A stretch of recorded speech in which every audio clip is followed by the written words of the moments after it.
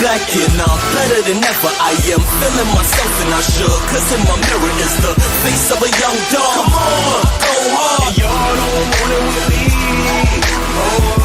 I'm back and I'm better than ever. I am smelling myself and I should, cause in my mirror is the face of a young king. Yeah, that's no thing. Y'all don't want it with me. I'm back on my ish walk with a ditty bop. Yeah. Baby keep licking her lips at me, I see her mama. But I proceed to strutting my stuff. I'm listening to the Black Album, no love for the suckers. I got my shoulder brush. Money is folded up, jeans is freshly pressed. I stopped to fold the cuffs, I'm smoother than butter, baby. You love it, baby. Swiping the text on the sprint, epic I spit, excellence, get it together. I'm the next to blow, like a car with over 500 horses. It's hard to catch the flow, so anything that's in my path is just a stepping stone. Only of course a beneficial, I connect the phone. No time for idle chatter, I would rather just be left alone. It's only money on my mind, trying to collect the dough. I'm back with another episode. Let's go. So if you're too slow to see that I am doing my thing, I gotta show them that I'm living my life. You can't stop me now. I'm back and I'm better than ever. I am feeling myself and I should, cause in my mirror is the face of a young dog. Come on, go hard. And y'all don't want it with me. I'm back and I'm better than ever. I am smelling myself and I should, cause in my mirror is the face of a young king. Yeah, it's no thing. No, want it with me. I am smoother than peanut butter, still I'm rough around the edges. Like you ain't cut the crust from off the bread. My talk is slick enough to get a fiend to loan me $1, but still I'm thug enough to bust a head. Listen, I bring the balance just like one of them wristbands, and stay grounded while you dudes is sinking like quicksand. I'm always up like a bike with a kickstand, so if you think you'll ever catch me sleeping, better switch plans. I grab the latest flavors off the kickstand. My dress code is always on point like a snitch hand. Yeah, I got the same desires as a rich man, so I can't leave the earth without having a pot to piss in. I'm only twisting up the pot when I'm pissed in. I know for a fact that if I can't smoke the fifth pin, y'all old dudes are playing dirty like a pig spin. I give them not a minute like a clock with no big hand. I'm back and I'm better than ever. I am feeling myself and I should, cause in my mirror is the face of a young dog. Come on, go hard. And y'all don't want it with me. I'm back and I'm better than ever. I am smelling myself and I should, cause in my mirror is the face of a young king. Yeah, it's no thing. No, don't want it with me. Winners aren't losers. They're winners like me. A loser's a loser. Which one will you be? Winners do deals and winners get rich, while sad little losers sit there and bitch. Yo, yo, yo, yo, yo, yo, yo, yo, yo, yo, what's good, what's good, what's good, everybody, what's the deal, what's the deal?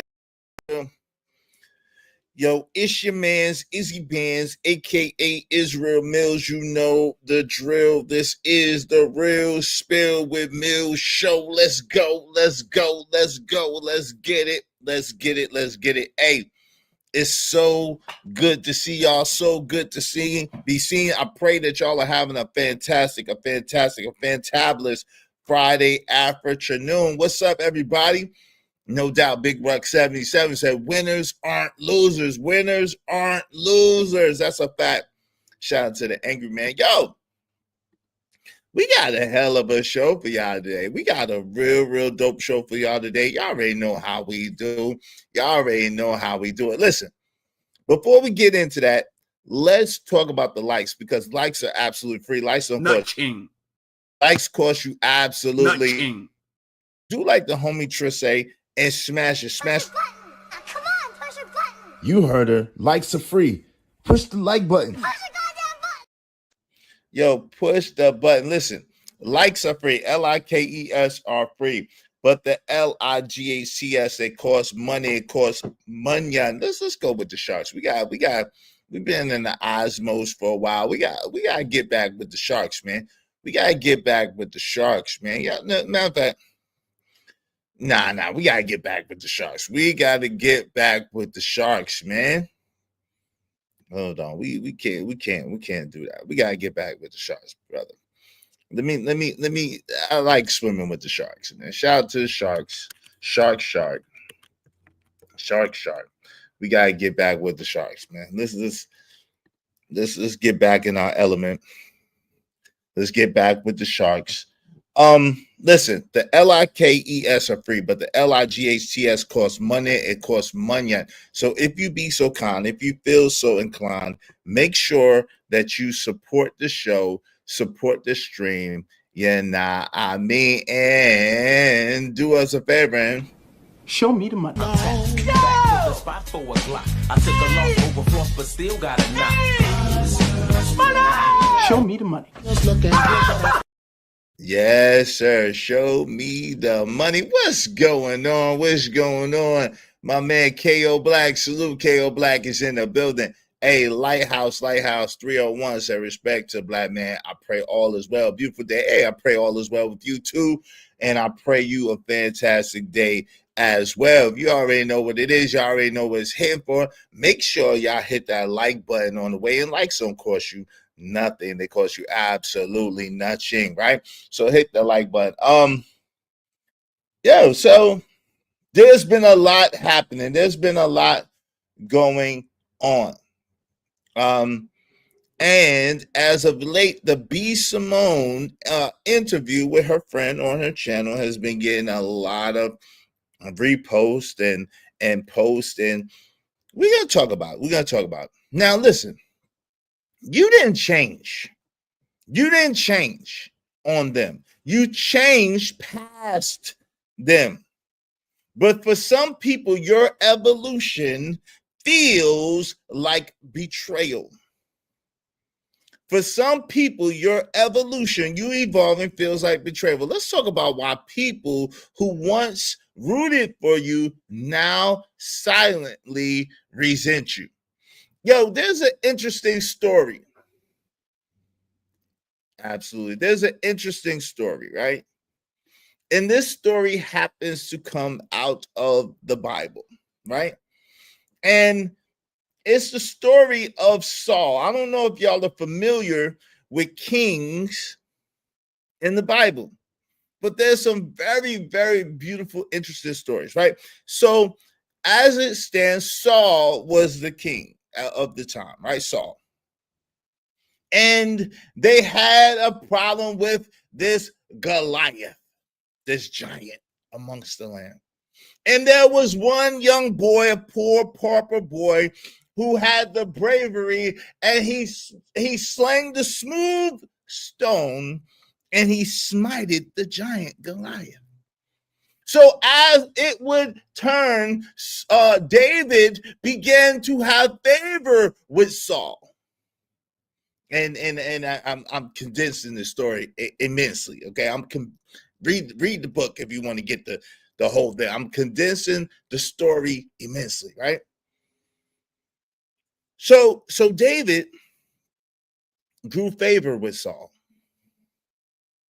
And as David grew favor with Saul, God's hand and God's what's the word I'm looking for? Favor. God's favor was upon David, and David began to be exalted. And so David was made king by Saul himself. Even though he wasn't of the king's necessary lineage, because of the favor of God upon David, he was exalted and made to be king. Now, as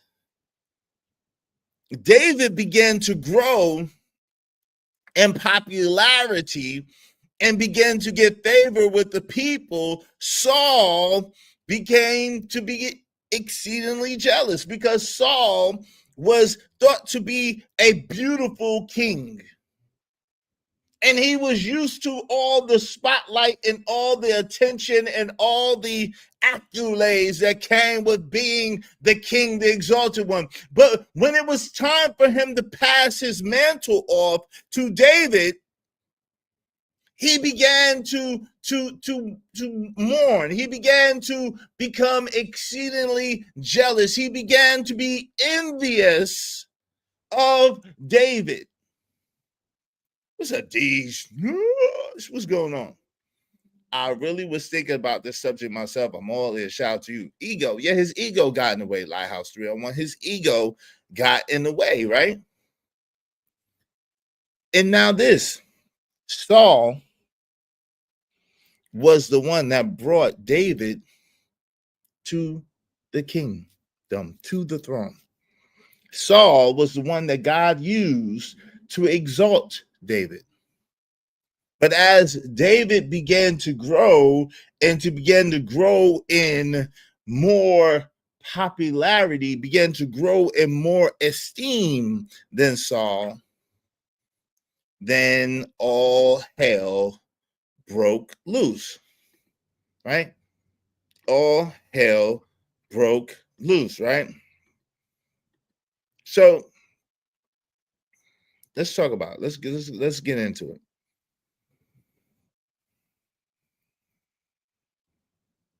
What ended up happening is that Saul began to make attempts on David's life.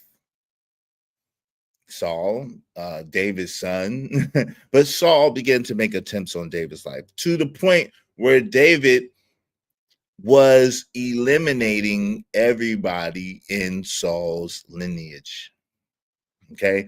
Now there was a child. Now I gotta get the pronunciation of this name because I always mess it up and I don't want to mess it up. I always mess it up and I don't want to mess it up. Okay. I always mess it up and I don't want to mess it up. So let me get the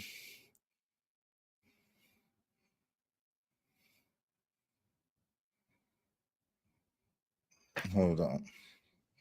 Let me get the name for y'all because I don't want to mess this name up.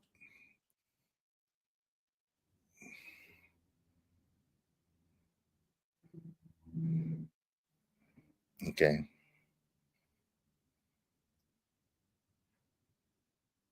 Make sure y'all hit the like button in the meantime. Make sure y'all supporting the show in the meantime.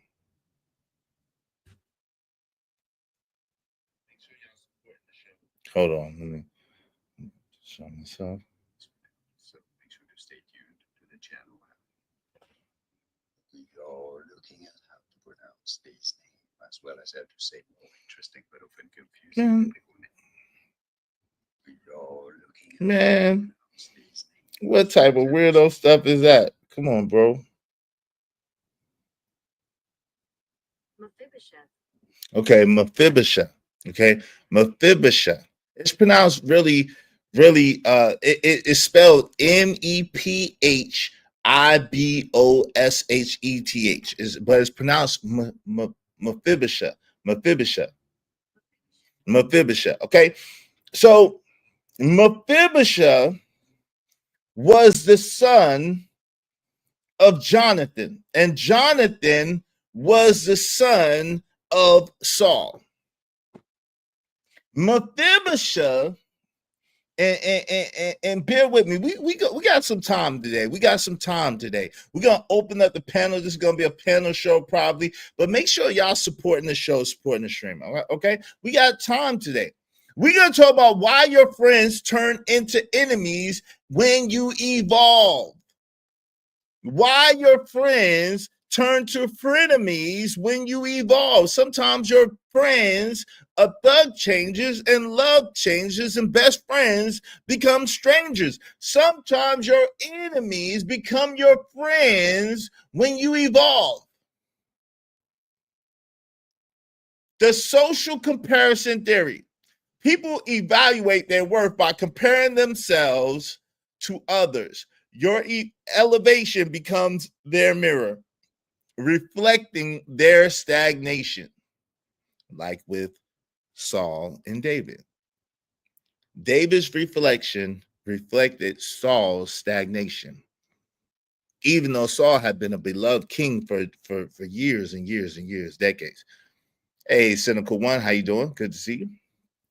Absolutely. Always shout out to Nas. Your success challenges their comfort zone and exposes their insecurities. There was a book called Black Psychology Journal, right? And a Black Psychology Journal in 2003, it talks about crabs and a barrel syndrome. When one person tries to climb out, others pull them back in. And oftentimes they say it's subconscious, okay? Oftentimes it says subconscious. Old identities provided relational quote unquote safety. We spoke about this the other day, as far as when you begin to grow and you begin to outgrow people, then it makes them feel betrayed. It makes them feel betrayed because it makes them feel like you're leaving them behind, like you're elevating, you're growing, and you're leaving them behind, leaving them in the same place. But we know in order for things to change, you must change. In order for things to change, you must change. We can't keep doing the same thing expecting a different result. That's the definition of insanity. In order for things to get better, you must get better. In order for things to work out in your behalf, you have to start working things in your behalf, right? It sounds simplistic, but sometimes the things that sound so simplistic are the hardest things to do. Yeah, it's simple to do, but guess what? It's simple not to do, says Jim Rohn, right? What's up, Calvin Cook? What's going on, good brother? How you doing? What up, brother? Because you have less subscribers, but better conversation, perhaps. Shout out to that. Not everyone wants you to lose. Not everyone wants you to lose. Not everyone wants you to lose. Some just don't want you to win too much. Some just don't want you to be better than them. Unknown, right? Unknown.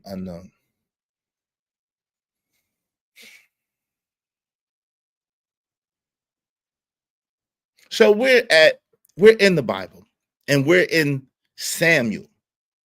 So in 2 Samuel 4:4, I believe it is. In 2 Samuel 4:4, I believe it is, we get the introduction of, I'm gonna have to pronounce it.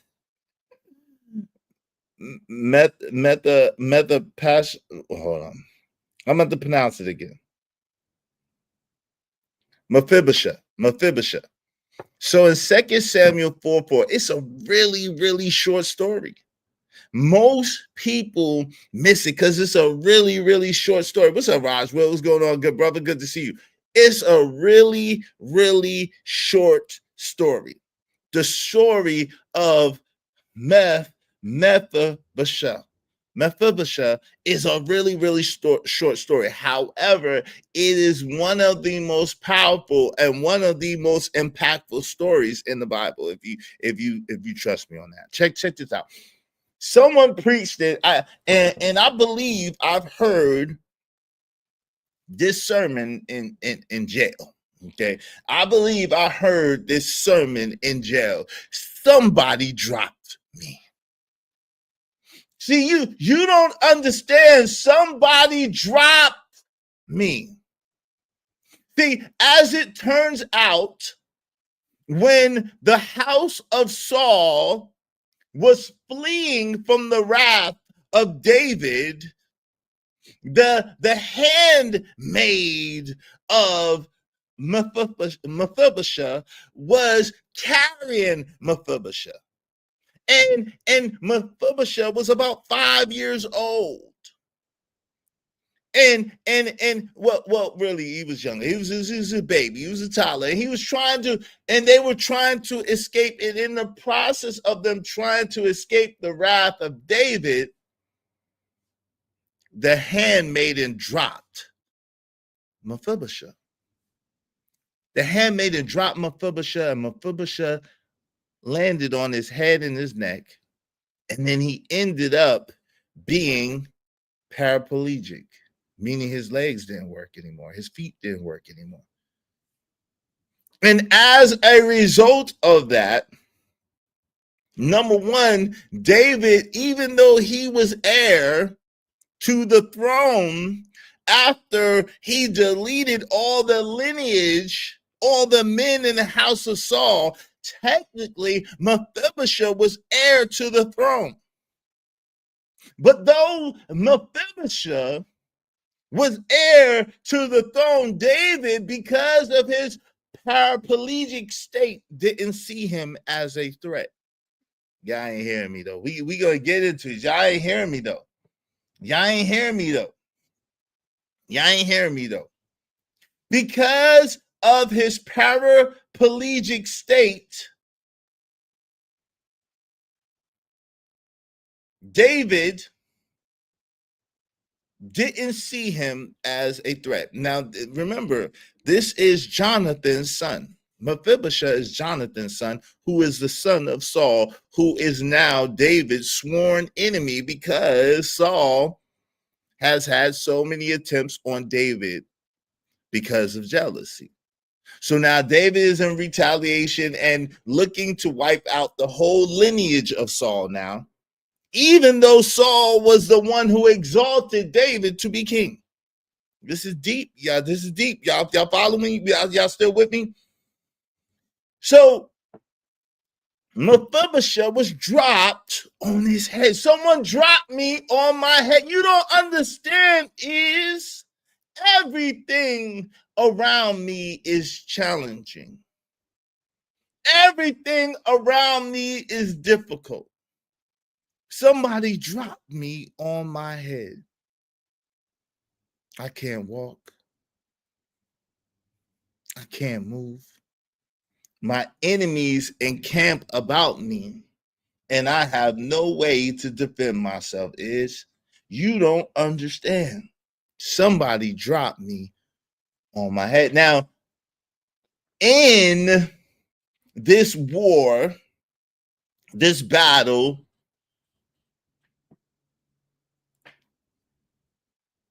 David made a covenant with Jonathan that he would not take the life of Mephibosheth.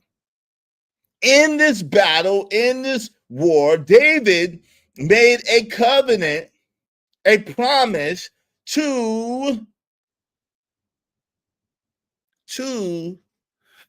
Jonathan that he would not take out Mephibosheth in specific. Okay, shout out to my man Terrell. What's good? What's good? What's good, Terrell? Right? Thank you very much, good brother. Thank you for setting it off right. Y'all be like Terrell, right, and set this thing off right. What up, though? What up? What's up, man? What's good? What's up? What up? Support the show, support the stream. You know what I mean? Dope discussions deserve dope donations. Compensation for the conversation. Let's do good business. Thank you very much, family. I appreciate you. Thanks, man. I got money.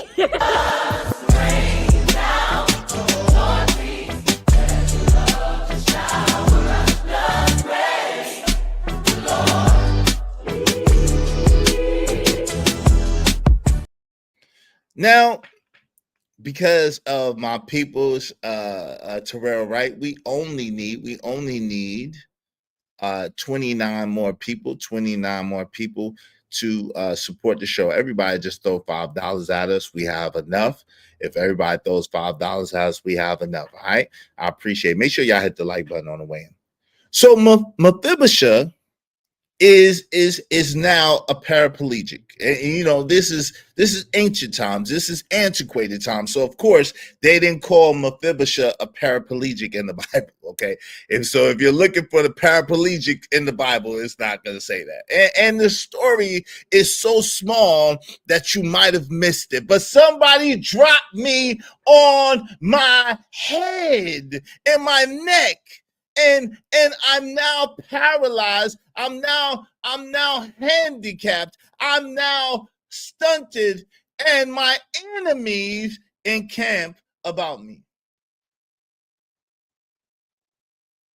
So the lineage of Saul was wiped out, except for Mephibosheth. The male lineage of Saul was wiped out. Mephibosheth was the only one who was who was saved. And the reason why Mephibosheth was saved is because he was paraplegic. And ironically, I guess, David made a covenant with Jonathan, who was Mephibosheth's father, that he would not harm him. So as time goes by, y'all know how it goes. As time goes by, as legend would have it, time went by, and as legend would have it, David in Solomon, the second Solomon, the 9th chapter. Excuse me, it's not Solomon. I apologize. 2 Samuel, the 9th chapter, verse 1 through 13. David began to try to find someone from the house of Saul who he could be kind to. Now, basically what this is a reference to is a remembrance of the covenant that he made with Jonathan. Okay? I want y'all to remember this. It's a short story in the Bible. This is one of the shortest stories in the Bible. This is one of the most powerful stories, one of the most powerful characters in the Bible. But if you don't know, you're going to miss it. Somebody drop me. So in 2 Samuel 9:1 through 13, it begins to talk about how David was looking for someone from the house of Saul who he may show kindness to, who he may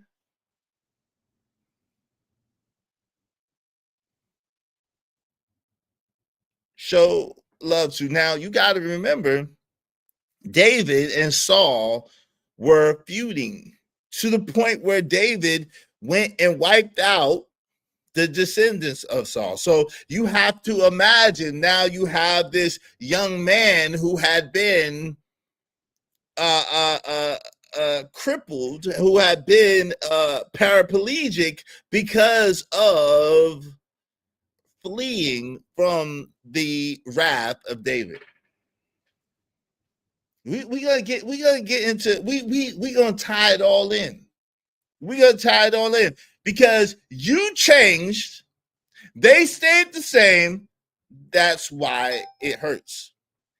You changed, they stayed the same. That's why it hurts. We gonna get into it because this is a deep story with some twists and turns that perfectly illustrates what happens today.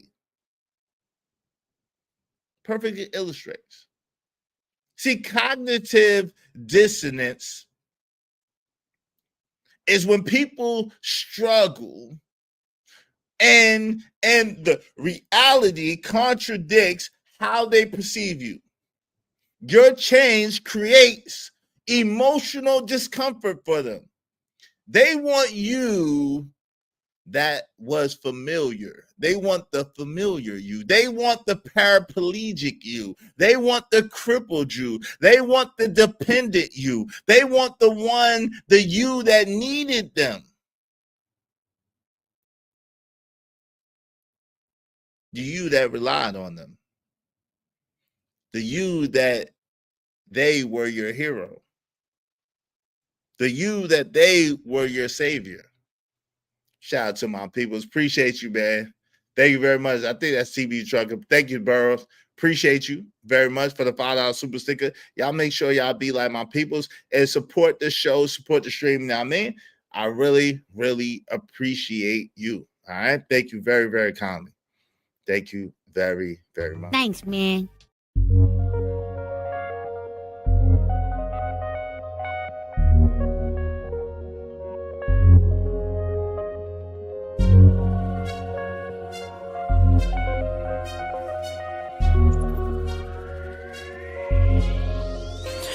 It don't matter what the situation, I'm just tryna climb any obstacle a nigga facing. See it through in due time. It's a marathon, you gotta pace it. You can't press rewind, you get left behind. Just grind and the rest be fine, fine, fine, fine. No matter what the situation.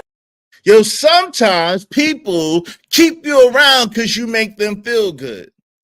And sometimes they feel good because they feel like there's a smaller version of you that person. Y'all ever seen girls hang out in the party. And it'll be a group. It'll either be a group of ugly girls, so to speak, and then they have the one pretty friend, or it'll be a group of it'd be like 5 girls and like 2 of them is cute and like 3 of them is busted. Y'all see that when y'all going out? Y'all know? Oh, shout out to you. Okay. It's a strange concept. You see someone winning, and because they are further along, you hate them. That's crazy. It's crazy work, Terrell. It's crazy work. But the psychology and the emotionality of human beings is a wild thing, right? But sometimes people will have, what's a LFEE in the building? Sometimes people will have somebody around because their deficiencies make that other person look more competent, look greater, look better, look more esteemed. I was watching on Instagram, and you know how you scroll, and this girl, and I don't think it was a skit, she was flat out cursing her friend out. B, why didn't you put on a jean skirt? B, how you out here looking like this? You look better than me on my birthday. B, what are you doing? Sometimes people want you around and feel better because they think that you are their whipping post, you are their doormat, you are their sounding board in order to exalt themselves, in order to make themselves feel better, in order to make themselves feel more powerful, in order to make themselves feel like they are somebody, right? They were emotionally invested in the version of you that made them feel secure or superior. They were emotionally invested in the version of you that made them feel secure or superior. So when you began to change, when you began to be the one that's better, when you begin to be the one that's doing better in life, when you begin to be the one, growth redefines roles. If you were the quote unquote broke friend, the quote unquote black sheep, or the quote unquote helper, your transformation reorders the group dynamic. And it puts it in a very gray area place. What's up, Andrew Taylor? This is what happened with David and Saul. When the people began to exalt David over Saul, he wasn't used to that dynamic. And that drove him basically insane and drove him to be wanting to take David out. Right? What's happening, people? I was listening from the clouds. Mephibosheth. Yeah, Mephibosheth. What's the name you use? Is Mephibosheth. Yeah, Mephibosheth. It's in 2 Samuel. He's a character in 2 Samuel. I believe his introduction comes in 2 Samuel 4:4. But yes, Mephibosheth, the son of Jonathan, that was the son of Saul. And as we know, if you're familiar with the Bible, David took out the lineage of Saul except for Mephibosheth. So as it would stand, David, yep, the classic green eye monster syndrome. David was looking for someone in the house of Saul who he can bless, who he can show favor to, who he can be kind to. Because someone dropped me on my head and my neck. He remembered that there was one that was left, a man, but he wasn't capable He wasn't capable of trying to take the throne. He wasn't capable of trying to get his birthright. He wasn't capable. Saul was Rick James. David was Prince. Shout out to my man Uncle Jeff in the building. Good to see you, family. Let me know if you got time to come up in the chat. Let me know. I'll drop the link. I'm gonna drop the link for everybody shortly, but let's get through this, right? Y'all make sure y'all supporting the show, man.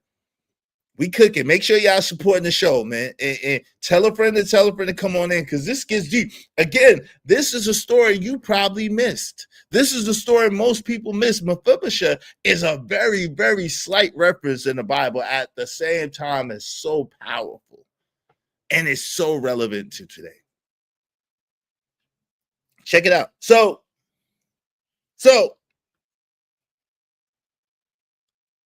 David wants to find someone,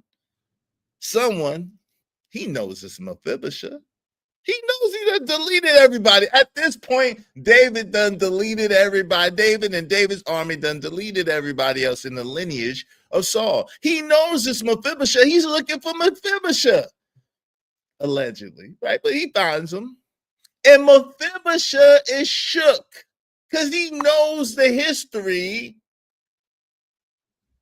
or he knows that the King David is the one that slew his family. Shout out to Bucket 88 in the building. Appreciate you, family. $50. Oh, thank you for the 50 and being a sponsor of the show. Appreciate you. And the message is Eugene. I don't know where you get that Eugene from, but yo, I appreciate you, Bucket 88. Thank you very, very much, family. Y'all be like Bucket 88 and support the show, support the stream, you know what I mean? Thank you very much, family.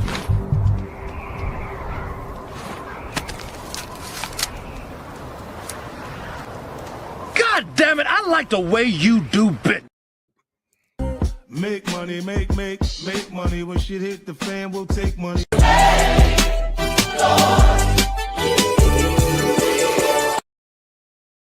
Since episode, that's a whole different song. My neck, my back. That's a whole different angle right there. But somebody dropped me on my head and my neck. And now, see, let me point this out. In the meantime, David was put on the throne by Saul. Saul got jealous of David and attempted on David's life. And then David, as a king, took out Saul in his lineage, except for Mephibosheth. Let's get to it. Now, Mephibosheth is the rightful heir to the throne. I want you to understand this. Mephibosheth bloodline, birthright, is the rightful heir to the throne. But somebody dropped me. Somebody dropped me. Is somebody hearing me today? Somebody dropped me on my head and on my neck. I was the rightful heir to the throne. I was up next. Now, the truth of the matter is, because of the sin of my father and my father's father, who was the king. Y'all ain't hearing me though. Somebody need to hear this today. The truth is, I am heir to the throne. But somebody dropped me on my head and my neck. And now I can't even walk. I'm paraplegic now. But I'm heir to the throne. And the only reason why I'm alive is because I'm paraplegic. See, if Mephibosheth wasn't paraplegic, he would be eliminated like all the rest of his family, because he was a young child. He would have been eliminated like all the other males in his family. He'd have been eliminated. He'd have been exterminated. But because of the fact that he was paraplegic, he was spared. It was a covenant made between David and his father, Jonathan, that he would spare his life. Because he's no threat anyway.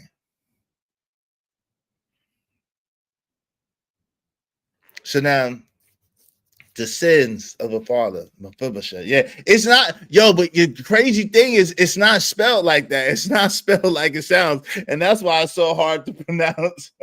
It's not spelled like it sounds. It's an old Hebrew name. And so it's spelled Mephibos. Heth. That's how it's spelled, but it's pronounced Mephibosheth. So it's one of them doozies. It's a doozy. It's a Bible doozy. Thank God for Google and Google pronunciation, right? Thank God for Google and Google pronunciation. So he wants to bring Mephibosheth. David wants to bring Mephibosheth into the house of David, who is the king at the time, to show kindness to him. Now, of course, Mephibosheth, knowing kind of the history, not knowing who he is, because David's the king and David's lineage is now king. You don't hear me. He doesn't know Mephibosheth was a baby when he was dropped on his head and his neck. Mephibosheth knows that the day that the mighty king, was mad at his family and took his family out, but he doesn't know that he is rightful heir to the throne. All he knows is that his family has provoked the ire and the upset of the king. But now the king wants to show him kindness and to reinstate him in the royal court. Mephibosheth, to reinstate him in the royal court, right? Restoring his family's land and granting him a place at the king's table, not the throne, not the kingdom, but he's giving him a piece of what he was already owed. He's given him a piece of what his birthright already was and allowing him in his house.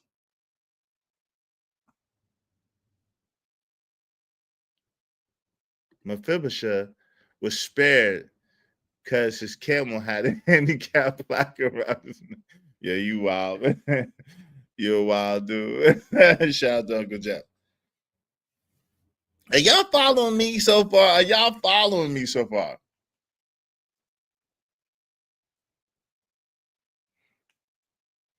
Bell Hooks talks in the book all about love in 2001. To love someone is to grow with them, but some only loved your wounds. Ooh, not your healing. To love someone is to grow with them, but some only loved you with wounds and loved your wounds, not your healing. They loved that you needed them. They loved that you depended on them. They loved that they were superior to you. They loved that they were above you. But if the roles reverse, if things change, also in reverse, they loved what you did for them, that you was a good friend for them, and that you had their back, that you made sure that they were straight. They loved that you took care of them. And have you ever, I want you to think about how deep and diabolical this is. I want you to really think about this story. It's so many twists and turns in the story. Now, granted, David was a man after God's own heart, right? David was a man after God's own heart because of his humility and understanding that he was definitely a mess.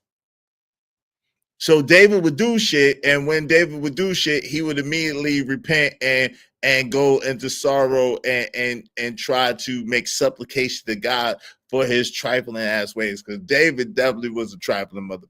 Don't get to it. David was a trifling mother. Okay. Bottom line, he did a lot of wild shit, and that's why The people that put him on was trying to get him. That's why his son was trying to get him. That's why he had all kind of David. A lot of David's rulership was spent running and hiding. A lot of David's rulership was spent running and hiding at war.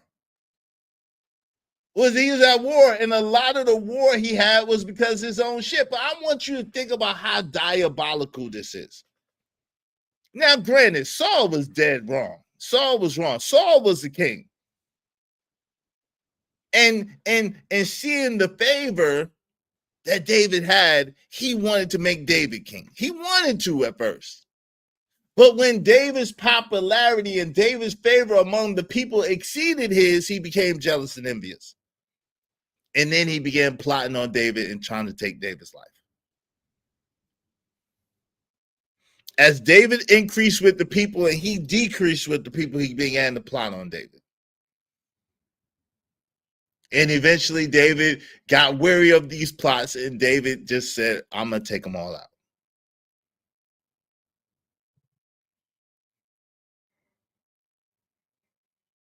I'm gonna take them all out.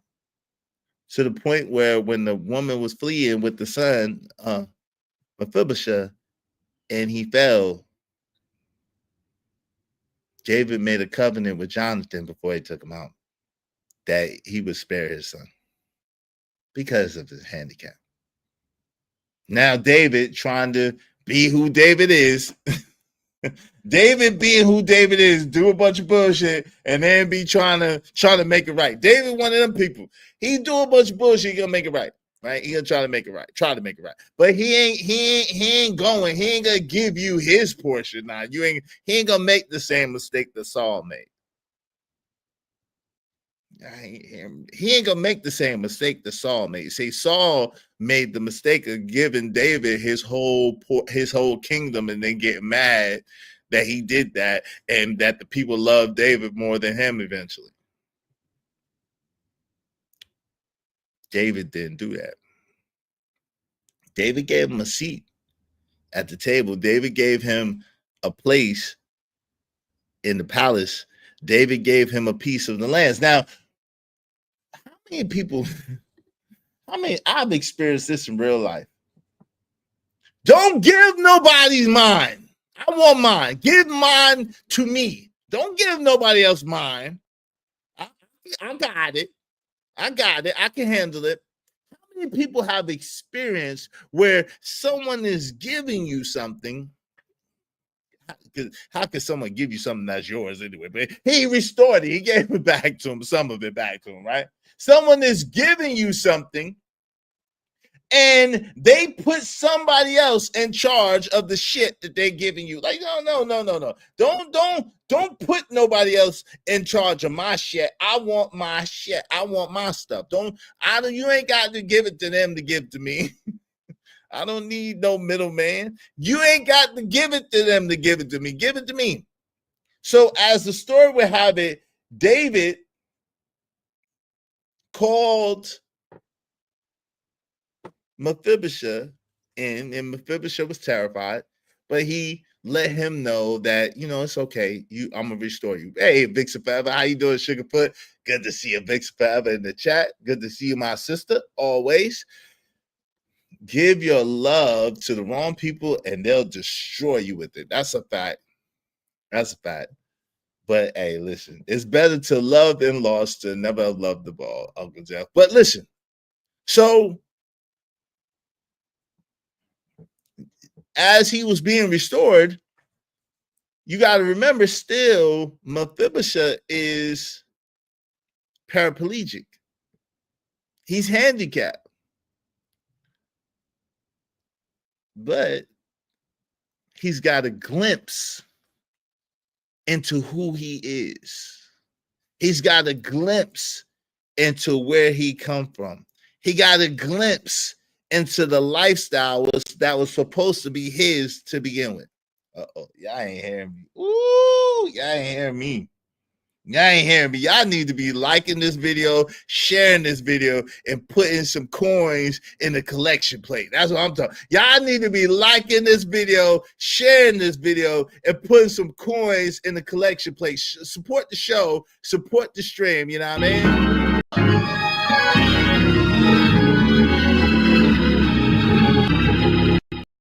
Yeah, don't put my blessings on no IV drop controlled by something. Exactly. Give me mine. I don't need nobody else to hold mine for me. I don't need nobody else to manage mine for me. No, give me mine. Don't be giving nobody else nothing to give to me. Give it to me. So, but Mephibosheth is paraplegic. He can't walk yet. Hey. Woo. Man.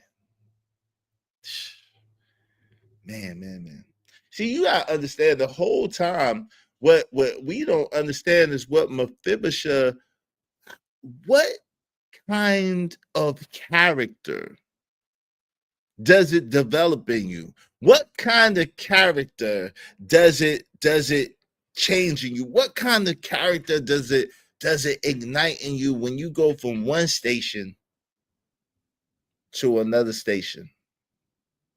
When you're going through and you're allegedly handicapped, when you're held back, when you're handicapped, when you have a ceiling, when as someone eloquently put it a month ago, where every time that you go make some steps, they just knock it down and knock you down. What kind of character does that develop in you if you allow it to? What would it make you if you allow it to? When you went from not walking to running. When you couldn't walk and now you can run. Where you had all kinds of obstacles and challenges and things in your way. Where the people that you loved and you cared about and that you admired the most and had the most for you were the very ones that tried to destroy you. Were the very ones that tried to take from you. Were the very ones that tried to see you. What kind of character would that develop in you if you allowed it to? Who would it make you? What would it make you? See, if you allow it to, you begin to look at yourself and you begin to understand that there's nothing that you can't overcome. You begin to understand that you're really strong and that you really have a powerful base. You begin to see yourself as you really are rather than you appear to be.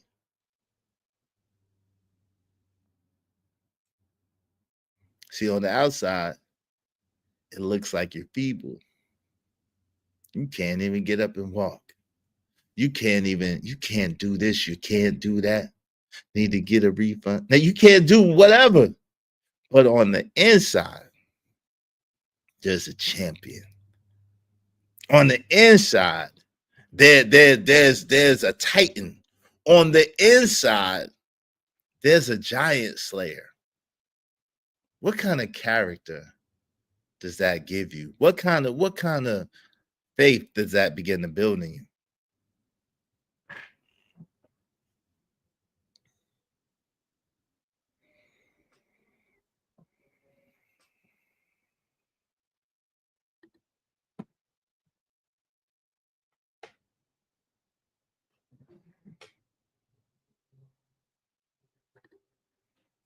So the king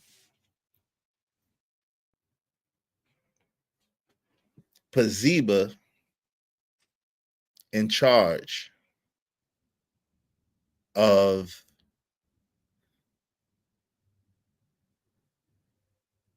Mephibosheth's land and Mephibosheth's area.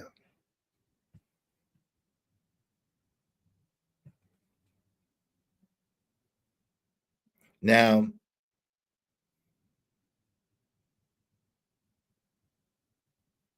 in Second Samuel 9 and 10 said, "You shall till the land So let's go to 2 Samuel 9 and 10, right?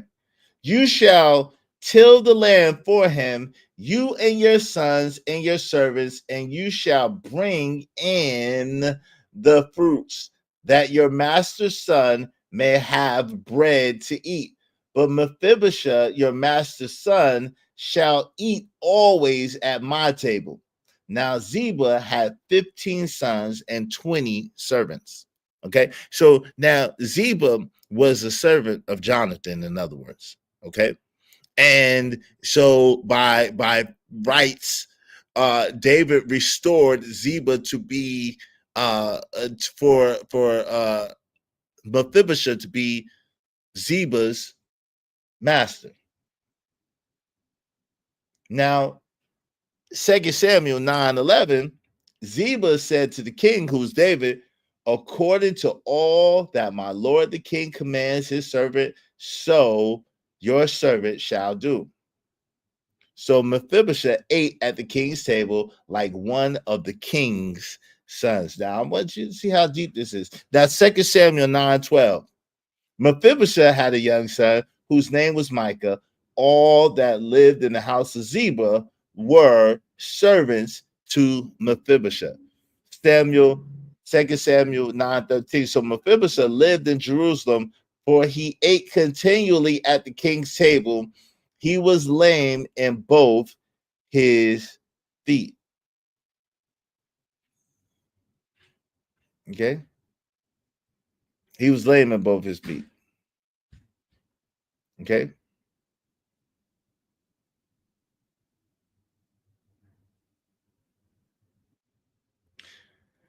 So as it stands, right? A little later on.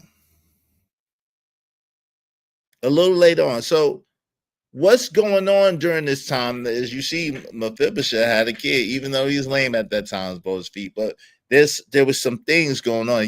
He's eating at the king's table like he's one of the king's son, even though he was supposed to be king himself. But that's a whole nother story for a whole nother day.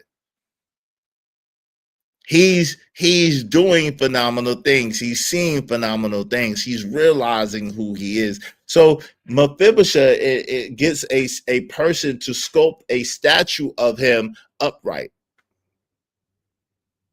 To sculpt a statue of him upright, what he would look upright, standing up, what he would look like. And he had a majestic statue, and they placed it outside his window in the courtyard.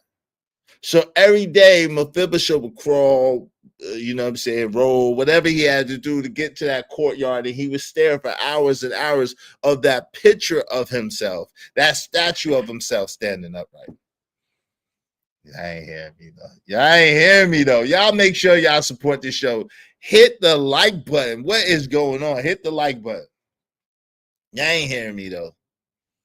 Y'all ain't ready for this. Y'all ain't hearing me though. Hit the like button. What do they owe you when you're no longer who you are? What do they owe you when you're no longer who you were?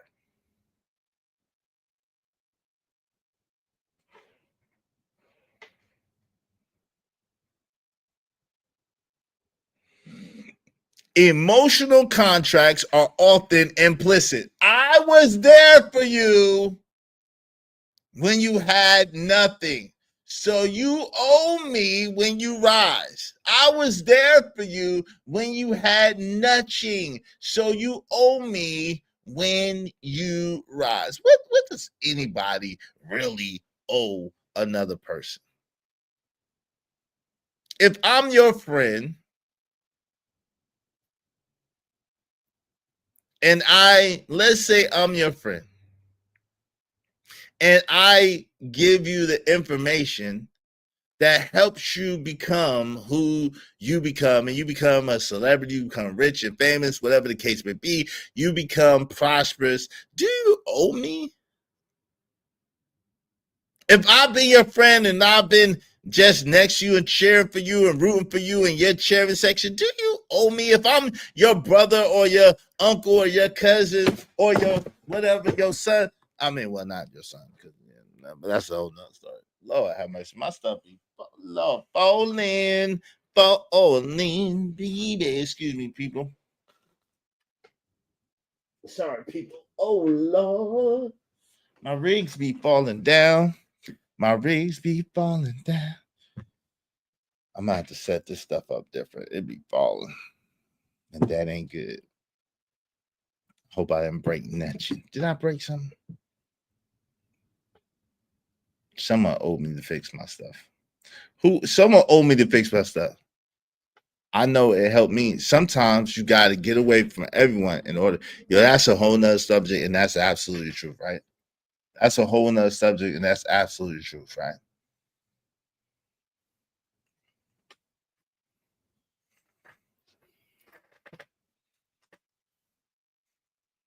Yo, man, y'all support the show, family. What is happening? What is happening? Y'all get all this goodie. Support the show, support the stream now, man. Dope discussions deserve dope donations, compensation for the conversation. Let's do good business. Let's do good business, family.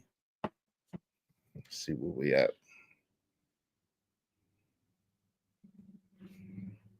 Let's do good business. Shout out to Bucket88 for sponsoring the show so far. I appreciate you, family. I appreciate you. We definitely need some sponsors on the Cash App side of the game. Y'all go ahead and sponsor on the Cash App side of the game as well. Appreciate you. All right. I don't know. I think I have. I think I have been shadow banned. That's what I'm trying to figure out. I think I have been shadow banned. It's wild. But yo, y'all do me a favor. Tell a friend to come on in. I think I have been shadow banned, but also because I've been going on different times, I know that has something to do with it too. Because I haven't been as consistent going at my normal time. And I haven't been live every day. I know that has something to do with it. But yes, I believe that I've probably been shadow banned because of all that stuff together. But y'all tell a friend to come on in. It's all good. We'll build it back up. But in the meantime, between time, y'all support the show, support the stream, and look out for the cookout. We're about to open up the panel. But spiritual and mental evolution doesn't guarantee others grow with you. The painful truth is no one owes you loyalty to a version of yourself that no longer exists. Damn. You outgrow not just people, but the debts they tried to collect on your past. God, dog. Let me say that again. You not only sometime outgrow people, but you outgrow the debts that they try to put on your past. Oh my God. My God. Yo, but here's the deal, right? When friends, when family, friends, or frenemies, family, friends, or frenemies. Because Ziba had favor with the king because of you hear that, right, Angela?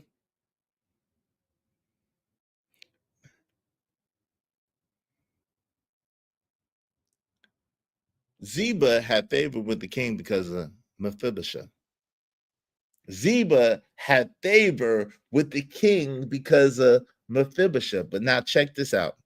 So now what nobody's really realizing is the whole time Mephibosheth is getting stronger. Mephibosheth is starting to realize who he is. Mephibosheth is starting not to be held back by his handicap. Mephibosheth is starting not to be held back by his station. Mephibosheth is starting to grow into himself and see himself. He's looking at the statue of himself standing erect and upright every day, sometimes for hours and hours a day. And he's using his mind to visualize and see himself upright, to visualize and see himself walking, to visualize and see himself running physically, literally. And Mephibosheth is beginning to transform his life back to where it was supposed to be before he had this tragic accident, before someone dropped him on his head, before someone dropped him on his head and his neck. And so he's seeing it, whatever his mind can see and believe is achieved, is beginning to achieve. So now Ziba beginning to notice this and realizing that if Mephibosheth gets all the way back right, that Ziba would no longer be necessary. You ain't hearing me though. Ziba's favor came with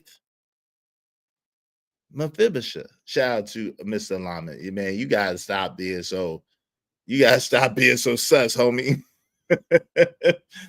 Yo, it's a statue, brother. Come on now, get your mind out together. So now in 2 Samuel 16:1 says, when David was a little past the top of the ascent, behold, Ziba, the servant of Mephibosheth, met him with a couple of donkeys saddled, and one of them 200 loaves of bread, and one of them 100 clusters of raisins, and 100 summer fruits, and a bottle of wine. The king said to Ziba, behold, all that pertains to Mephibosheth is yours. Ziba said, I do obeisance. Let me find favor in your sight, O Lord, O king. So in other words, what he did was Mephibosheth told Ziba to go take that to David.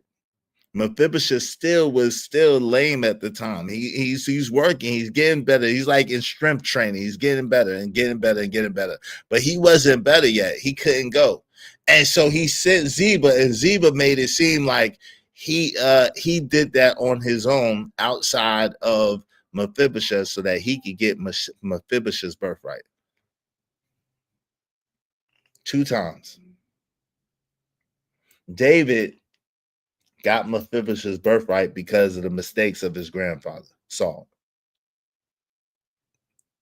Mephibosheth was about to lose his birthright a 2nd time because of his people who was in his own house in his own servant. Because they were seeing that the necessity for them was about to leave. So while he was still weak, he made a slick move to take all Mephibosheth's shit. Shout out to KO Black in the building. Appreciate you, man, for the $4.99. Thank you, brother, for the Mephibosheth fund. Thank you very, very much. Y'all be like KO Black and support the Mephibosheth fund.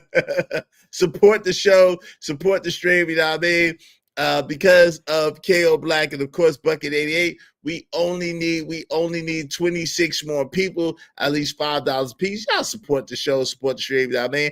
Help us reach our goal today. Help us reach our goal today. I greatly appreciate it.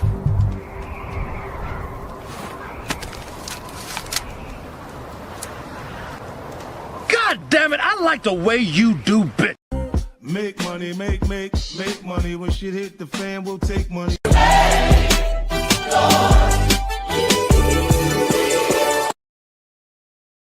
So basically, and so, yo, Ziba got away with Mephibosheth's shit for a minute. Because I want you to see this. This is in 2 Samuel 16:4.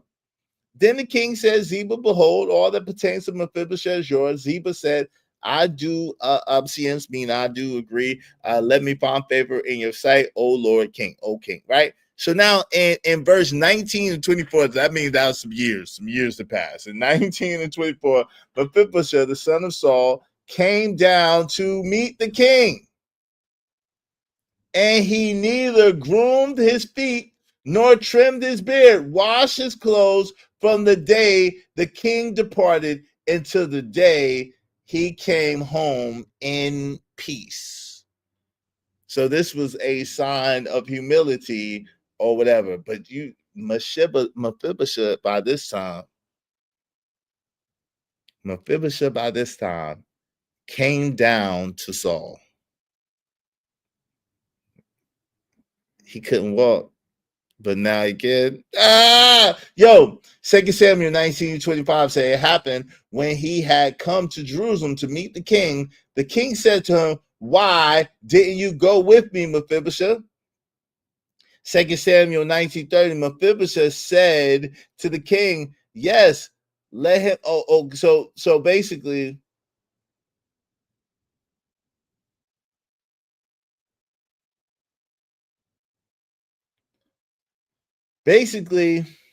Mephibosheth was saying at that time I was crippled and lame, right?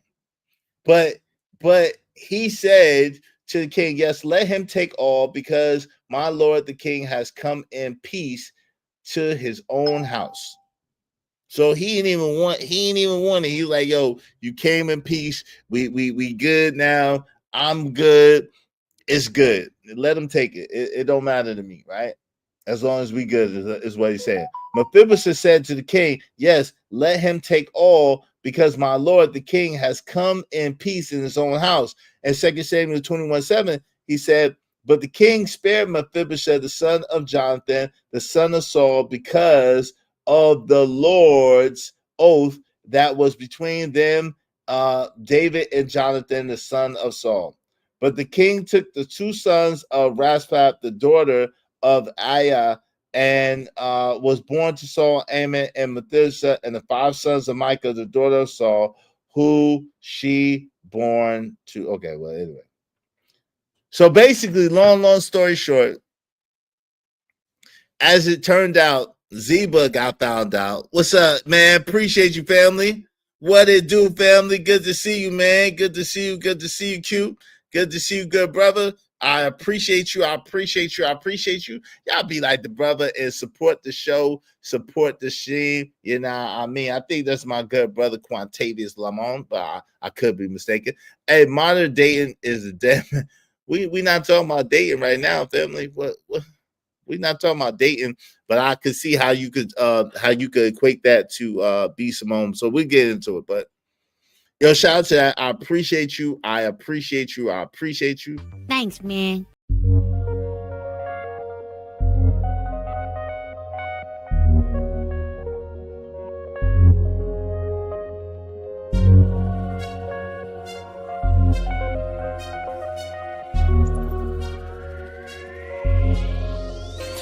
It don't matter what the situation, I'm just tryna climb any obstacle a nigga facing. See it through in due time. It's a marathon, you gotta pace it. You can't press rewind, you get left behind. Just grind and the rest be fine, fine, fine, fine. It don't matter what the situation. Yo, through this story, we see how sometimes your biggest supporters could be your worst enemies. We see how sometimes the people who are closest to you could be the people who stab you in the back and try to take from you. We see how people get afraid of their usefulness. They're not having the same usefulness anymore, or having the same proximity to you, and they get afraid, and because of fear, they do all types of things. We see how, at the end of the day, sometimes God's plan will work for you regardless of what happens to you. Even if you become handicapped, even if you have a pitfall or a downfall or whatever case may be, God's plan will still show itself strong in your life. Because through all of that, Mephibosheth still was able to be restored and renewed. So I hope that gives y'all some kind of some kind of solace. I hope that gives you some kind of encouragement. Now, family, friend, or frenemy, the painful truth about progress and proximity. The immersion theory.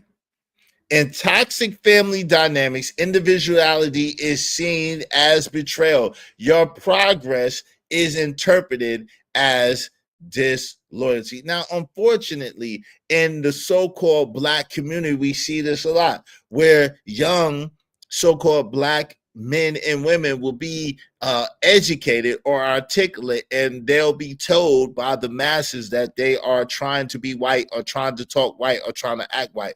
They'll be called Oreos. They'll be picked on. They'll be people will try to harm them. They'll be called nerds and dweebs and all kinds of things, right?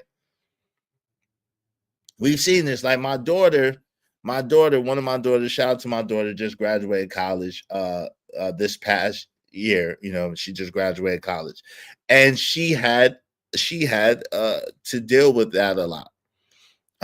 She was the most vocal about it. My other daughter didn't really speak about it, but my younger daughter absolutely did. She was called an Oreo. She was called this, and it was amazing to me that a child of mine could be called an Oreo. I'm like, I'm the blackest nigga on the planet. Like how my child being called an Oreo, but it was because she spoke articulately. It was because she got very, very good grades. She's a very beautiful young lady, a very beautiful, beautiful person, outside and inside. And because of that, she got a lot of hate, and a lot of people, you know, were coming at her.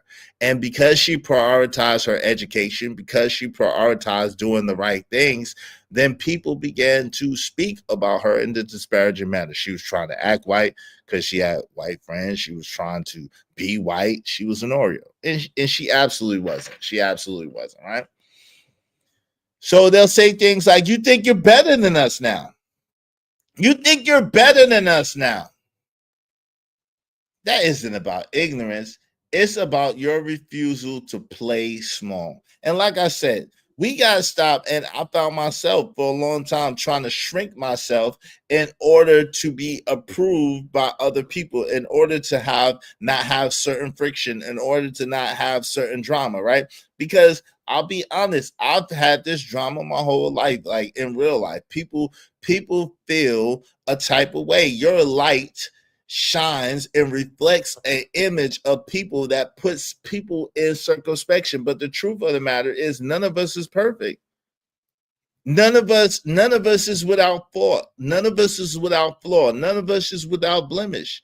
So the fact that people get jealous of other people shining is a ridiculous thing to me. It doesn't even make sense. Yeah, and it don't even make sense. It's really, I don't like that word insecurity, Andrew Taylor, even though it's probably accurate, but it's really, people are afraid to stretch. People are afraid to live and operate outside their comfort zones. People are afraid to grow sometimes. And it just doesn't make any sense. It just doesn't make any sense to me. I don't understand that. You know what I'm saying? It's okay. It's okay to be the best you could be. Now, emotional sabotage. They'll support you publicly, but resent you privately.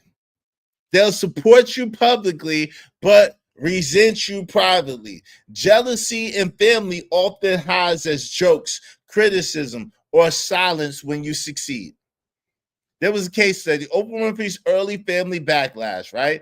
It was from Q Magazine 2003. Her relative sold stories, ridiculed her weight, and mocked her evolution. Sometimes strangers support you more than blood because they see who you're becoming, not who they've boxed you into being.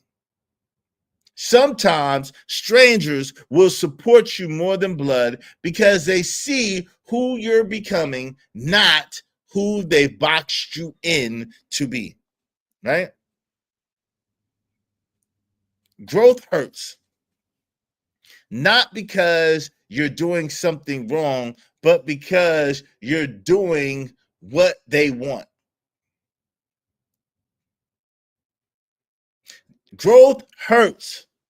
Not because you're doing something wrong, but because you're doing something they won't.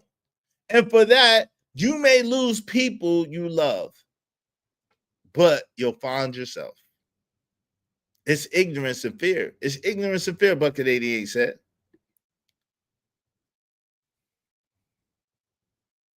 Who have you outgrown, y'all? Who have you outgrown? And what did it cost you?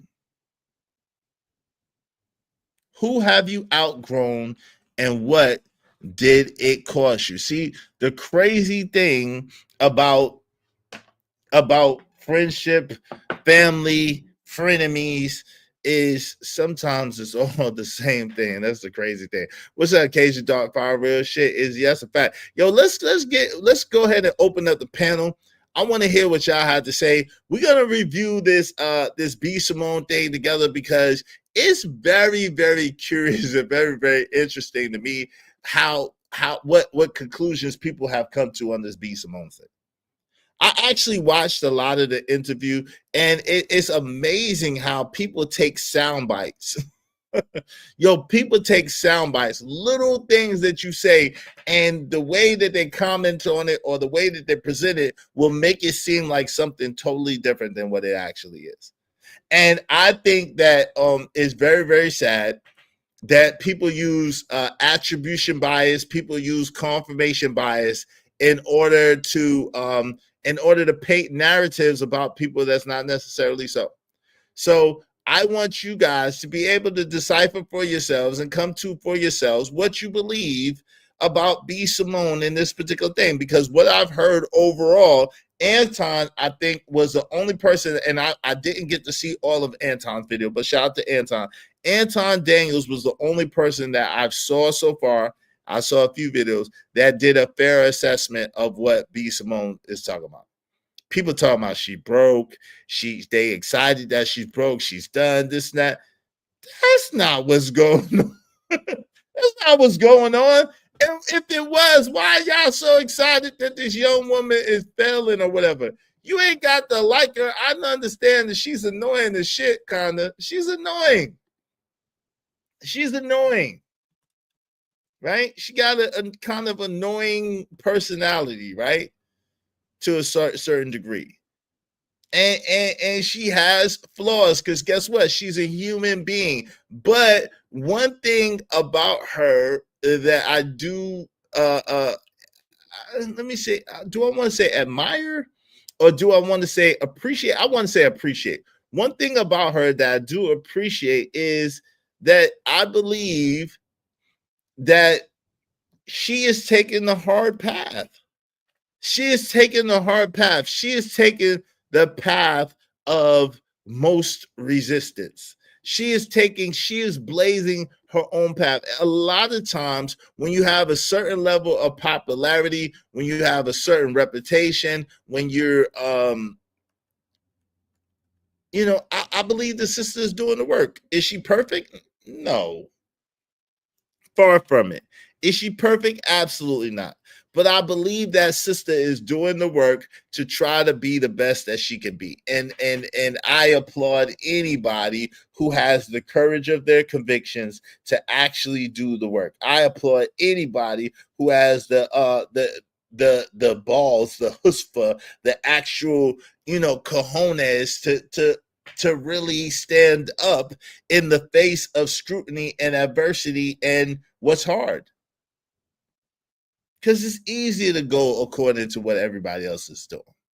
It's easier to follow your flesh and follow what you want to do. It's easy. That's easy to do. It's hard to make a stand, especially when you've attained a certain level of visibility. Visibility equals vulnerability. When you've attained a certain level of status, it is very difficult and challenging. So let's do this review of this B Simone video. Shout out to the sister, B Simone. Let's review it. The link is pinned to the top of the chat. If y'all want to come up and talk about this or whatever else we was talking about earlier, Mephibosheth, B Simone, any of the things. Say.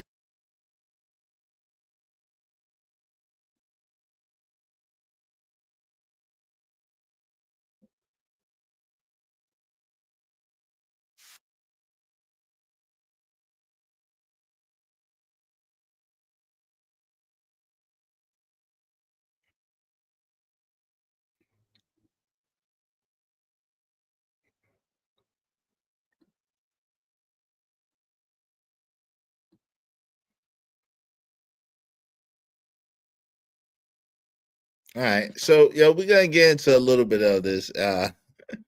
Like I said, you gotta bear with some of it. Yo, am I still muted? Can y'all put a one in the chat if y'all can hear me? Put a one in the chat if y'all can hear me. Put a one in the chat if y'all can hear me. It's important. Put a one in the chat if y'all can hear me. Put a one in the chat. Okay, cool. All right, let's get to it. Let's go. So we're gonna review a little bit of what she said. Make sure y'all supporting the show, supporting the stream. Appreciate y'all. Thank y'all so much. Again, B Simone is kind of an acquired taste, right? I will say that even for me, B Simone is somewhat of an acquired taste. Like, she's one of those people that I don't know. It's something about her that's not really. I don't know. I can't really put my finger on it, but it's something about her that's not quite. It's not quite. So I understand how a lot of people. She's like malt liquor. I've never drank malt liquor, so I've never had a malt liquor, yo. Yo, TV truck. I've never had a malt liquor, yo. I don't know, fam. She's like malt liquor. That's hilarious. I wouldn't know what malt liquor is like. But she, like, I don't dislike her, right? But like, she's not one of my favorite people. Like, I don't dislike her at all, but she's not one of my favorite people in the world, right? At the same time, I'm gonna be honest with you. What she's going through and what she's trying to do has given me a new respect for her. Shout out to my man Cajun Darkfire coming through. I appreciate you, bro. If you're looking for B Simone, if you're looking for B Simone, give her my number. I got you, Cajun. I will put your bid in. I will put the bid in for you, Cajun. Shout out to my man Cajun Darkfire. Thank you very, very much, family. Y'all be like Cajun Darkfire. Support the show, support the stream, man.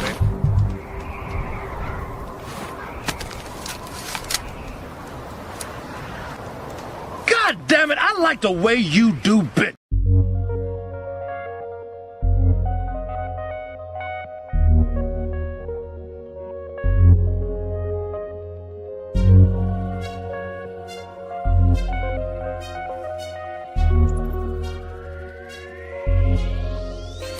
It don't matter what the situation, I'm just tryna climb any obstacle a nigga facing. See it through in due time. It's a marathon, you gotta pace it. You can't press rewind, you get left behind. Just grind and the rest be fine. Yo, Chalk, I guess so. I don't know what you mean. Can I see the handle? I see Chalk251. What's up, Chalk? In the chat, do you see the handles? I see Chalk251. What's up, Marcus Evans? What's going on? What up, brother? How you doing? Hey, look, do me a favor, Cajun. Make sure y'all make sure y'all subscribe to my man Cajun Darkfire. Cajun, put your channel in the chat. Make sure y'all subscribe to my man Cajun Darkfire. Put your channel in the chat, Cajun. Y'all know I'm joking. Nah, I'm gonna give her your number when I see her. She gonna call you, bro. She gonna call you. She gonna call you, Cajun. She like, are you my boyfriend? Cajun, she gonna be like, are you my boyfriend? Hey, what's up, Chalk? It shows your name. It says Chalk 251. I don't know what's happening. I don't know what's going on. I don't know. She'll be like, Cajun, are you my boyfriend? All right, let's get to it. So she's talking. So this is an interview that she's done a little while back on her show.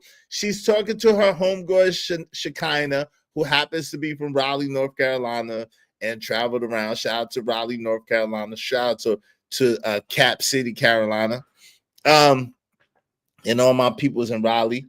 Shout out to my peoples that's in Raleigh now, and Crabtree doing y'all thing. Shout out to y'all. I see y'all. Yo, so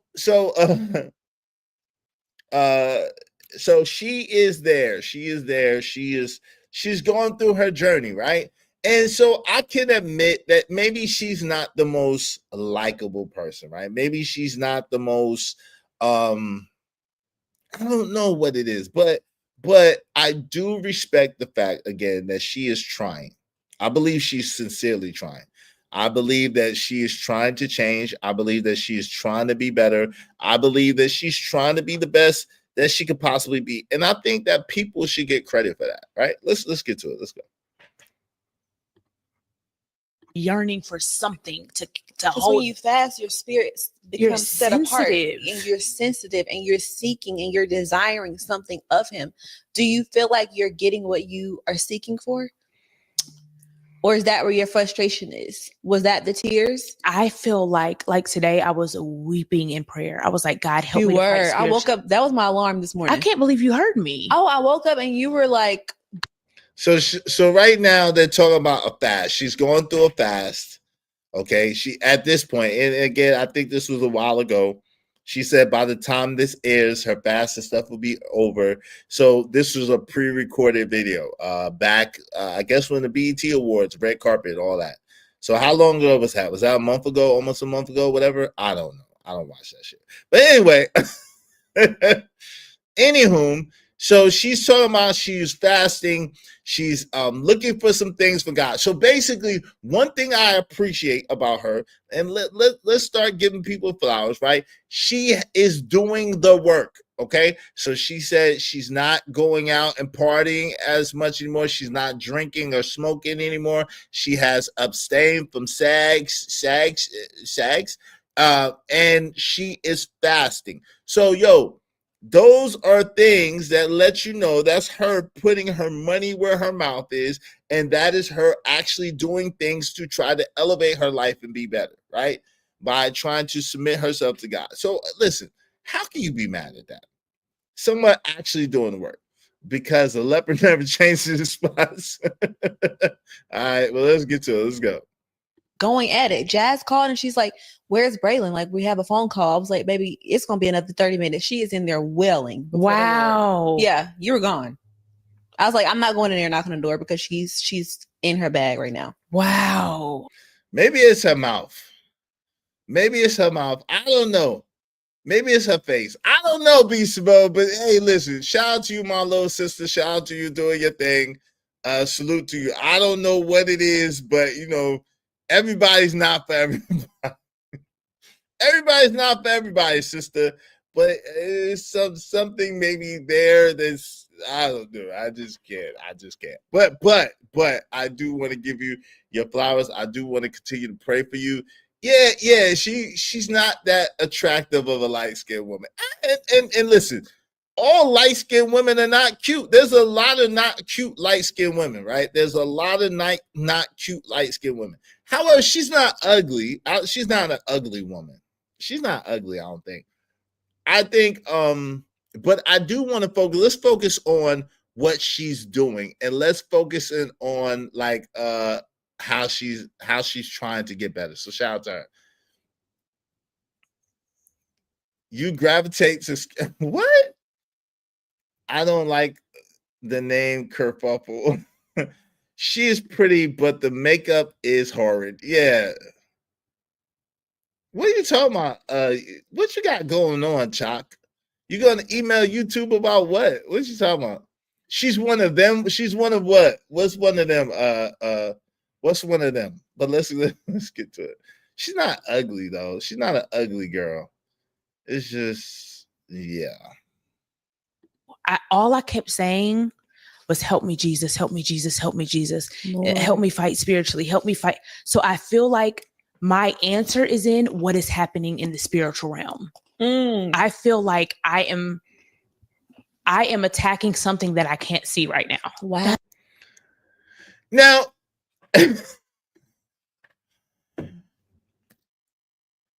yo, I get it, right? I get it. I get why that could be a turnoff to a lot of people, right? Because, you know what I'm saying, there's so many earthly things that are happening, so many things that are occurring on a day-to-day basis that you really, when you hear the spooky shit, you know what I'm saying? It's like, yo, come on. And this is what I was talking about with Beans the other day on Black Unfiltered Network's platform, right? A lot of times, the way someone experiences God may not necessarily be the way that you experience God, right? The way that someone, because just like in 1 Corinthians, where it breaks down the gifts, I think it is, the gifts of the Spirit, everybody doesn't have the same giftings. So everybody doesn't have the same temptations. Everybody doesn't have the same trials. Everybody doesn't have the same tribulations. So you're going to hear some people talk in this way that's going to seem very, very like, what? Like, that's never happened to me. And I believe I'm a good person. And God doesn't operate with me like that. And I believe, why doesn't God tell me, let me fight in the spirit, and so supernatural blessings and the manna come from heaven, and I eat from the golden manna bush? Why can't I operate like that? I think that that's a mistake, though. I think that that's a mistake, though, because we have to understand again that your gift is your gift. Your trials are your trials. And God is big enough. He's almighty enough that your experience with him could be different than my experience with him. My experience with him could be different than your experience with him. We don't all experience God the same way. And just because I don't experience God the way that you do does not mean that you're lying, right? We got to be mature enough to say that. But let's check this out.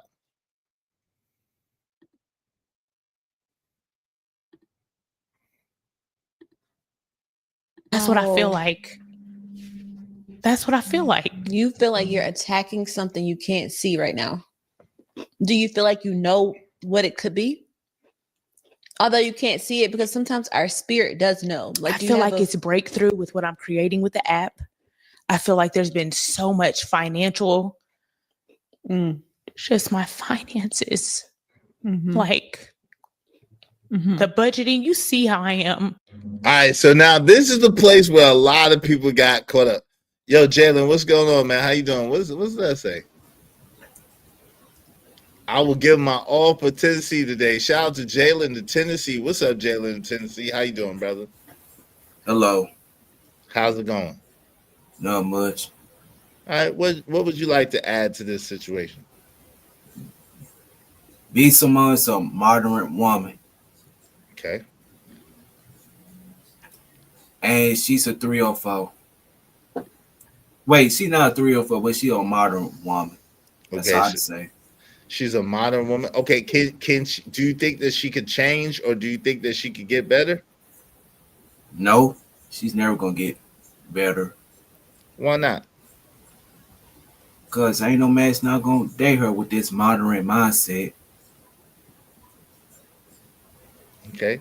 So with her trying to change, right? With her like fasting and praying and setting herself apart and doing different things, like, you don't think that if you do that enough that a change could really occur in your life? No. Damn, Jalen, come on, man. No, she can't change at all. Never. She's just doomed. She's just doomed to be a 304 for life, or a modern woman for life. Modern woman for life. Dang, man. Wow. Okay. I don't know. I think people can change. What's up, Mr. Stu 97? What's going on, family? Good to see you. Yo, Casey Farfine said, damn, the makeup she got is caked up. Yeah, it's caked up and caked on. But let's go. Well, Jayla says she can't change. Shout out to my guy, Jayla, in the building. Make sure y'all like, share, and subscribe. Tell a friend to tell a friend. Yo, the panel's open. Y'all can definitely give y'all opinion on this. But this is where a lot of people have reclipped this one and have repurposed this one, because she's in tears. She's talking about her finances, right?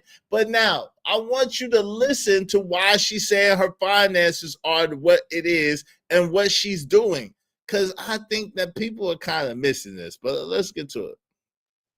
Feel like you know what it could be, although you can't see it, because sometimes our spirit does know. Like, I feel like it's breakthrough with what I'm creating with the app. I feel like there's been so much financial, just my finances. So she's creating a breakthrough app, allegedly, right? So she's creating, what's up, Conscious Moron? She's creating a breakthrough app, right? She's creating a breakthrough app. So when you're creating something like that, Jalen, sometimes it's you know what I mean? Sometimes it's hard. Sometimes it's a lot to that, you know? So that's why her money a little low, Jalen, because she's creating a breakthrough app. So in other words, she's creating a business. So sometimes when you create a business or you create in a money revenue, you're putting your liquid money into something so that you can have generational money. So that means that you're going to have a lot less money to access in the temporary, but in the long term, you're going to have a lot more money. Yeah, basically, she invested in herself. That's right. That's right. What's up, Consumer? Too feminine for you. Say you talk about women again? Sure, I love women. I might talk about women every day of my life. I love women. Have a yard sale. You never wore those red bottoms and stuff. Yo, fam, but she's okay. Listen, she's okay. She's just being a little tighter than she's used to being, and it's all right. She's trying to, what's up, man? What's going on? She's just being a little tighter than she's used to being. She's trying to do more. She's trying to do better. So, of course, you're not going to have as much finances or financial resources as you used to have. That's a given. But let's get back to this. Let's get back to this. Let's go. Like, the budgeting, you see how I am nitpicking every little thing. I've never been like that. We were in Bloomingdale's yesterday. I'm like, we have to go to H&M. Yeah. Like I notice it in me now, just nitpicking. And it's not even, I just don't have it like to spend the liquid. Yeah. I'm used to having liquid. Yeah, I mean, but Bloomingdale's and H&M is a lot different on the budget, right? H&M, you can get 10 shirts for what one shirt costs in Bloomingdale's. Let's just be honest, right? So H&M it's not the flea market. It's not the flea market. At the same time, the truth of the matter is you can get 10 or 15 shirts at H&M for one shirt at Bloomingdale's or Saks or Neiman Marcus or something like that. I mean, I know a Vixen Forever. But what she's saying is, you got to understand, right? When you're used to spending, when you're used to being able to not worry about money, what she's really talking about is this, Vixen Forever. She's used to not having to worry about what she spends or being able to spend whatever she wants whenever she wants, is what she's saying. But now, because she's working on something bigger, because she's having to be more disciplined with her money, she is having to cut back and be more reserved. So that is a place of discomfort for her. And let's just be honest. It's a place to just say, yeah, that is why we're broke today. It's really, wow, really? You chose 100% and not 50-50? The richest man wears Hanes. Who cares? I mean, she acted like it's Walmart. Maybe for her it is Walmart. Maybe for her it's the Walmart equivalent. HM is the Walmart equivalent. She's in tears, y'all. She's in tears. And because I've invested in this app and this platform, I don't have the liquid. I got the money. Not yet. But not yet. It's coming. I have it in assets. I have it in jewelry. I have it in, but it's like the liquid. I'm used to seeing a certain amount in my account. But you're also used to a hustle mentality. For sure. And this time. Yo, shout out to my man, Mr. Stu 97. Appreciate you, Mr. Stu 97. Y'all be like Mr. Stu 97 and help us reach our goal. Throw $5 at us. Everybody throw $5 at us and we'll have enough to reach our goal. Thank you very much, Mr. Stu 97. I appreciate you, family. Thanks, man. Yes, sir. I'm on my grind to get this money. I can't stop it till I'm filthy. With the people, Zebo like the rock. I drop. I ain't no trapper. I'm a hustler. She used to hustle. I'm a hustler. I'm a hustler. I'm a hustler. I'm a hustler. She used to hustle. Every day I'm hustling. Every day I'm hustling. Cry me a river. She pissed on the average working man. Beat it. Yo, so y'all can't give her no kind of grace and no kind of mercy. Hey, men have got to do this every day. That's true. Hey, Cash Kid, wave in the back so I know it's you, man.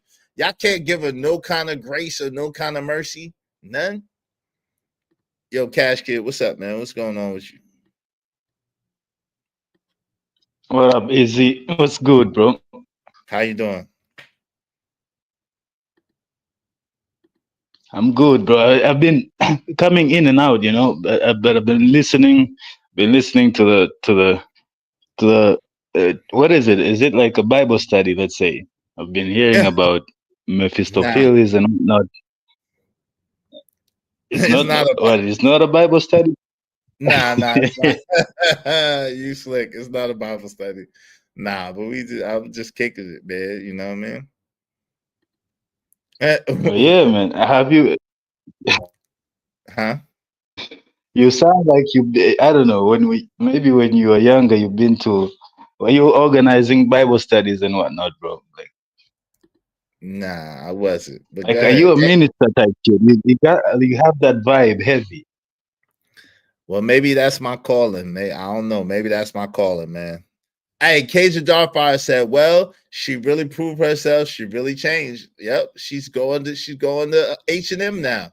Why do you need $5? Why does anybody need $5? I mean, and $5 on top of $5 on top of $5, too feminine for you. Everybody need $5 plus times. Normally, women don't put all their chips in the middle of the table. She's worried about her money that once was safe. That's a fact, Mr. Stu 97. Minister Mills. Hey, listen, it might be that might be my but yeah, to buy a sandwich, to pay some hey, listen, I spend at least $400 a month in expenses to even do this. At least 400 to even do YouTube. So yeah, I need money. What you mean? It costs money to make this show work. Shout out to something to think about with L Next. I appreciate you. She's scamming. She's a scamming ass friend that won't help a friend, but wants in on the friend's blessing when it comes. Talk about I wasn't jealous. Yo, shout out to something to think about with L Next. Yo, come up here, man. If you got time, I want to hear what you guys say. Yo, come up here if you got. Yo, set. Are you set? Listen, set. What is set? Set is yo family. Yo, too feminine for you. I understand that you don't. If you say that I should be set, meaning that I shouldn't have to work at my age, I'm only 49 years old, that you really don't understand how the world works and you really don't understand how money works. I can have money at the same time. If I don't have money coming in, I'm going to be broke because I have expenses because of my children, because of my lifestyle, because of, you know what I'm saying, choices that I made that are costing me every month. So I definitely have to have money coming in. No matter how much money I have, if it's stagnant and it's not earning money, I'm going to be broke. What are you talking about? Hey, who is the value mill Gina called Martin book chick is? I'm confused. Hey man, I don't know, man. Hey, you talk about that's B Simone. Her name is B Simone. You talk about B Simone? That's B Simone. What's up, Treese? Treese is in the building. Good to see you. Because I need that biggie bag, right? You got that bag. You got the biggie bag. I need a biggie bag. That's why. Yeah, she sound like a bad friend. Oh, y'all come up. I want to know. I have money. What do you mean? You're old. I have money. I have money too. So, but I still have to work. I have 4 children. I still have to work. So it is what it is. It's always the woman on Section 8 to get food stamps talking about you men need to get a job. That's right. What's up? What's up, L Nix? I appreciate you coming up, fam. What's up, L Nix? What's going on, good brother? What up, man? What's What up, good? Jalen? Hello, sir. Man, Hey, listen. Jalen, mute real quick while L Nix talks. So go ahead. Thank you, Jalen. Go ahead. As a friend, I wouldn't trust her. You already seen what she did to her other 2 friends. Like, I get it. You know, when you get on, it's like does somebody owe you something. Mm-hmm. But sometimes it be them friends that be helping you with light bill. It'll be them friends that you done went to their house and ate peanut butter and jelly sandwiches. Like you see people like Memphis Bleak to Jay-Z, Tony Yayo to 50 Cent, like them type of friends. Like I'm really not, and I don't want to be in a position where I got to keep giving you fish. But at least if I got an opportunity, I can teach you how to fish, so you can, you know what I mean, you can eat forever if you're really my friend. You know what I'm saying? Yeah. So I mean, I look at it like she just don't know what to say out of her mouth. Every time you turn around, she's trying to make a point, but she want to throw Martin Luther King under the bus. She want to throw 9 to 5 people on the bus. She want to plagiarize a book. And now she done pissed off her biggest support system, which is women, because they feel like we can't even have your back, because every time you turn around, now you're saying, I can't go to Bloomingdale, I got to go to H&M. And some of the women saying, I can't even afford to go to H&M. Like, you doing too much. Yeah, yo, let me ask you a question. What happened? Did something happen with her and Pretty V? Because I'm not really abreast about that. Did something happen between her and Pretty V? I don't really know, but I think Pretty V was trying not to come at her, but she was still trying to kind of be encouraging at the same time. You know what I'm saying? Mm-hmm. But I mean, it's just her vibe, man. Like, she just one of them people that some people actually, when they do good, they do bad. Some people lose themselves when they do good, and I think B Simone is one of them. Like, you get beside yourself and you lose focus on certain things. I think she's one of them. So let me ask you this. So okay, I have 2 questions for you, right? You got a little bit of time? Yeah. All right. So shout out to you, appreciate you. The first question I have for you is so let's go to the money part first, right? She said, her friend said that she was going through it, but she didn't really tell her what she was going through. She didn't really ask her, but she seen her giving money to other people. So in other words, her friend was saying that, she didn't ask her, but she seen her giving money to other people. So it's not like she wasn't sharing. Maybe she didn't know that her friend was going through it like that. Maybe she didn't know what her friend was actually going through. There's some people that and her friend was making it seem like she knew that it was her cross to bear and her burden. And most people didn't know what she was going through. Most people didn't know that she needed money like that. I mean, and that could be the case, but we don't know the whole context, because sometimes it be the person around you that need the most help, and you give it to people that you know what I mean, that haven't really been there for you. Yeah. So I would have to get more context on that. But the thing about it is, when a person, when you say I'm not jealous, they got an opportunity and I just wasn't included in it. Like, yo, you got your own opportunities. You know what I'm saying? Like, yo, let them have their own, their own stuff. You doing your thing. You got a big platform. So when she come up, yo, congratulate her. You know what I mean? Like, the whole I want in on it. Nah, the first thing that should come out your mouth is I'm proud of you. I'm happy for you. You know what I'm saying? Yeah, I could definitely dig that part. What do you think about her trying to grow, like her doing the things or doing the work? Do you think that what do you believe as far as her doing the work to try to grow, to try to be a better person? I think, we all should be doing that, but it's just like, right, if you look at all the statements, you look at, like, it seemed like every time you turn around, she's just, she's not aware of the room. She don't read the room. So it's always something she get caught saying. And then, you look at a video, she on stage with a damn near suit jacket and tie and damn near hoochie shorts. Like, what are you doing? Yo, she all over the place, bro. So the fans are like, they don't know where she's coming from, because it's like, okay, are you done with the plagiarism of books and doing all that to trying to make these viral moments just to get on, and now you want to throw this guy under the bus, now you want to throw 9 to 5 under the bus? The more you do stuff like that, the fans they're not going to give you grace. So now they're making jokes like, seems like you need the 9 to 5 now. You know what I'm saying? Yeah. You got to be careful. So she can grow.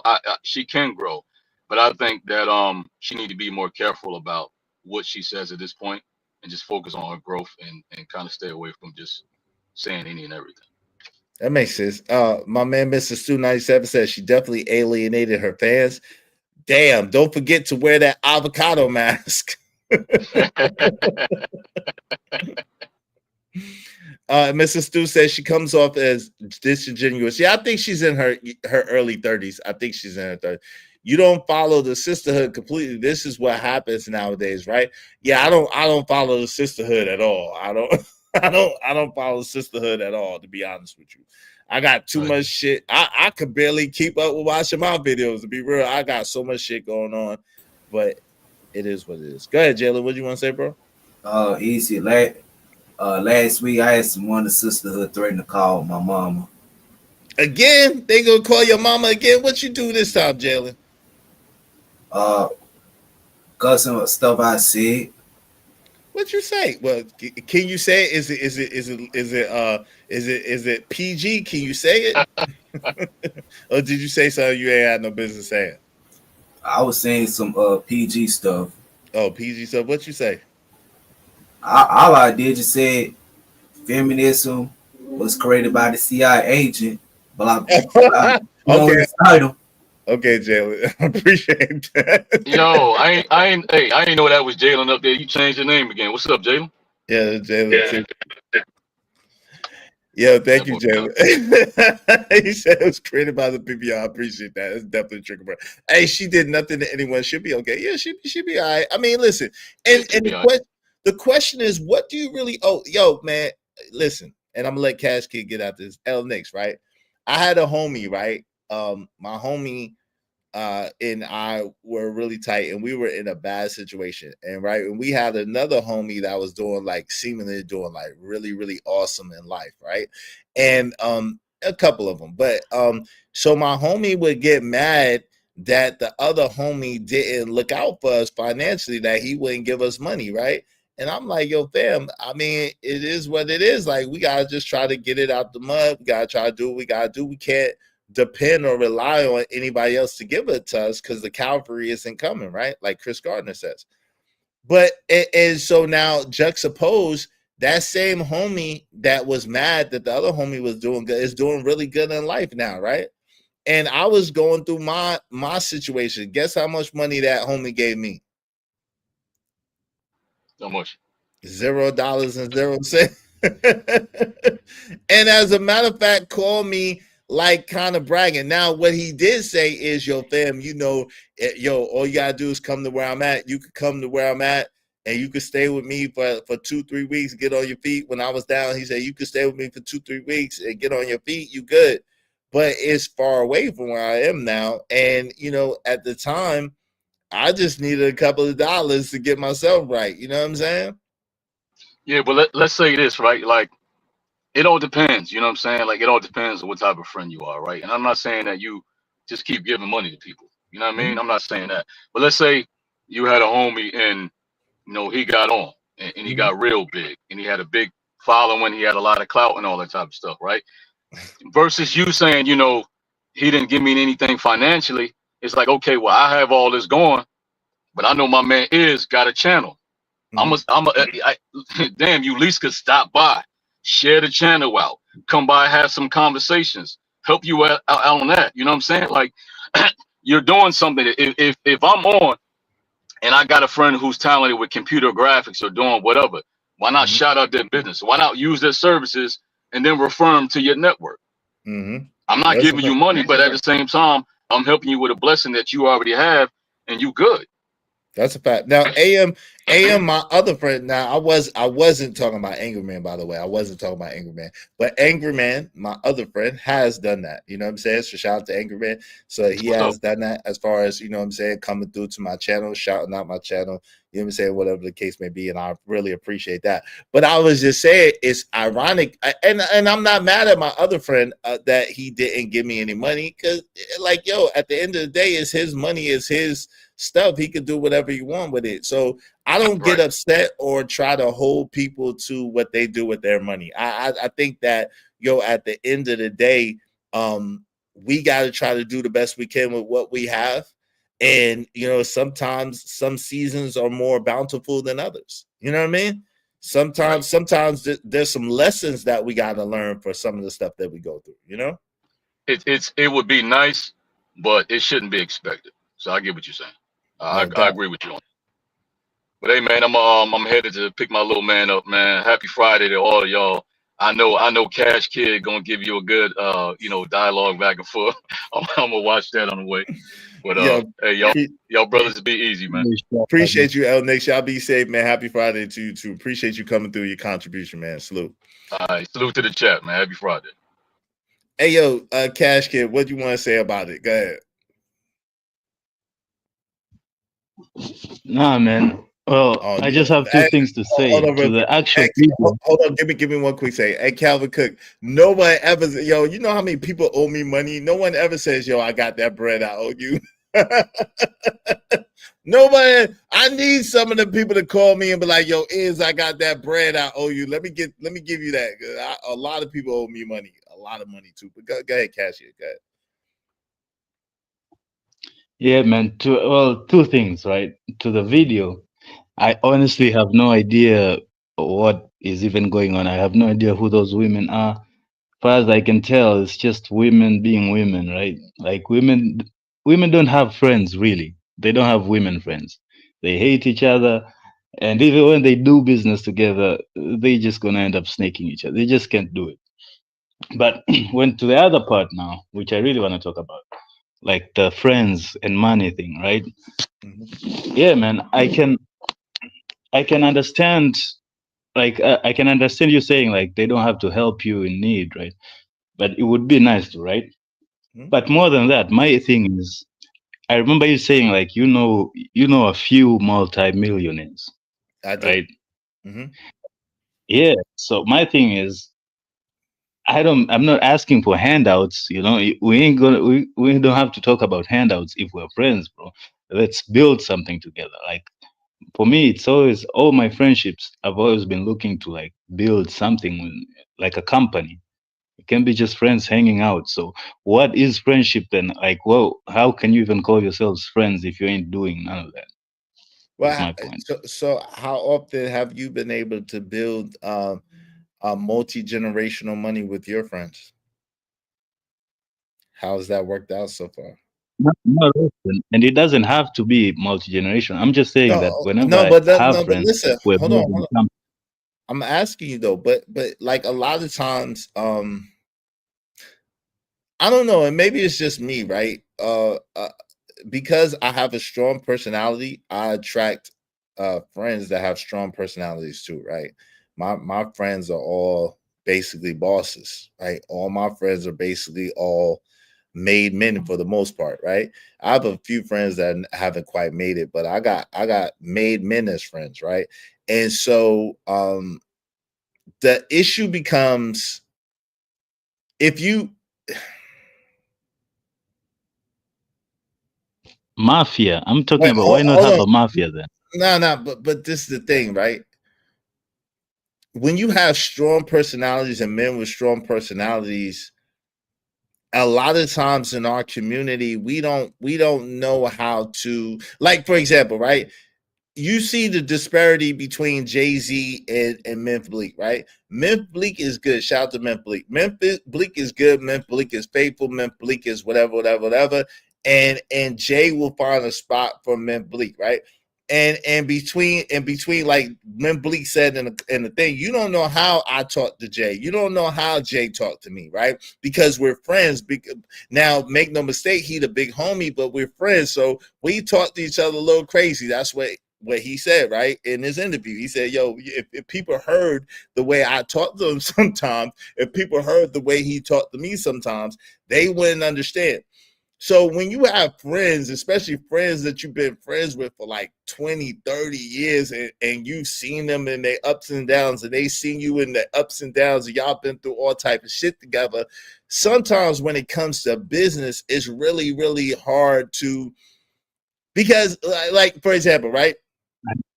Let's just say, hold on real quick. Let's just say I blow up, right? I blow up tomorrow and I become a multi-millionaire, right? Almost all of a sudden. I'll have more money than my friends, even though they have millions or even though they have hundreds of thousands, whatever the case may be, right? But I have more money than them. So now that the dynamics, and this is what I was talking about earlier, now the dynamics and the expectation of relationship shifts, and people get comfortable with relationship dynamics, how it was. And when those relationship dynamics change, it becomes uncomfortable for people, and they don't really know how to interact based on the new, like, how is your friend going to be your boss? See, a lot of people... Right. A lot of people don't know how,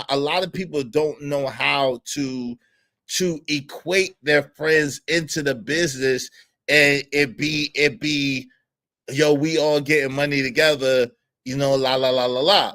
Now, because the person that's putting up the most money, the person that has the most at stake, is supposed to be the person that gets the most money. It's supposed to be the person that, because that's the person that's responsible. So that's the boss, in other words. And so now you go from that's my friend to that's the boss. And so now you have to understand how to work that dynamic. And most people are not able to make that transition. I get what you're saying. I get what you're saying, bro. Believe me, there's this thing we call them like ticks, right? Oh, yes, man, right? Where you end up having a yes man, or it's a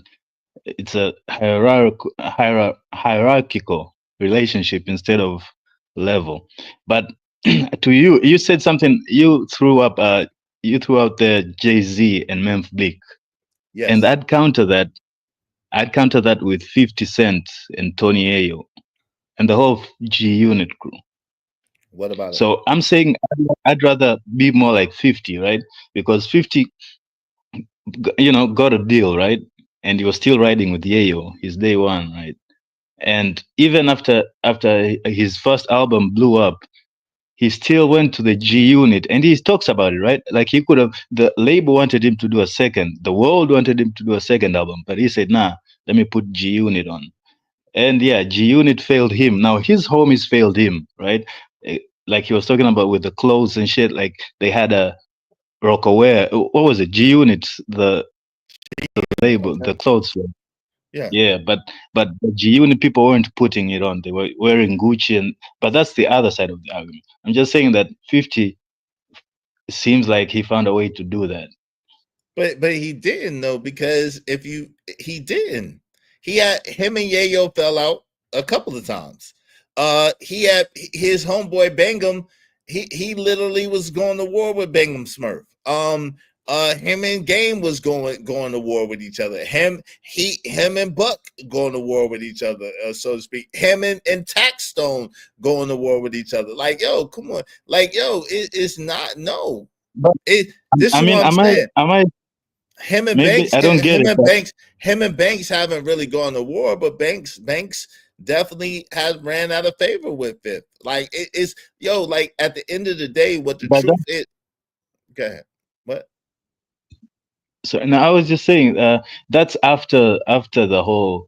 That's what I'm saying. After they failed him, right? After the whole. But that's perception. No. Hey, yo, that's perception. What about Floyd Mayweather at Fifth? Yo, that's perception. And this is the thing, yo. I love Fifth. You know what I'm saying? I like his business acumen.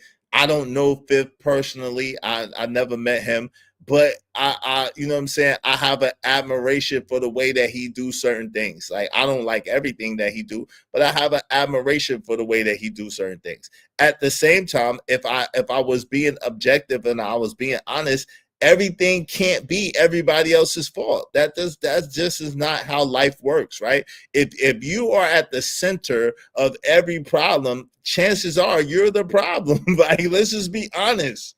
Like, yo, and this is the thing. Hold on real quick. This is the thing that people don't want to understand and realize, right? Two things can be true at the same time. 50 Cent could be a phenomenal businessman and could be a phenomenal mind and have a prickly personality and not know how to get along with people and not know how to build with people. That can absolutely be the truth, right? 50 Cent is a charismatic, intelligent, articulate, thinking brother, right? That doesn't mean that he's mastered interpersonal relationships and how to coexist and to build with people. Like, yo, he has G Unit, but the truth of the matter is there's other people in his corner that we don't know their names and we don't know about that's helping him get the deals. At one point, that person was Chris Lighty, may God rest his soul. So it's like people that are also intelligent on the business side of things that's helping him get things done business-wise that his friendships with the particular people haven't helped him do. And pretty much everybody that 50 Cent's been involved with, he's fell out with. It's the truth. That's wrong. No, That's it's wrong. not. No, it's not. You don't know what you're talking about. No, it's not.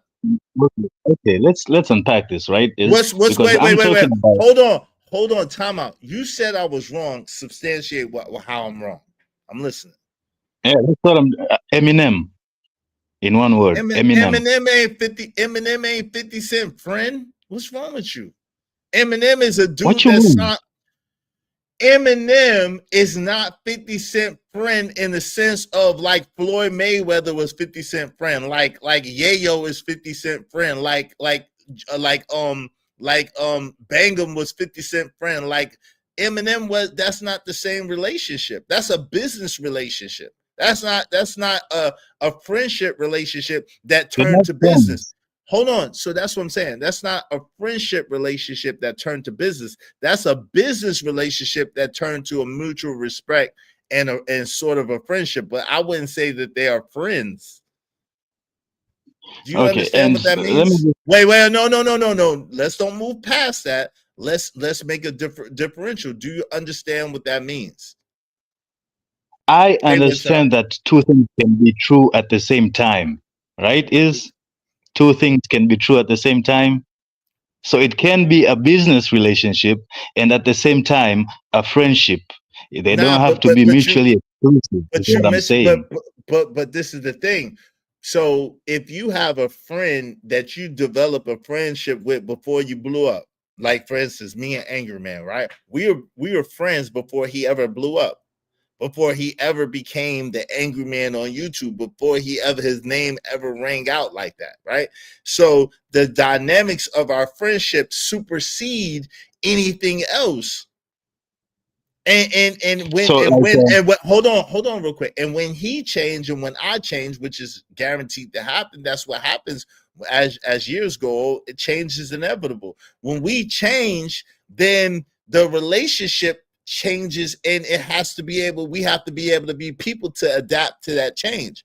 And a lot of people are not able to adapt to those changes. And that's why things fall apart. So in the sense of 50 Cent and Eminem was 50 Cent's benefactor in the sense of he gave 50 Cent $1 million signing bonus, and he signed to through Eminem to Aftermath. You know what I'm saying? He signed, the G Unit collaboration deal through them. And so that's a whole different dynamic. They came in through business and they developed a friendship. That's different than if you have a friendship and then you're trying to do business with your friends. That's totally different. Okay, I understand. There's two different things, but I say they're connected. And okay, let's first talk about the 50 and M, right? Yes, you're correct. He signed him before they became friends, right?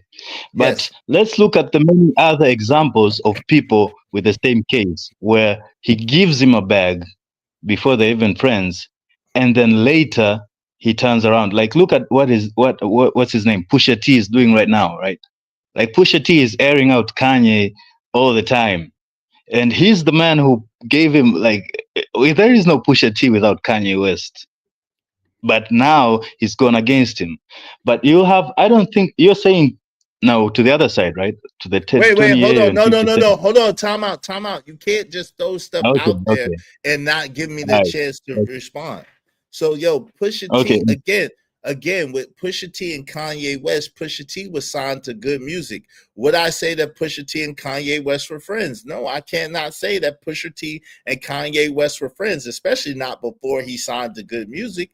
So maybe they developed a friendship throughout the music, but that is not based on anything really tangible. That's a lot of times those. Hold on real quick.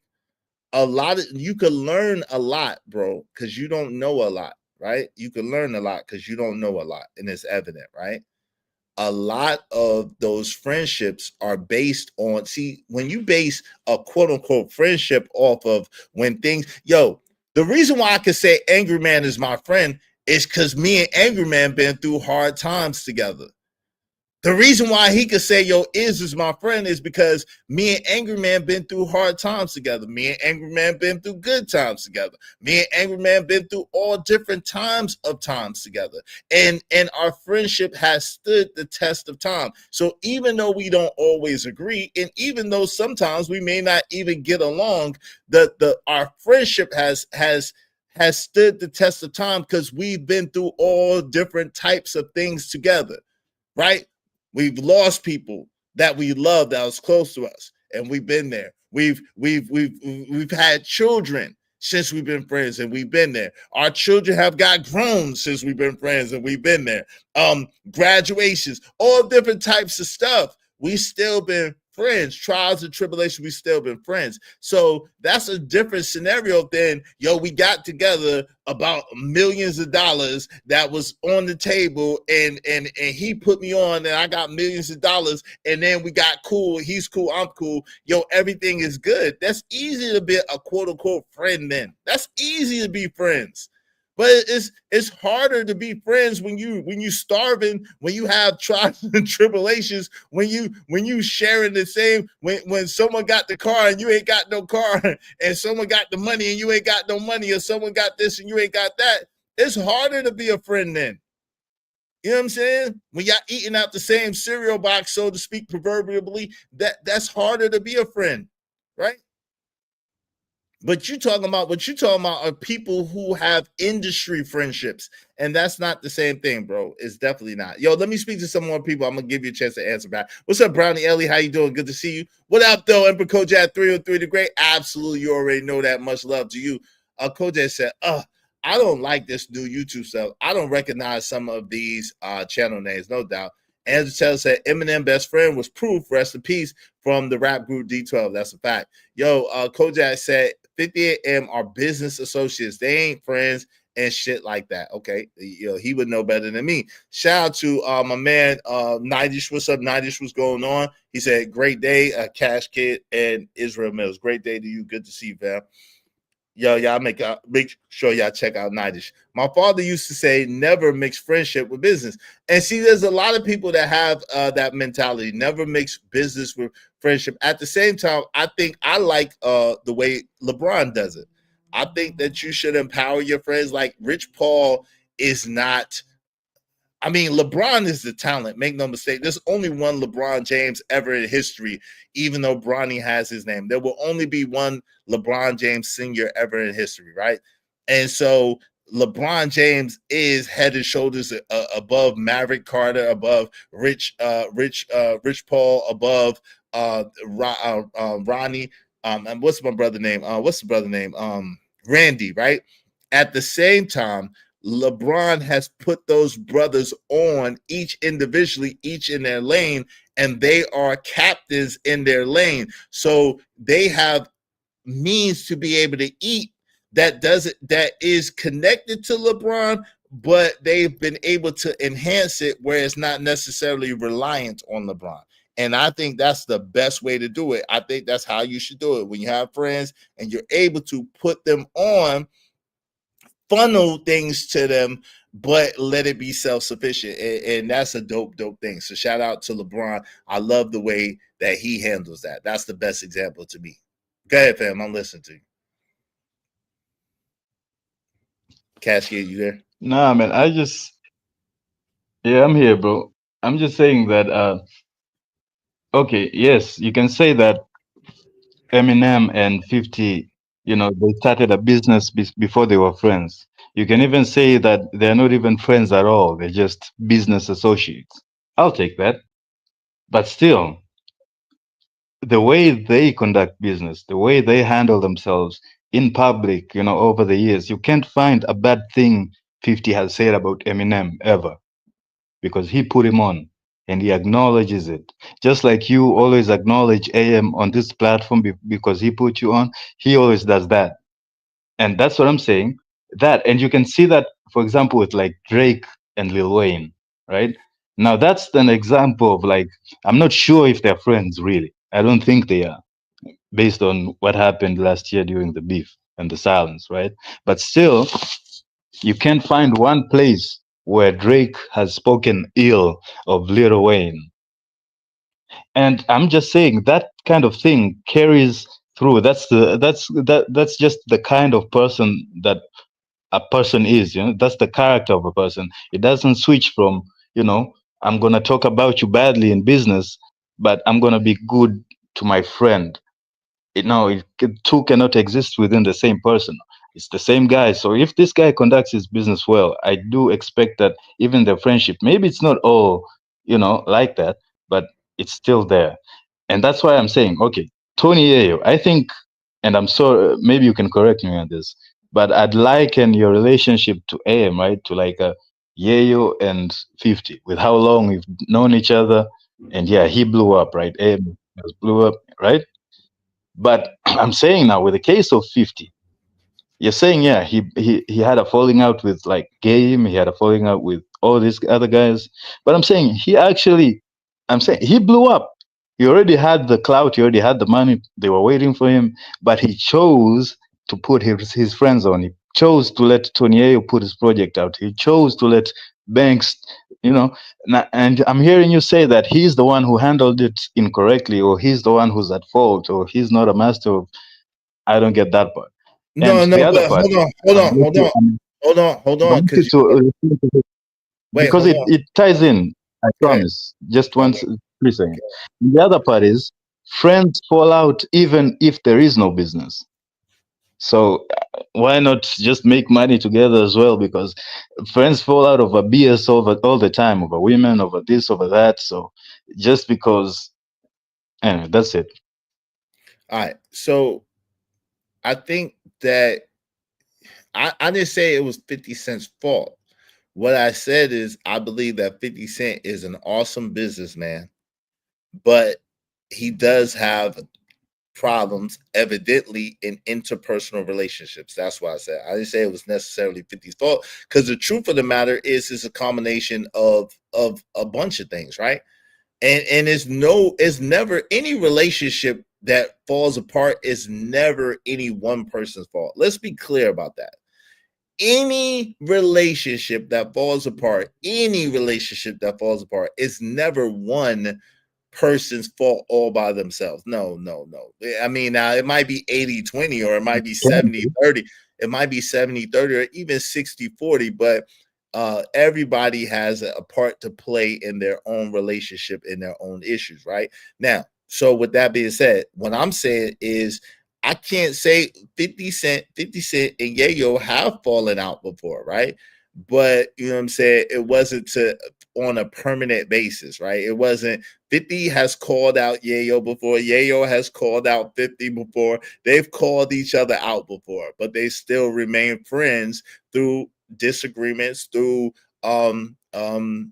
what you call it, you know what I'm saying, through but they haven't been disloyal to anybody. They haven't been disloyal to each other, but they have had disagreements. They have had times where they haven't seen eye to eye. They have had times where they've aired out each other to a certain degree. That's happened, right? Not nothing really.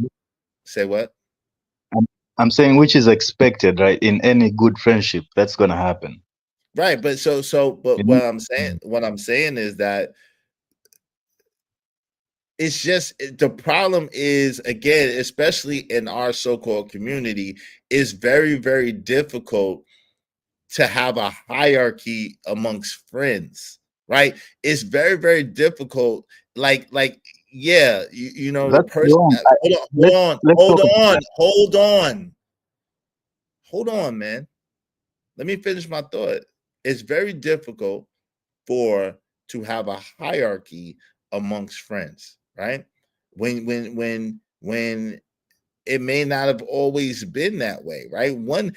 In the course of a lifetime, in the course of 20 years, that thing could go back and forth. One friend could be on and another friend could be a little lower. One friend could be higher, another friend could be a little lower on the totem pole. That thing, that pendulum in a friendship swings. It's usually not one way. It's usually not, this person stays on forever and that person is down forever. That's not how that pendulum usually swings. The pendulum usually swings like one person might have been on and did their thing, and then another person might have had a season and did their thing. Then the other person might have been a little bit, or they might have been at a little bit of the same direction. That's how that pendulum swings in real life. It's not like, and so that hierarchy thing becomes very complicated because I might have been the man 2 days ago, and then you hit, and now you're the man, and I'm supposed to be beholden to you because you're the man, or I might, you know what I'm saying? It's very difficult. that hierarchy with friendship. And I think that's why they say don't mix friendship and business, because it is very challenging. You know what I'm saying? Your man's was just sleeping on the couch. You was on trying to put your man's on, and then your man hit big and is a multi-millionaire, and now he barking at you, and you like, wait a minute, nigga, I was that nigga just a second ago. Now you barking at me like I was the nigga. What are we talking about? You know what I'm saying? But yeah, I get what you're saying. But there's something there to what you said. The thing of hierarchy, right? Why does it have to be hierarchical instead of a partnership? Now, in a partnership, there may be a hierarchy, within a partnership, but it's understood that within this partnership, you have strengths. You may be the seller guy, right? You may be the salesman. I may be the engineer or the idea maker. Like, and look at all the great companies, all the great things. It's not just, it's friends actually. Steve Jobs was friends with Steve Wozniak. Bill Gates was friends with Steve Allen. Like, and then all greatness comes from partnership. So if we're saying now that it's hard, then maybe we just gotta do better. But no, and that sounds good, right? Right? It's true. We do have to do better, and it does sound good, right? At the same time, the truth is this: like, we know who Steve Jobs is. We don't know who Steve Wozniak is. Not a household name. We know who Bill Gates is. Steve Allen is not a household name, and they damn sure don't have. Hold on, real quick. They damn sure don't have the same net worth.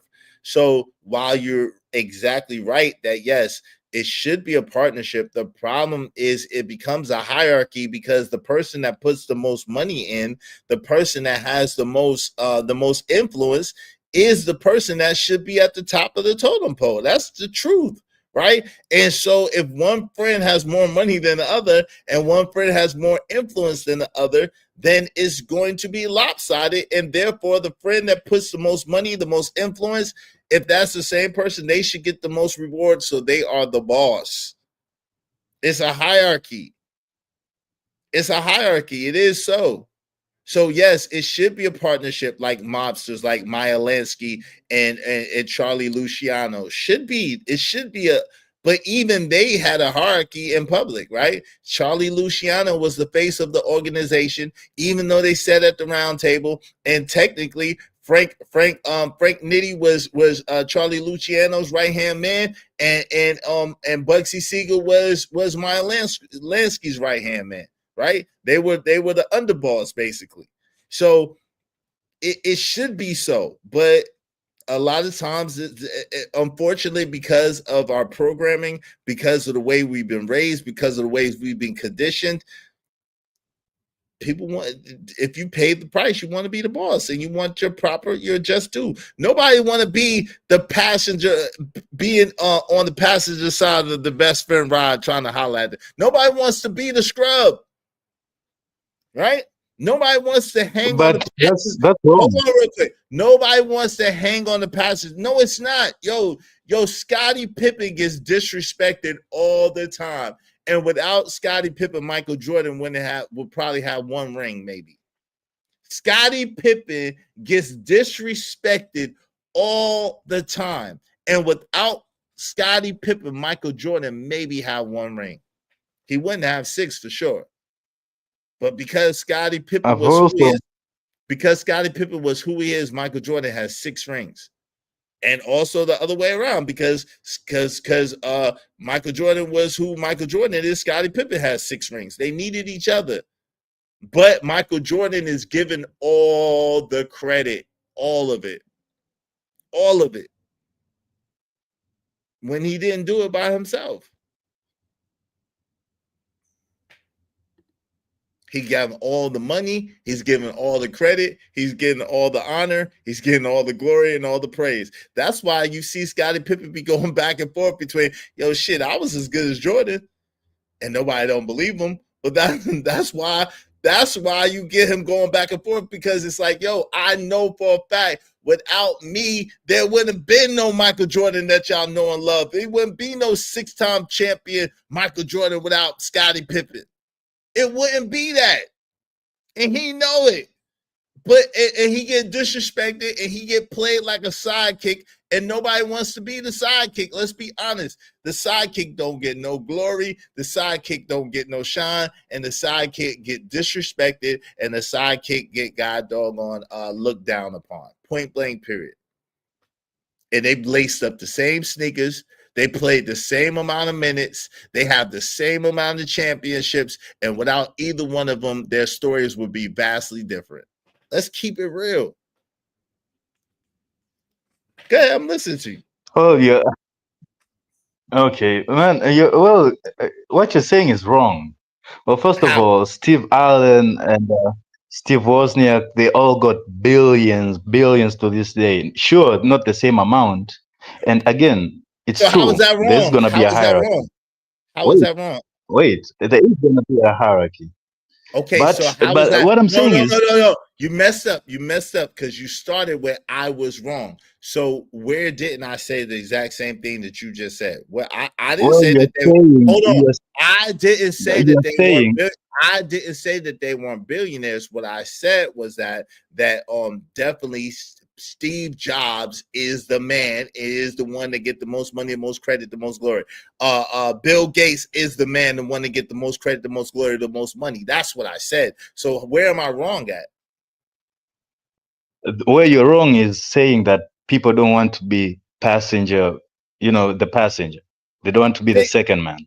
Bro, In our community, wait, they now, don't. can I speak, bro? Can I speak now? Or should I just No, you can't. They can't. because Bro. you're interrupting me every second, bro. What am I gonna not every do? second. Listen, let me kill you with this logic, bro. I'm just gonna kill you with logic, and you're gonna have to talk for 15 minutes, and Your you're gonna end logic, up right back here. is sus. Your logic So is sus. listen, Go ahead. Steve Wozniak, Steve Ballmer, they know their role. There's such a thing as knowing your role. There's bands, right? There's bands and people, maybe this is a problem with the community and whatever. There's no more music bands anymore. Everybody's a solo act. Because back then there was a front man of the band, there was the drummer, there was the guitarist. So that's what I'm saying. It's not that it's impossible. If you're saying it's just you're choosing, in spite of all the evidence that actually, when you're together, you actually make more. You're choosing to ignore all of that. And in spite of all the evidence that it is possible and you can be happy and fulfilled. I mean, you really think that Steve Wozniak is sad with his billions and his legacy? You think he's Ain't sad nobody right coming now? to see you, Because Otis. You wish you could work it the way I do. Ain't nobody coming to see you, Otis. Yo, fam, you just defeated your whole point. Your all this logic that you think you have, you just killed it right there with that example. And I'm gonna let you have it. Go ahead and finish because that's easy work. What you're talking about? It's easy work. What you're talking about? You just defeated your own logic. Now, I'm saying, okay, let me finish then. So I'm saying the drama from Nirvana isn't trying to be Kurt Cobain. He has his own thing. I'm saying that every band knows the front man, he has the lead guitarist, he has the drummer, and the drummer doesn't really look for this, for the whole crowd to listen to him. There's more respect. You're saying that everybody disrespects Scottie Pippen, but as I understanding, people who know basketball respect Scottie Pippen. So people who matter respect him. Everybody who knows the importance of Steve Wozniak, everybody who matters respect him.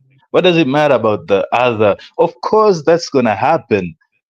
That's just the nature of the game. I'm just saying, if for a mature man, he understands his place, he plays his role. You go to the theater, to the opera theater, there's 30 musicians in a band, and everybody plays their own part, and the symphony plays beautiful music. That's all I'm saying. I'll land it there.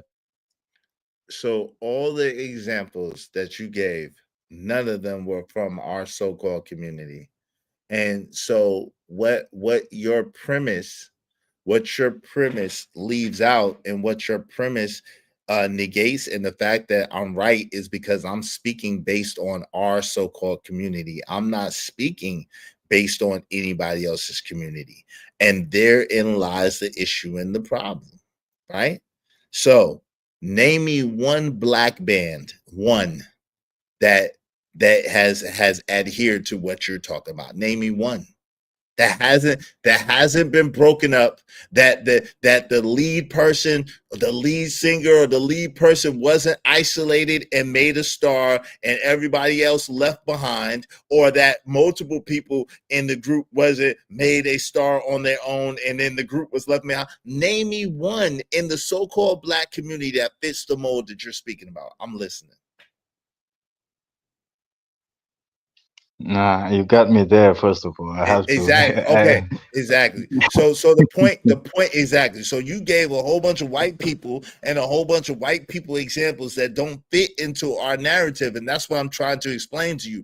Unfortunately, because of programming and because of condition, like I said before, the Whispers. Are you serious? The Whispers, yo, the brothers became two solo artists and became the group, the Whispers. Nobody don't know the other people like that. The OJs, Levert became the star of the OJs, even though the other brothers, Guy. Yo, we could go on and on and on and on. The Jackson 5, the Isley brothers. Ron Isley is the guy, even though his brothers was musicians, was with him, or whatever the case may be. Come on, man. Yo, I could name the list, go on and on and on and on to the break of dawn. Daggone the Gap Band. Charlie Wilson is the man.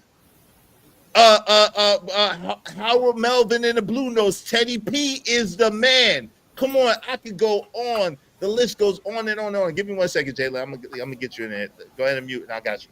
I promise you, I got you. I'm gonna let you go. This is the thing. So, Kid and Play, Kid and Play, actually play got all the shine. What you mean? I mean, well, Kid got all the shine. Excuse me. But B2K, Lord Jefferson, daggone, Omarion is B2K. What you mean? All them, without But Omarion, man, hold on, man, hold on. Without Omarion, Fizz and them, they was mad as hell without Omarion. Yo, we could go, y'all can't find a person. Y'all can't find rest in peace to Walter Scott, man. Oh man, he died last night. Rest in peace to Walter Scott, man. Rest in peace to Walter Scott. Yo, you can't find a group, even Ray Shrimmer, you can't find a group that they did not, in our community, that they did not isolate one member or several members, it depended on how big the group was, to be solo artists, and the rest of the people was left behind. Even PM Dawn, they tried to, the reason why PM Dawn fell is because the brother didn't want it. Rest in peace to him too. He didn't want to go on without his brother. But they try to break them up every single time. A group, that's why there's no groups like that. The Locks, Jadakiss, and Styles P, you know what I'm saying? But mostly Jadakiss. That's why, fam. That's why. There's no such thing as groups in a so-called black. The Migos, are you serious? Offset left first, and they've been trying to isolate Quavo and make Quavo a solo artist. What you mean, Lord Jefferson? That's easy work, bro. Yo, what I'm telling you is, in our community, it works a total different way. Rest in peace to Takeoff. It works a total different way in our community, unfortunately. It ain't no, and that's the thing. If they don't do it themselves, society will elevate one and devalue the other. In our community, that's how it goes. They'll elevate one, isolate them, and devalue the other. All right. Yo, wave in the back so I know it's you, because I gotta get rid of. Man, come on, man. The 12 disciples, Judas Iscariot. Come on, man. We ain't got to go there. Yo, salute to Corey, man. Thank you for the 10 and 10 10, brother. Corey said, nah, Scotty gets disrespected because Future had Gucci flip-flops under his bed. Nah, that's not why. What we on in here? Shout out to you. What's up, Mr. Stu 97 said, do you know your role, Cash Kid? Do you know your role? Did you hear what we said, man? What's up? The 5 heartbeats. Are you serious? Flash? Yo, if Eddie Kane Jr. wouldn't have messed up, Eddie Kane Jr. would have been Eddie Kane Jr. by himself. Da-da! And it would have been them 4 niggas over there. Come on, man. What's up, Gemini? What's up, Roswell? What's up? Bone Thugs and Harmony. New edition. Come on, Black Proud. New edition. Bobby Brown was a solo artist first. Ralph Tresvant was a solo artist second. Johnny Gill just came to the group and came to become a solo artist. Come on, man. What are y'all talking about? Mobb Deep. Come on, Mobb Deep. Yo, Prodigy was by himself and made a solo artist, and they made Prodigy a solo artist, even though Havoc was the daggone producer. Come on, fam. This is too easy, bro. I know my music knowledge is too wide and vast for y'all to play with me like this. This is too easy. Please don't say the Jackson 5. That's easy. They tried to do Jackie. Jackie didn't work. Then they did Jermaine. Jermaine was okay, and Michael was the star. Come on, man. This is too easy, fam. Depending on how big your group, don't have a group. Mary, bro, stop it, bro. You know the one Mary was. You know the one Mary was doing her thing. Go ahead, Jayla. What say you, man? How you doing, man? Good say you. Oh man, I was just listening to what you were saying, man. But don't say any trick words like what. Nah, I can't say them, Jalen. Don't say any bad words, okay? Don't say any bad. What bad words like? Nah, don't. We don't. Come on, Jalen. I can't say them because then I'll be saying bad words. Like I'm already being shadow banned, Jalen. So I need you to be on your best behavior, please, man. Come on, man. Well, I try, but I get booed out panels for having serial deleters avatars. Yeah. Well, that's why I can't let you. I'm glad you got this avatar up there. That's a nice avatar today. I will give my offer to the sea. I like that. Cash Kid, God, dog, how much Joyce you got, man? Cash Kid, wave in the back so I know it's you. You got like 6 profiles up here. Come on, man. De La, yo, come on. Y'all, De La Soul, that's easy. They definitely tried to take Pluck One. They definitely tried to take Pluck One. Milli Vanilli, them niggas was over before they began. If they wasn't over, the one nigga that was taller, light-skinned nigga with the braids, he would have been the solo artist. But neither one of them niggas could sing, so it was a rap. Definitely De La Soul. Run DMC, are you serious? Run DMC, are you serious?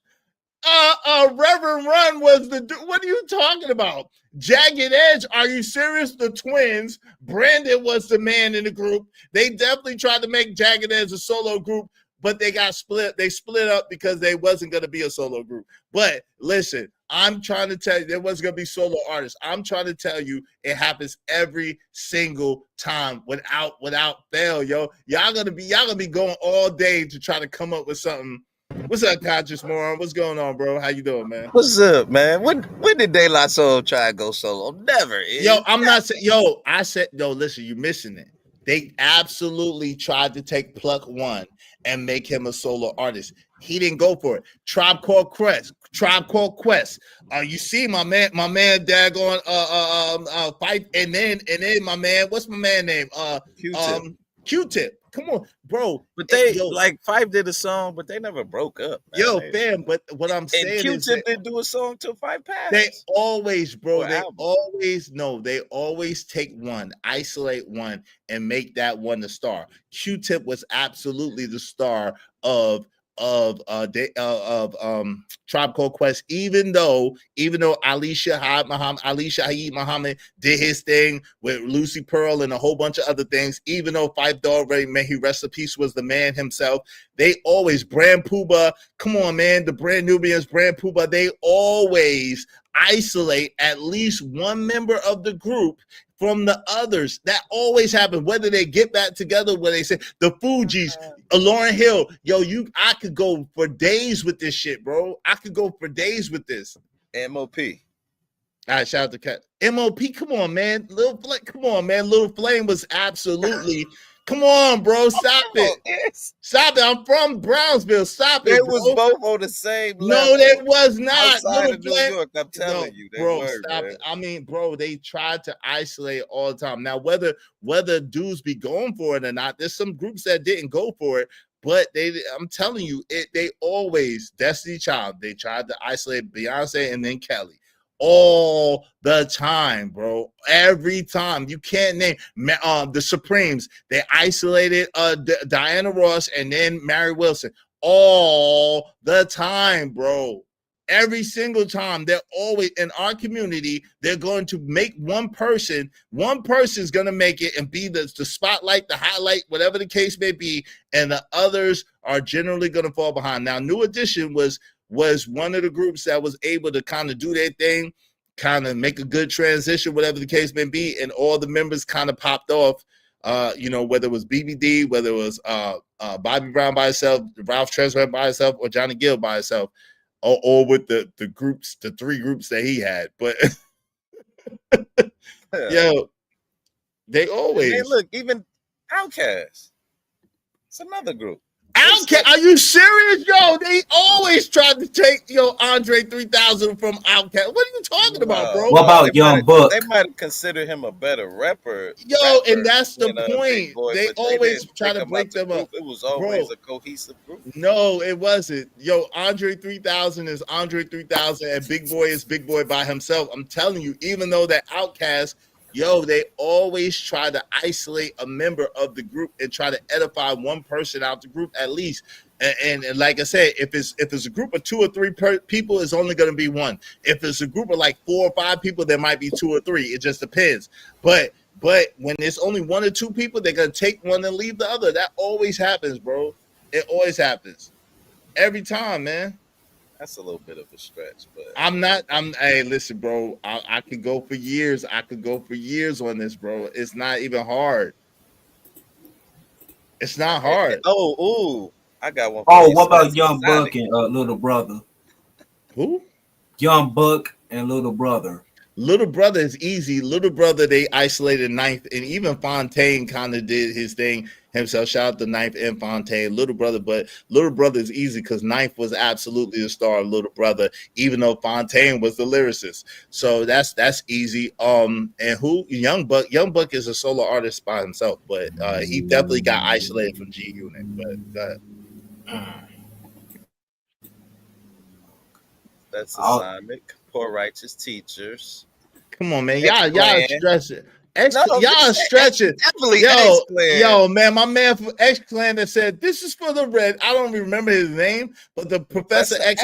Professor X, I think it was right. This is for the he was by himself. He was X Clan. What are you talking about? Though. I know, but he was the face of X Clan. What are you talking about? Yo, Grandmaster hold on. Wizard was the Kurt face. Franklin said, Kurt Franklin and the family. The family was the one with all the talent, but Kurt Franklin get all the damn credit. What are you talking about, bro? It happens all the time. Grand Wizard was the lead, man. Oh, come on, man. M1, come on, man. Dead President. You talking about Dead Prez? Come on, That's a good one too. Dead President. No, M1. Come on, man. Come on, y'all. That's a good one. Dead President is a good one. No, M1 is the one. Like, stop it, bro. M1 is absolutely one. Stop it, man.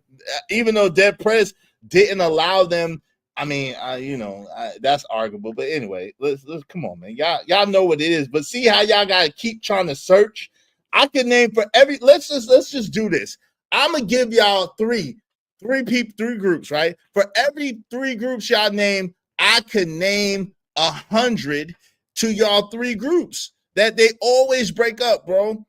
TLC, they tried Chili by herself. Daggone T-Boz by herself. Drew Hill, Cisco by himself. Come on, man. 112, Slim by himself. They tried to put Slim by himself. Yo, come on, man. It's easy work. Even Candy Ray, even the brothers even the damn brothers from Soul For Real, they tried to put the little brother as Michael Jackson by himself. Jodeci, god daggone, come on, man. We know what that is. Casey and JoJo. Come on, bro. Let's it's easy work. The alcoholics, yeah, ooh, they was Escape, yo, Escape. We know that God doggone Barris, even though God doggone the girls, Tawana, whatever her name is, Tawana and the sisters could sing the best. We know that daggone Candy and Candy was by herself, basically. Come on, man. Candy Burris was by herself. I would Come almost on, give it to Toto, because Toto didn't go solo. Toto, what you talking about? Come on, fam. Stop it, bro. 702. Yo, fam, they tried. Yo, do y'all know that there was three sisters in 702 at first? They kicked the one sister out, and then they kicked the dark skin girl out. Yo, man, this shit happens all the time. 3LW. Notorious Norton wasn't the one in 3LW, man. Nigga, let's get it. It's easy, bro. It's easy work, bro. It's easy work. They always in our community, y'all gonna listen, y'all gonna keep trying to come up. It's too easy. They always try to isolate one from the other. It's always a problem, bro. But that's done in other communities and not to the degree, bro. It's been bro. Done. Yes, it has, listen, man. Listen what I'm saying. Not to the degree that it is in our community, in our so-called community. And we have to understand, because the way we got on this conversation was we was talking about the hierarchy conversation and how friends and business is kind of difficult for friends in our community to do business because the interdynamics of those interpersonal relationships change from time to time. And so when it's that type of situation, one friend could be up at one time, another friend could be up at a different time. And so depending on whichever friend pop, if you don't handle it a certain way, it ain't gonna work. Ain't gonna work. So it's like, yo, listen, since y'all, yeah, Dave Hollister definitely left the group. Absolutely, yeah. Y'all support the show. Support the show, support the stream. Instead of keep naming people and I gotta keep debunking, y'all make sure y'all support the show, support the stream. Y'all make shout out to JD, the Four Brothers. Yeah, the Four Brothers is for life. Shout out to y'all. Y'all support the show, support the stream. Dope discussion, deserve dope donations, compensation for the conversation. Like, come on, man. That's easy. Twister, bro. Come on, Gemini. That's Twister, bro. Twister. Say what? Twister wasn't in Do or Die. You's a lie. No, he wasn't. Twister wasn't in Do or Die, bro. No. Okay, hold on. Maybe you know something I don't. He wasn't. Oh, okay. It was two brothers and Johnny P. Okay, maybe you know something I don't know.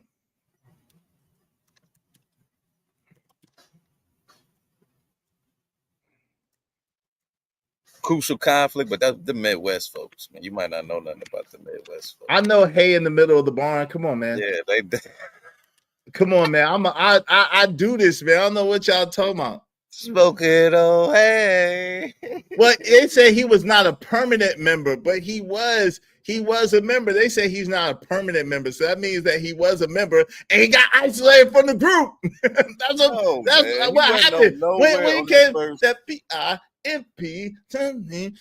But anyway, listen, y'all missing the point. Can we get back to the point? Can y'all either support the show and or if y'all want to keep down this thing and I got to keep trying to debunk every little group. What's up, Big Money Trucker?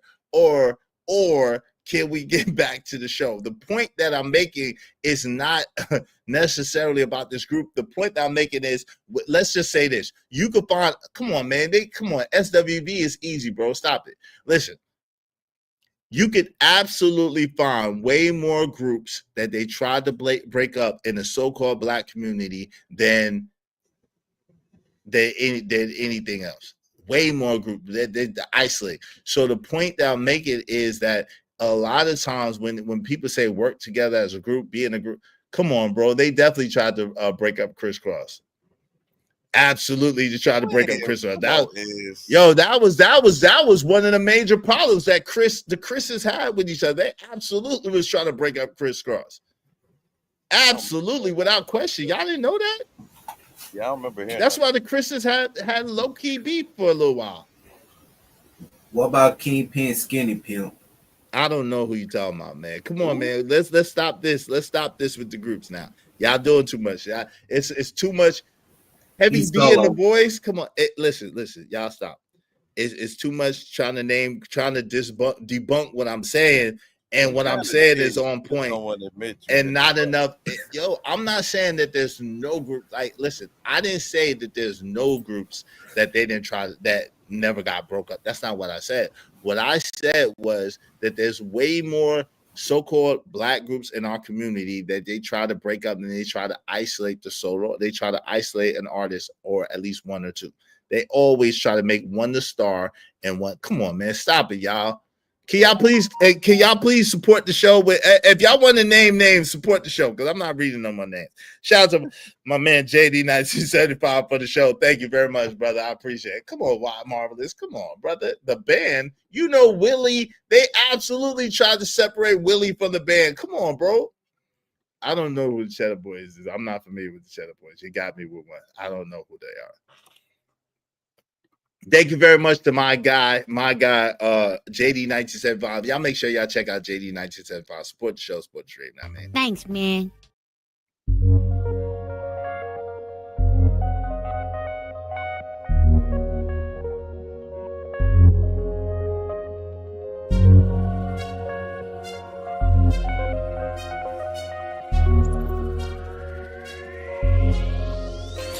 It don't matter what the situation. So did Bobby Valentino. Blackberry molasses, whatever that name of that group was. Mocus, what's the name of that group with Bobby Valentino? I don't even know, but so did Bobby Valentino. That was literally the only song they had. Exactly, before he became a solo artist. Exactly. So that's what I'm trying to tell you. They do it all the time, man. They do it all the time. Y'all support the show, man. Help us reach our goal. Because of JD1975, we only need 23 more people, at least $5 a piece. Support the show, support the stream. I mean, I don't know the name of that group though. Come on, Lord Jefferson. Hit the cash app. What are you talking about? Swiss Beats and DMX. Rest in peace to DMX. Swiss Beats was a producer. DMX was a solo artist. Even though, guess what? DMX, Jay-Z, and Ja Rule was a group at first. But anyway, let's come on, man. Y'all don't want to do this with me, man. Y'all don't want to do this with me. Y'all just support the show. Oh, Mr. Yeah, shout out to LA Project. Yep, Mr. was the name of the group. Thank you. Thank you. Tell me how to live my Onyx, come on, bro. You know that they tried to isolate Sticky Fingers and my man Fredro Starr from Onyx. What are you talking about, bro? What are you talking about? Yo, Sticky Fingers and Fredro Starr got isolated from Onyx. Come on, man. Let's don't do that, bro. Come on, man. This is easy work. Y'all support the show, man. Come on. Y'all working me now. Y'all working me. Really? Rough Riders is a label, not a group. Come on, man. Stop it. Rough, right. And where are the Pips? Exactly. You don't even, I couldn't, if I seen two Pips on the street, I wouldn't know who they was. All I know is Gladys Knight. I wouldn't know the Pips if they came up and smacked me in the face. Oh, the Supremes is easy. What you mean? The Supremes, Diana Ross and Mary Wilson, they isolated. Come on, man. Stop it. The Supremes is easy. Second to none. Woo, that's a throwback. I don't know who second to none is. They was down with DJ Quick. Houdini, you know. Come on, man. Why y'all doing Houdini? Come on, Bucket. I said Run DMC earlier, too. Run DMC is bad because Reverend Run Joey was the. Come on, man. He is Run DMC. What you mean? DMC never got DMC the don't got no. DMC lost his. Are you serious? DMC lost his voice. The DMC voice was messed up. So absolutely, Run DMC was absolutely Rev Run was absolutely. That happened when they. Bro, stop they came it. out with Down with the Kings with CL and Pete Rock. That's when DMC's voice was. Yo, but I'm saying, Run DMC. That was tougher than leather. Yo, brother, come on, stop it. Yo, that was a movie reference. Bro, I know Tougher Than Leather, and I know what's the beat? Not Beat Street, not Breaking. What's the Crush Groove? Of course. So listen what I'm saying to you, bro. Come on, man. NWA. Are y'all serious? When I say that, I shook my head. Are y'all serious? That's not a good one. Neither is That's Run not DMC. Run DMC is not a good one. Houdini is not a good one. Run DMC is a good one because they stayed together until DMC. The Fugees is a horrible one too. Come on, man. The Fugees is horrible. Lauryn But Hill, then- they've been trying to separate Lauryn Hill. Let me ask you a question on this subject. Do you think that those artists had aspirations to do solo projects, or they were trying to like literally be isolated by said label that they were under? Some of them did, but some of them sure came to pressure, right? Like that group PM Dawn, right? It was only two dudes and they were brothers and they tried to separate them. It's like the big dude, you know, rest in peace. They was trying to make him a solo artist by himself to get rid of his brother. Next, they tried to make RL. They tried to get RL away from Next. Like, yo, this shit happened all the time. I would say I think it happens sometimes, but I don't. You know, I think all the time, way more than it doesn't happen, bro. I think a lot of artists what's high five? What's my man? All summer long we've been together, and I never felt so good. Passed away, man. Well, yeah, rest in peace. Do it, man. Yeah. That's what I'm saying. They always do that joint, man. I want to say Peter something. No, it's Tony. It's Tony. Oh, Tony Thompson. Tony Thompson. Yeah, rest in peace, Tony Thompson. Yeah. That's what I'm saying. So it's like, yo, I think that some people do have a solo aspiration. You know that dude, the light-skinned dude, Garfield, they was trying to separate him from Shy, man. Come on, man. Garfield is the only recognizable nigga in Shy. I wouldn't know the other three niggas from Shy if they came up and poked me in my eye. I'm like, who are you, nigga? I don't know them. Garfield is the only recognizable nigga from Shy, man. Stop it, man. Is that the dark-skinned dude? Nah, it's a light-skinned dude with the tall light-skinned dude with curly hair, bro. Stop it. Flowetry, are you sick? Come on, Jimmy. I hit my cash app, man. Flowetry, nigga. Flowetry. Marsha Ambrosius, anybody? That she is Flowetry. What you talking about? God doggone Amanda Seals. They tried to put Amanda Seals in Flowetry, nigga. The comic Amanda Seals? Yes. Towards the end, yes. They put Amanda Seals in Flowetry, nigga, at the end. Yes. That's how wicked this shit is, man. Yes. You know how many damn Temptations we were. We can't even come on, man. Intro, shout out to Intro. The brother died, but the lead singer died. But yeah, rest in peace to him. What's his name? Kenny, shout out to Intro, man. That was dope dudes, man. But the lead brother, come on, man. Y'all listen, y'all gotta hit the cash app or the super chat, because we could do this all day, and that's not the point, man. The point of the matter is, when it comes to friendships and when it comes to money, when it comes to hierarchy, when it comes to friendship and it comes to business, it's way more complicated than not. You know what I'm saying? That's the point. Come on, yeah, exactly. R. Kelly, the public announcement. That's how you. Come on, and we every day, all day. What's up, Cash Kid? Every day, all day. We could go all day. Sorry, my internet is about to run out, bro. But I just had to hop on and tell you, why are you letting them work you like this for free, bro? They should be sending like what do they call them? Like super chats. Yeah, why you letting them work you for free, bro? Yeah, I don't know. With a name like Cash, Yeah, man. Be leading by example. He said you should throw the first donation, Cash.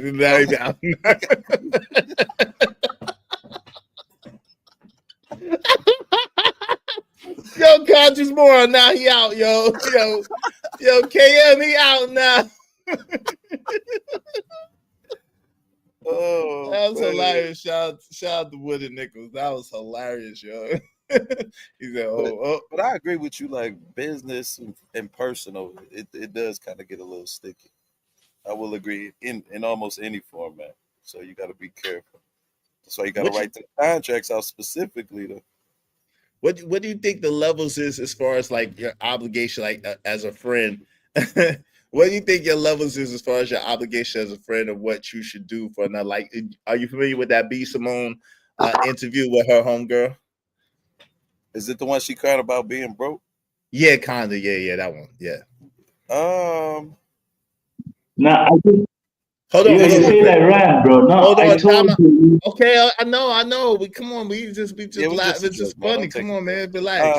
Hey, shout out to Crown Heights. She said it's amazing that the cantankerous anteater is talking about donating when he never does. Shout out to you, Crown. Appreciate you, bro. Salute. Come on, man.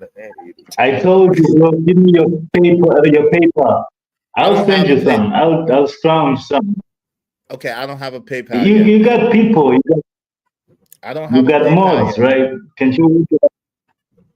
You can send it to All my right. PayPal. No, do not send it. Conscious. And I'll make sure to get it. You dig what I'm saying? Do not, bro. Do not, nigga. Do not. No, but when you that's a hard one, man. Because I was working at a restaurant. I got my homeboy a job, but I clearly made it known to him like, yo, when we at work, we about this money. I can't be your friend. You can't be my friend. It ain't nothing personal. But when we get off that clock, we gonna do what we do. Shit, but at work, it's about that money. So I think you gotta be clear with each other. Both of y'all have to have that understanding. You know what I'm saying? Did it work out? Was he able to adjust? Yeah, he worked. Yeah. But like he said, like maybe a few weeks in, he was like, "You are an asshole at work." I was like, "But after work, I'm cool, right?" He was like, "Yeah, but at work, you an asshole." So you know what I'm saying? But we've been knowing each other for years. For So a minute, right? Yeah, able to adjust to it. But yeah, was it a period of time where it got a little rough or a little rocky for a little period of time or whatever?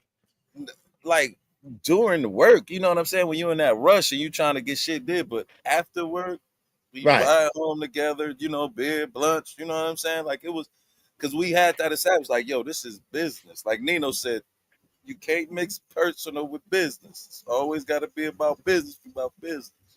You know what I'm saying? Yo, my man Crown said, how much we bet? $20?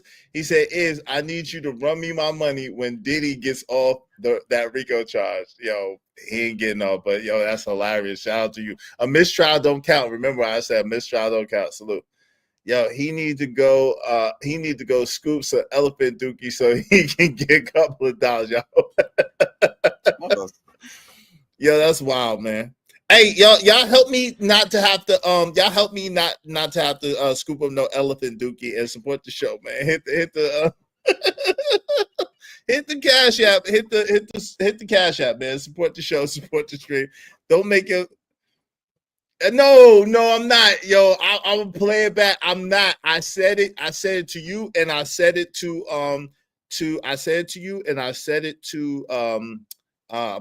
Blanco too. That the mistrial or them like mistrial that don't count. So, but yeah, I'm not moving the goalpost. Shout out to you. What's up, man? How you thought who was Charles? You thought my man Conscious Moron was Charleston White?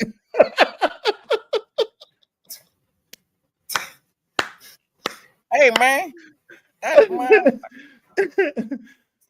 Yeah, I don't know why they did that in the chat. I don't know why they did that in the chat. I think they trying to sabotage my my YouTube situation. I don't know what's going. I don't know. Is that like that in anybody else's chat? They try to sabotage my YouTube situation. I don't know what else is going on. You thought Conscious Moron was that's hilarious, nigga. Right. Man, I gotta get I got Charleston White on the that's how rumors get started. I got Charleston White on the panel today with me, yo. So Charleston, what do you think about? I hate you niggas. All you rap niggas, that's all y'all do is kill the community. That's all y'all do. And when I see you, I'm calling the police. Well, but what does that have to do with what B. Simone, Charleston? What does that have to do with what B. Simone said and about B. Simone and having money and money and friends? Well, I know you have a man. lot. She just lying to y'all niggas, and y'all falling for it, man. Y'all about to send all cash apps and everything. He said, "Yep, that's a new feature on YouTube. I hate it. Yeah, it's whack." Yo, shout out Charleston White and Yellow Stripes. Charleston Yellow Stripes. Kevin Hart and the Plastic Cup Boys. Hey, come on, man, stop it, bro. Yo, Lord Jefferson, you gotta send them money, man, because you are reaching, bro. don't you know that one of the so-called Plastic Cup boys was suing Kevin Hart and outed him to his wife? Don't you know? Like, come on, man, stop it, bro. Stop it, bro. That's a new one, Charleston. Well, I heard Is Ja that Rule Charles? That's Charleston Money Mike. That's Charleston Mike. It's not Charleston White. That's Charleston Mike. I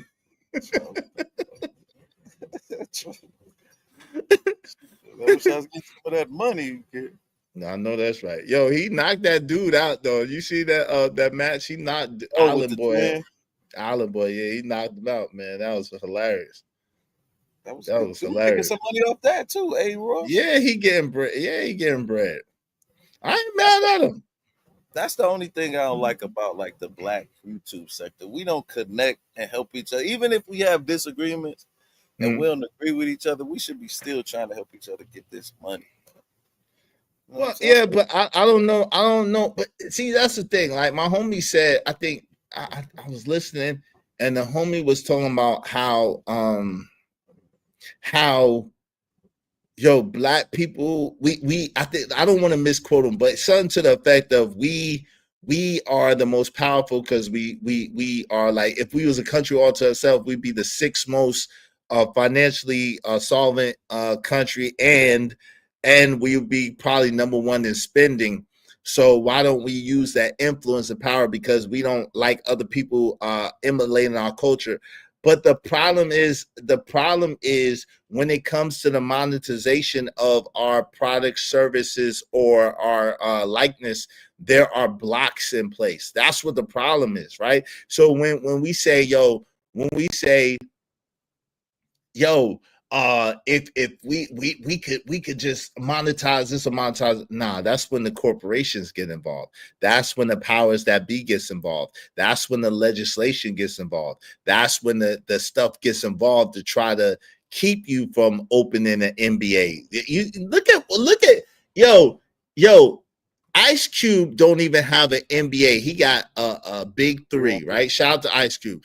With ex-NBA players, with ex-NBA money, with Hollywood, with his rendition of Hollywood money, his money, and he is having the hardest time. The NBA allegedly is doing everything it can to shut him down. Of course.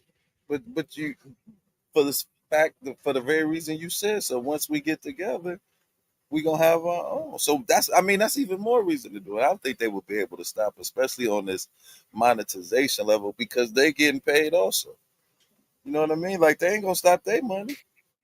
Yo, shout out to Lord Jefferson. Thank you for at least contributing. You just said it right there. Benzino made men. You wouldn't know the made men if they kicked you in the face. Yo, shout out to you, man. You know who Benzino is by himself. Benzino got the money. Yeah, Made Men was a group out of Boston. Shout out to I Benzino. remember him on Belly, but nothing else. Yeah, Made Men was a group out of Boston. Benzino came from that group. Yo, shout out to you, man. I appreciate you. I appreciate you, Lord Jefferson. Y'all be like Lord Jefferson. Help us reach our goal. We just need 22 people to $5 a piece. Y'all support the show, support the trade. I mean, Thanks, man.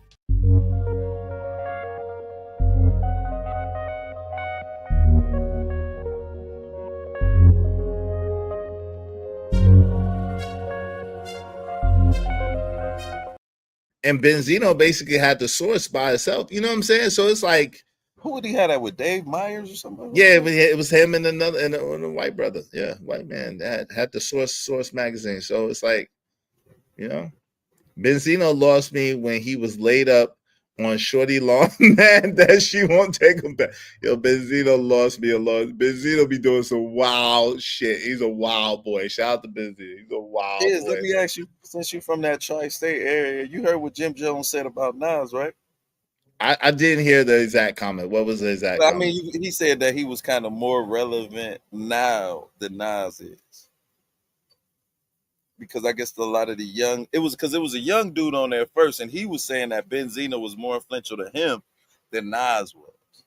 But I think they're talking about like his style, you know what I'm saying, his swag, not literally his lyrics. Yeah, it's not a lyrical thing. I think it's, like, you know what I'm saying? You gotta remember too, we come from a love and hip hop culture, and both Jim Jones and Benzino was on love and hip hop. So, You know what I'm saying? It's kind of going to love and hip hop type culture. So yeah. The only reason why I was shocked is the cat was from in that tri-state area, and I thought you were like the purist with hip hop, and it wasn't literally about your facade, but your substance, your lyrics, what you brought to the But you game. gotta understand. Nas ain't had. Wait, I think Nas' last hit album was what it was written, or maybe the one with one mic. No, maybe the one with one mic. What was the one with one mic? But he made one like that. Stillmatic.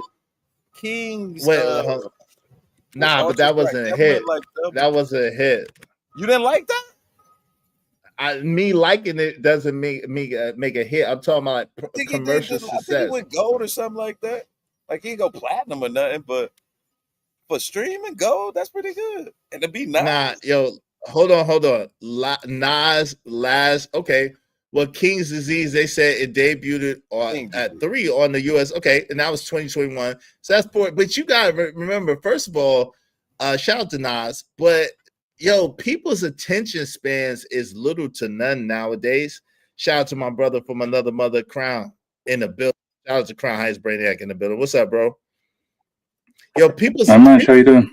I'm eyeing you. Yo, people's attention span is a lot. It's a lot lower now. So even though I think Nas is a legend, I love Nas. I love Nas music, whatever. I could see in this strange upside down world where people would identify more with people that they see on TV every day than people who are legends. You know what I'm saying? It's just weird. I could see it. I wouldn't agree, but you know, there's a lot of shit that goes on that I wouldn't agree. That's crazy. Yeah, guys, Jimmy need to go sit down somewhere, yo. Yeah, I don't really I can't identify with I can't identify with him. I'm not gonna lie, I cannot identify with that dude. He Jimmy just need to sit down somewhere. Yeah, I don't. Yeah, that's not my cup of tea. King's Disease was. It was King's Disease 2 was fine. Yeah, King's Disease itself was fine. But yeah, I can't identify with Jimmy, so I don't. I leave that alone. You know what I'm saying? And cocaine is a hell of a drug. Every time I hear Jimmy talk, I'm just like, cocaine is a hell of a drug. R.I.P. Rick James. I'm just like, nah. You better than Nas. And then he comes with what was it? He says his verses is going to be better. If it is he did a verses with Nas or some shit like that. And then he got smoked from Jada on that verses with Cam. I'm like, dude, when it comes to hip hop, Jimmy, you got a good producer. Dipset has always had like great instrumentals and whoever it is that does their production is amazing. But when it comes to flow, the only person that really had flow in all of Dipset was Cam, and Cam doesn't even rock with Dipset like that anymore. Wait. No, Cam. Jewels. I like Jewels. Jewels is nice. J.R. Ryder. Yo, man, Hell Rail, man. Come on, man. Listen to my man Freaky. Freaky. I love that nigga Freaky. Dipset is he was more like the goof. No, but he, you know what I'm saying? He had flow though. The way he did his thing, Freaky was just being freaky. You know what I'm saying? Freaky Zeke, like he just do his thing. Like I won't leave my girl around Freaky. Yeah. Shout out to them. They're cool ass niggas, man. So but shout out to Dipset, man. I just out of all of them, I never could really relate to Jim like that. Like Jimmy would be the one. Jimmy would be the one that I couldn't relate to the most. You know what I'm saying? Like no, but according to Cam said that Jimmy was the dude that everybody took under their wing because apparently Jimmy's grandmother used to live in Queens, so he wasn't really a Harlem dude like that. And then he started to come around Harlem because he had like family up in Harlem or whatever, and that's when he started hanging around with Cam and them, and Cam was like, "Yeah, I'm doing this." I think his grandmother lived in the Bronx, though. I think his grandmother lived in the Bronx. Something like that. But if I'm not mistaken. So he got the Harlem thing by association, not because he was originally from Harlem. I'm just like, all right, dude. And your whole career is just a bunch of Leave Jimmy alone. I let people do what they do. You know, I don't got nothing against the brother. He's just not my cup of tea. But I definitely cannot say that he hold any type of. He don't even hold a candle to Nas when it comes to the rap game or rapping or whatever. Now, if you say like you know what I'm saying, if you say like entertainment nowadays, and the fact that he was on Love and Hip Hop and him and Chrissy are like, you know, Big Tom and his moms and them doing the reality TV thing, I could see that, you know, because Nas is more low key, you know what I'm saying? Nas is more executive corporate, getting money, you know, fly nigga. He ain't really on the Love and Hip Hop shit. He bigger than Love and Hip Hop. Even if you look at it from just a genre point of view, Jimmy is a hype man. We fly high, no lie. You know this, but like that's hype. That's hip hop. That's not rap. You understand me? Like I could sit down and listen to Nas's first album 5 times. Easy peasy. Back to back. Of course. I could listen to that album. I could literally have it playing in the living room. I'm taking a shower in the thing, and I'm going along with the lyrics the entire time. Because that is a culture classic. It's that a is timepiece. That is street rap. Yo, Jimmy don't have none of them shit. No, that's a timepiece. Yo, Nas, first album is a timepiece. You know what I'm saying? It just is. You know what I'm saying? So yeah, like, you know what I mean? Nas is an icon, man. Nas is a rap icon. My brother's favorite rapper, may he rest in peace. Nas is an 100%. icon. And I I couldn't even take that argument seriously. Like I wouldn't even really like. But what? even still, just on the strength of, I don't think Jimmy could stand up and just do that off the dome.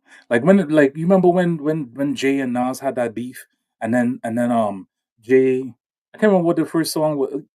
It was super nasty. Super nasty. Then Nas came back with the ether. Mhm. Now to have that intellectual fortitude where it is that you're breaking this man down molecularly, every single bar on ether was just straight smoke coming for your neck. Jimmy don't have that. I'm sorry. Of course not. Of course not. This ain't about Jimmy. That's fine. Yeah, of course not. What are we talking about? we just talking about like friends, family, frenemies. Like, yo, at what point do anybody owe anybody anything? Like, you know, if you're a friend and you become successful and you have friends that you know kind of been supporting you all along, had your back all along, what do you really owe them financially? Because this is the B Simone interview with her friend, and she was kind of crying because she's not cash. She's not liquid right now. She's putting her money into her business, and she's used to having a different level of money. And people have been really gravitating to the fact, saying she's broke and this and that, and they ain't really understanding. But what do you really owe a friend? Let me know. Have you seen this? Have you seen the clip? No. All right, let me replay the clip so y'all are familiar with where we're at, and then y'all could tell me what you think about it. All right, so B Simone, y'all know y'all favorite B Simone. Let's get to it. Let's go. Oh Lord, don't make that face, girl. Don't make that face. God damn. Okay. Here we go. Y'all make sure y'all support the show, Sports Stream. In the meantime, hit the like button. Let's get it. Feel like you know what it could be, although you can't see it, because sometimes our spirit does know. Like, I feel like it's breakthrough with what I'm creating with the app. I feel like there's been so much financial, just my finances, like the budgeting. You see how I am nitpicking every little thing. I've never been like that. We were in Bloomingdale's yesterday. I'm like, we have to go to H&M. Yeah, like I notice it in me now, just nitpicking, and it's not even. I just don't have it like to spend the liquid. Yeah, I'm used to having liquid, and because I've invested in this app and this platform, I don't have the liquid. I got the money, but not yet. It's coming. I have it in assets. I have it in jewelry. I have it in, you know, but it's like the liquid. I'm used. Yo, what? She is annoying though. She is annoying though, B. But bear with it. You sipping on the tears. I'm sipping Yo, hold on on. the tears, yo. I'm Hold sipping. on. Let it play through. Let it play through, crowd. Hold on, real quick. To seeing a certain amount in my account. But you're also used to a hustle mentality. For sure. And this time when you set out to do the app, you said that you wanted to do something that was legacy. That That's was gonna going to have have longevity. longevity. Not And quick. Yes, you I don't want it. Return. I don't want it quick, and I'm not complaining. Yeah. I know that. I believe in what we're building. Yeah. But I think that, like, that's what I'm fighting. Use the microwave, spiritually. and this app is a crock pot. Wow. This app is a slow cooker. Wow. And you're going to reap the benefits of it later. But right now, you're sowing seeds into that. And so it just takes time. But you'll have that. I believe that. You'll have all I that. believe you know that. it. I know it. Yeah. But And that's that's why the battle of the app is so challenging, because when God's hand is on something, when his hand is on something, it's evident. Do you know how many women's lives are impacted already? Wait, I want to fast forward a little bit to when she talked about her struggles real quick. Hold on. Comes with weight. The weight that you carry on your shoulders for that. You got Hold on real quick. Mine was attached to it. Financial freedom and what we're building. And I don't really know yet. You're a visionary. You're a visionary. And from the very first podcast you ever had to now. Yo, my man Kale Black says she is definitely complaining. Her voice is practically cracking, yo. Her voice is practically. She was like, I had to go to H&M. She had to go to H&M. She ain't used to having to go to H&M. She wanted to shop at Bloomingdale's. B. Go ahead. It seemed like she was looking for validation from her friend. You know, are we doing this right? Like, it almost seemed like she was venting in a sense. Yeah. Kind of complaining too. I see that too. But like, are we doing the right thing, girl? I could almost see her. Like, that's the vibe I was getting from her. Like, you sure? Yeah, she literally asked her. She literally asked her that at one point. You know what I'm saying? Does she feel like? But the friend is gonna get into her financial struggles that she had in a low point in her life. And so what a lot of people are coming with now on the internet is that B. Simone is a bad friend and that she hasn't supported her friend financially, knowing she's going through it. Right. Oh. And my philosophy has always been I have friends with money or whatever the case may be, but nobody don't owe me. I mean, there's people that owe me money, but nobody don't, in the sense of that, nobody don't owe me nothing really. Like if you give to me, if you share with me, if you loan me, if you invest in me, that's your choice. And I appreciate it. You don't have to do shit for me. You can still love me and not give me no money. You know what I'm saying? Maybe you don't have it. Maybe you got your own struggles. Maybe you're trying to invest in your own business. Maybe you concerned if you're going to get the money back. Maybe you need it for something else. It's all kinds of other things that be happening. So I don't put that on people that have to give me money or have to do for me if I'm struggling. Sometimes your emergency is not necessarily somebody else's emergency. Like, you know, well, how do you see that, Crown? And I'm gonna get to my man Conscious more after that. I don't know. I think so. What it seems like is, so a lot of people got mad at B. Simone because back in a couple of years ago, she came with the whole entrepreneur thing, right? I want a man who's an entrepreneur like me. I don't want a 9-to-5 guy, this, that, and the third, blah, blah, blah. But anybody that knows anything about business understands that the most masculine position that you can have is entrepreneurship. It literally is about sacrifice. It literally is about you're not going to be able to see a return on your investment for the next at least 2 to 3 years when it is you're starting up. And if it is that she's talking about this app that she's starting and this, that, and the third, she's probably in the investment stage where it is that all she's seeing is money just coming out of her account, and that thing is just taking up a lot of her money and a lot of her time. But again, men understand this because this is sacrifice. So again, I'm sipping on her tears because I literally done that with a practice, and I literally had to pay my nurses and everybody else before I got paid, and it took me almost a year before I actually started to see some money. But when it is that I saw the money, it was better. It was a lot better than me working for somebody else. But again, during that grinding phase where it is that you got to make sure that everybody else eats, ain't nobody checking for you. So again, I have no I ain't got no sympathy for her. As far as the friend thing, I don't know if it is that if her friend was there for her like during the where were you when I was shooting in the gym during the initial pods, and all of a sudden now when B Simone came and got on top, she turned her back on her or whatever. Then no, that's wrong. But that's not the sense I get. I get the sense that the friend was just grinding and she was in a tough situation, but B Simone didn't know anything about it. That I need a little bit more context on, but yeah, I'm gonna play that in a minute. Go ahead. What say you, Conscious more? Yeah, I was gonna kind of say the same thing. If her friend asked her for money and then she kind of played, or B Simone said, "Yo, when I get on, I got you," then she kind of played. I would see a problem with that. But like you said, people don't know you nothing, man. Maybe support, but they don't know you anything financially. You dig what I'm saying? Especially a friend, and it ain't like they gotta give you because they get on. But if I say I'm gonna give you money and then I don't, then I'm not really your friend either. I gotta That makes sense in my head too. That makes sense too. All right, let's go a little further and let's see, because I'm curious after y'all hear this, what y'all, neither one of y'all have seen this yet, huh? All right, so I'm curious of what seen that y'all. little first part when she was crying, but I ain't going into that. All right, let's get to it. I'm curious what y'all think about this. All right, let's mute up. Let's go. Hey, make sure y'all support the show, support stream. Hit the like button. Likes are free. Likes don't cost you nothing. But if y'all don't mind, man, help us reach our goal. We just need 22 more people, at least $5. Help us reach our goal today, man. Dope discussions deserve dope donations, compensation for the conversation. Let's do good business. The panel is open too. If you want to give your opinion, we'd love to hear what you have to say. Let's go. People's lives are attached to it. Purpose is attached to it. Mine was attached to it. Still is attached to it. Fulfillment is attached to it. You are a visionary. And unfortunately, it comes with weight. The weight that you carry on your shoulders for that, you got to carry everybody else along. It's heavy. It's heavy, but you're called. That's period. I know. You know what she said to me the other day that it's like embedded in my head. What? And it just whoa.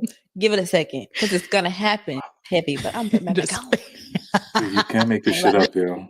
God called me to 10, and I'm hoping he releases me on the 3rd. It's so hard letting go of the old you. We were at the BET Awards, and I'm gonna keep it real. I don't know the word, but when your flesh is fulfilled, the person that made me famous is not who God called me to be. Not all of who he hit the day, because I remember every moment. Had one tonight. Baby, she just had one, and I love my flesh when it on it. Like, but what did I say? I'm like, Jesus. Fast, spiritual reasons. Or forced me, but that you're so inner right now that it is about you. And I don't necessarily time you still miss the things that you used to do, or you connect that on bonded you together. Like our thing is food. Or that, like, we were out there for 7 days. The first 3. Don't scare me, sis. No, it's I'm about gonna to be crazy. unzip. I'm sweating. I'm like, what do you think is happening? I don't know. You never seen me like this. No, I've never seen you like this. I've never seen you this, like, just to support your friend during those seasons, because it's like, and it's challenging. It is, because you're changing, you're turning into somebody different. Jesus, you're different. And I'm like, who is she becoming? I don't even know. You're so different. In what ways? This is crazy. We've never talked about this. You're just different. Like, you're Does anybody have the timestamp? Because I don't know how much I can do of this. Easy Bears, play the H band AI. Oh wow. Yo, I just can't stop looking. Oh, anyway, go ahead. Huh? No, I'm just saying this, the way that she outlined the outside of her lips makes her look like Mr. Popo from Dragon Ball Z.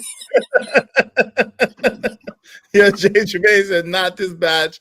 Hey, yo, we have it. It's really a bigger conversation. But I did want to get to the part where it's talking about the the money or whatever with the friend. I want to get to that. I just what I have to say. It sums it all up. I'm trying to get what's up, Jay Tremaine? I'm trying to give me 1 second though, y'all. Let's... No, because all I just keep seeing is Mr. Popo. I'm sorry. Anyway. That's crazy. Let's get to it. Hold on. Y'all wild, man. Y'all some wild people. Let's go. Let's see. I think this is it. But listen. Everything. Am I different in any bad ways that you think I need to like? Bad? Yeah. Are there like any red flags different or different in like what? Like tell me. Like no, I think the only red flag would be that you're so inner right now that it is about you. And I don't necessarily see that as a bad thing. Oh, dang, let's dig more there. Tell me. What? Who I am right now. You know what doesn't belong in your first 3 months only? As long as I'm not going down the wrong path. No, I don't think you're going to. I think we talked about this. You're scared. It's fear coming from, like you said, bitterness. Yeah. Okay. It's like a guard is up. I done bought houses. You're scared. It's fear. You're traumatized by a relationship. And so many women go through that, whether it's a nigga, whether it's a friend, you get hurt. And now you move with this like, this fear. Guard up, this fear, this anger, you're broken, you're hurt. Yeah. So I don't want to ever move like you're shedding and all the things. Yeah. We had a real conversation a few weeks ago. You checked me. And I checked you. You were like, you sound so mad. You sound so angry. You sound so bitter. Like I was over you were it. like, this is not discernment. This is pain. Yeah. I said, how can Pastor Darius, our pastor, said something and I'll never forget it. He was like, people want to say that they're discerning things, but why is it that you only can discern when somebody bad? When something's Yo, so I think this is where it's about to get into it. Uncovered trauma bonding. This is Bish. I'm trying to get past the Bish Babble, man. I'm trying to get past it. It's gonna come up real soon. It's coming up real soon. Man, be patient, man, because she about to get into it. Y'all support the show. I get Mr. Popo.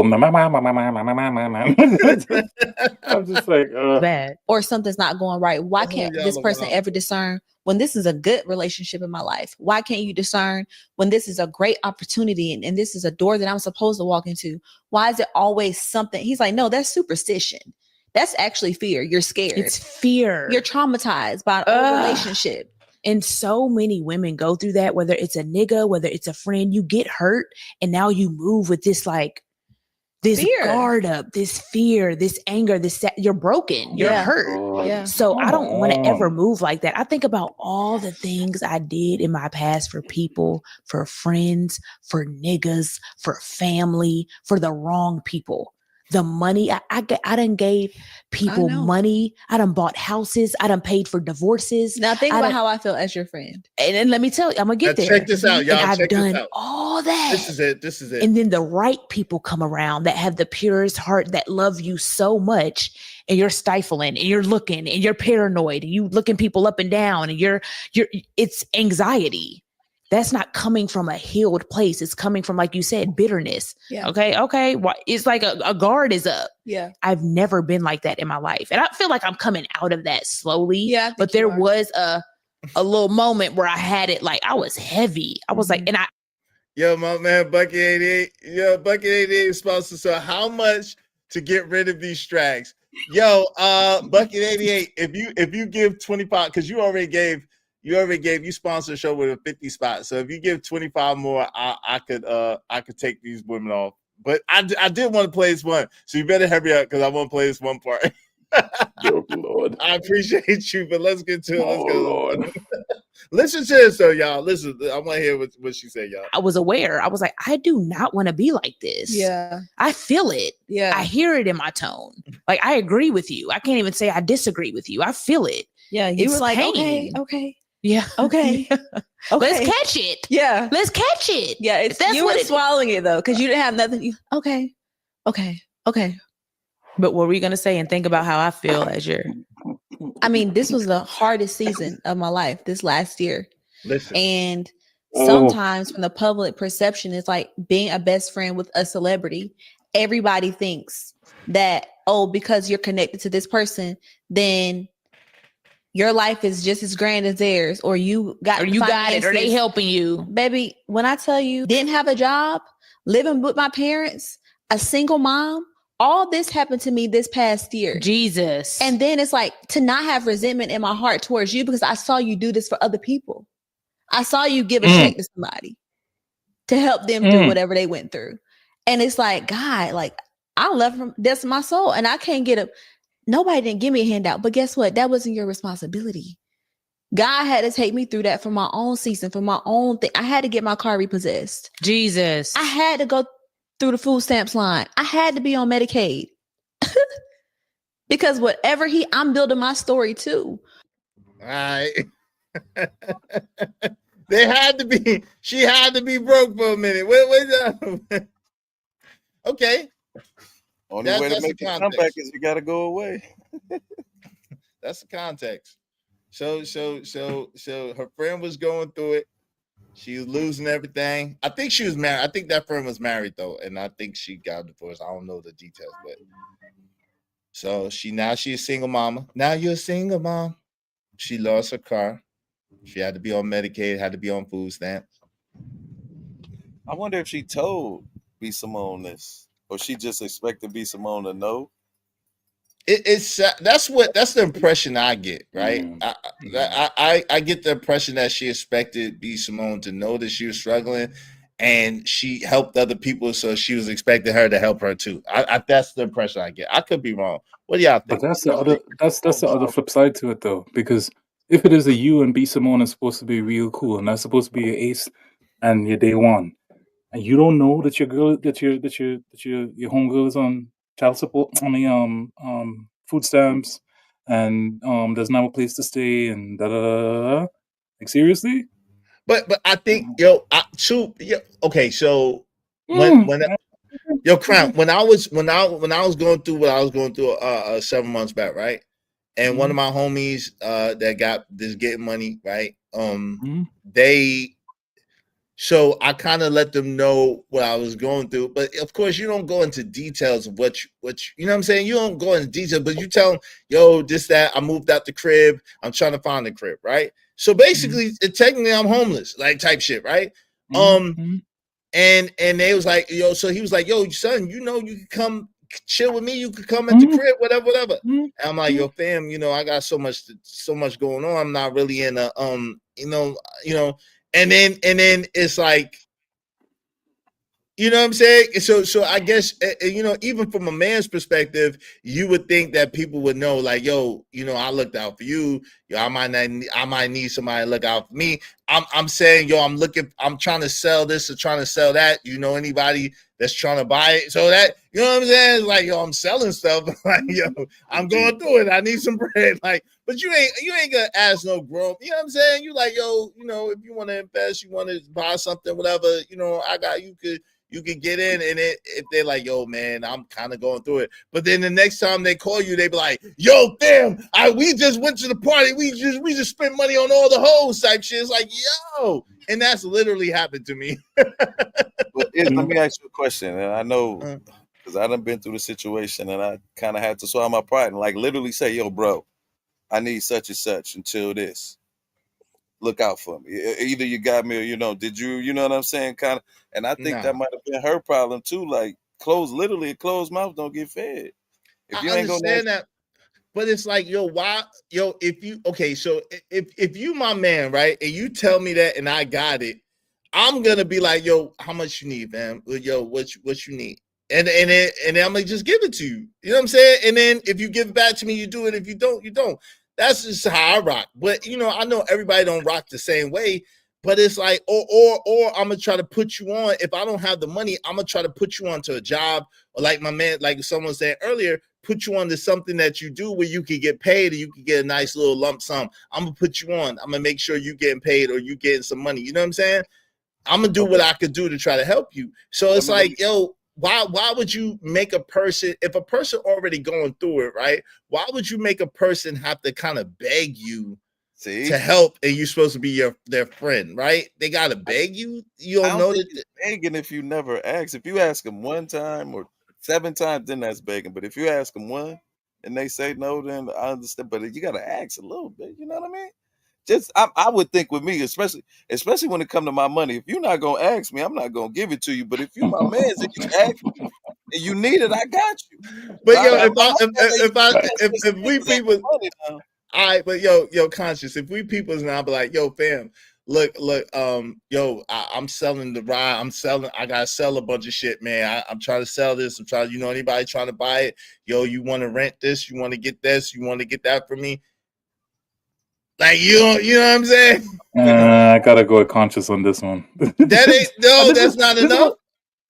So okay, I got a couple of things. One, if we go back to the whole thing of entrepreneurship is a very masculine thing. As men, we understand that there's going to be sacrifice, that stuff is going to be hard, this, that, and the third. What I'm hearing from B. Simone is, I don't have a man. I'm hearing I want to be in the masculine position, but I don't have the broad shoulders to carry the load. I need a man. That's what I'm hearing. I'm hearing, I wish that I was in a situation where it is that somebody can take this load off of my shoulders, and I could be in my feminine and in my soft era and blah blah blah blah, and just get all pretty and this, that, and the third. But this, when it comes to putting in a business and all this other stuff, this is not cute.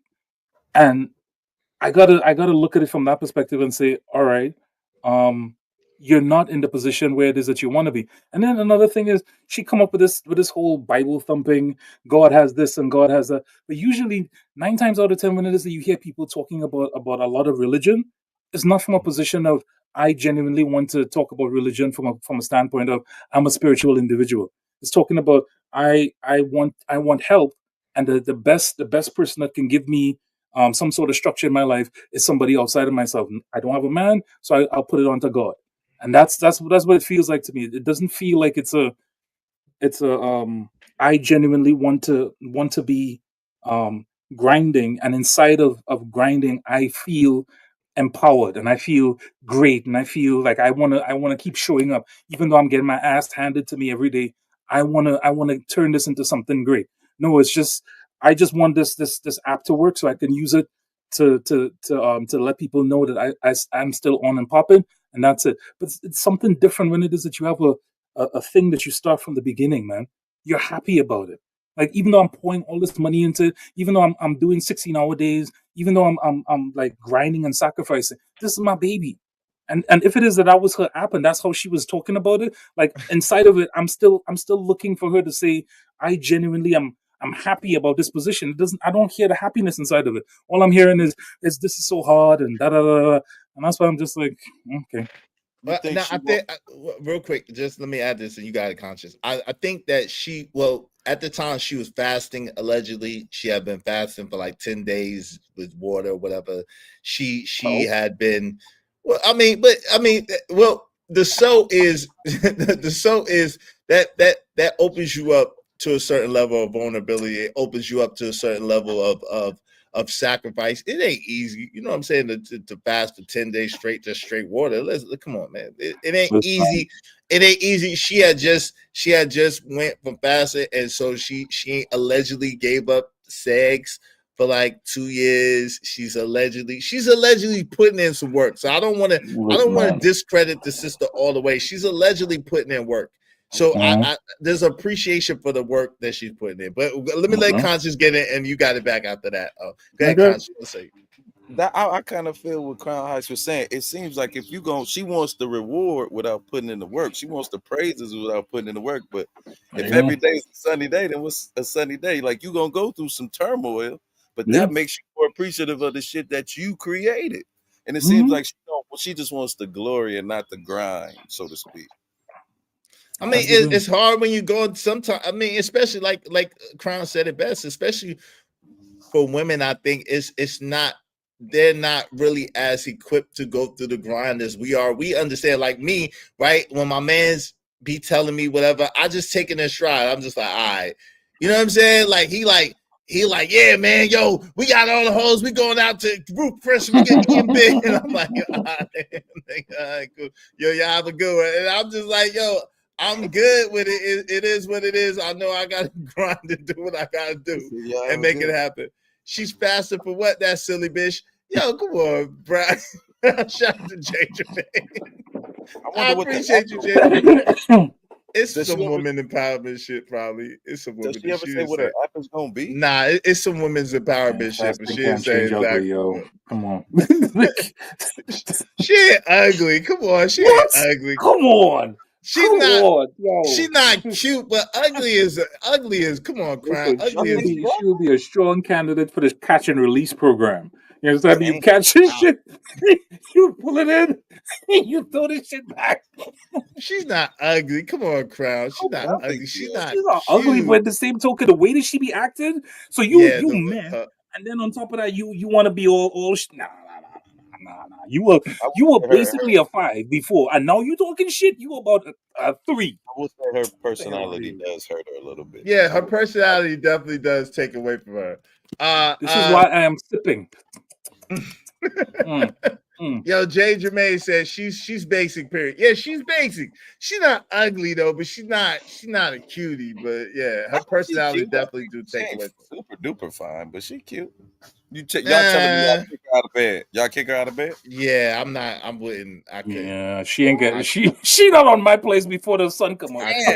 She could. She wouldn't even know where I lived. Yo, fam, she wouldn't even know where I lived at, bro. I'm sorry. I can't. No. Not the mental part. No, I'm talking about the physical, bro. The physical, bro. She's not ugly, but it's just like she the type that if you put that thing on her, she'll be like on, like you never get rid of her. Like it seemed like she that type that you put that on her, she never getting rid of you. Like she trying like you will have the keys to her car to go to work to drive. Yo, Crowd, shut up, man. Yo, when you gonna pick me Shut back up, up, you gonna pick me back up after work, right? Yeah. I got you. Crowd, man.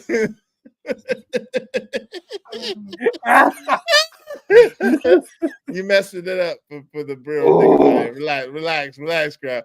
Hey, welcome to Being the Ninja, my man JD said. What style and swag Benzino have? That's a whole nother question for another day. We'll put on, but after that, figure it out, my ninja. Yeah, we'll put you on, but after that, you gotta figure it out, my ninja. That's how I go. What's up, Boris the Beast in the building? We men can't be leaving it up to interpretation. Be direct, man.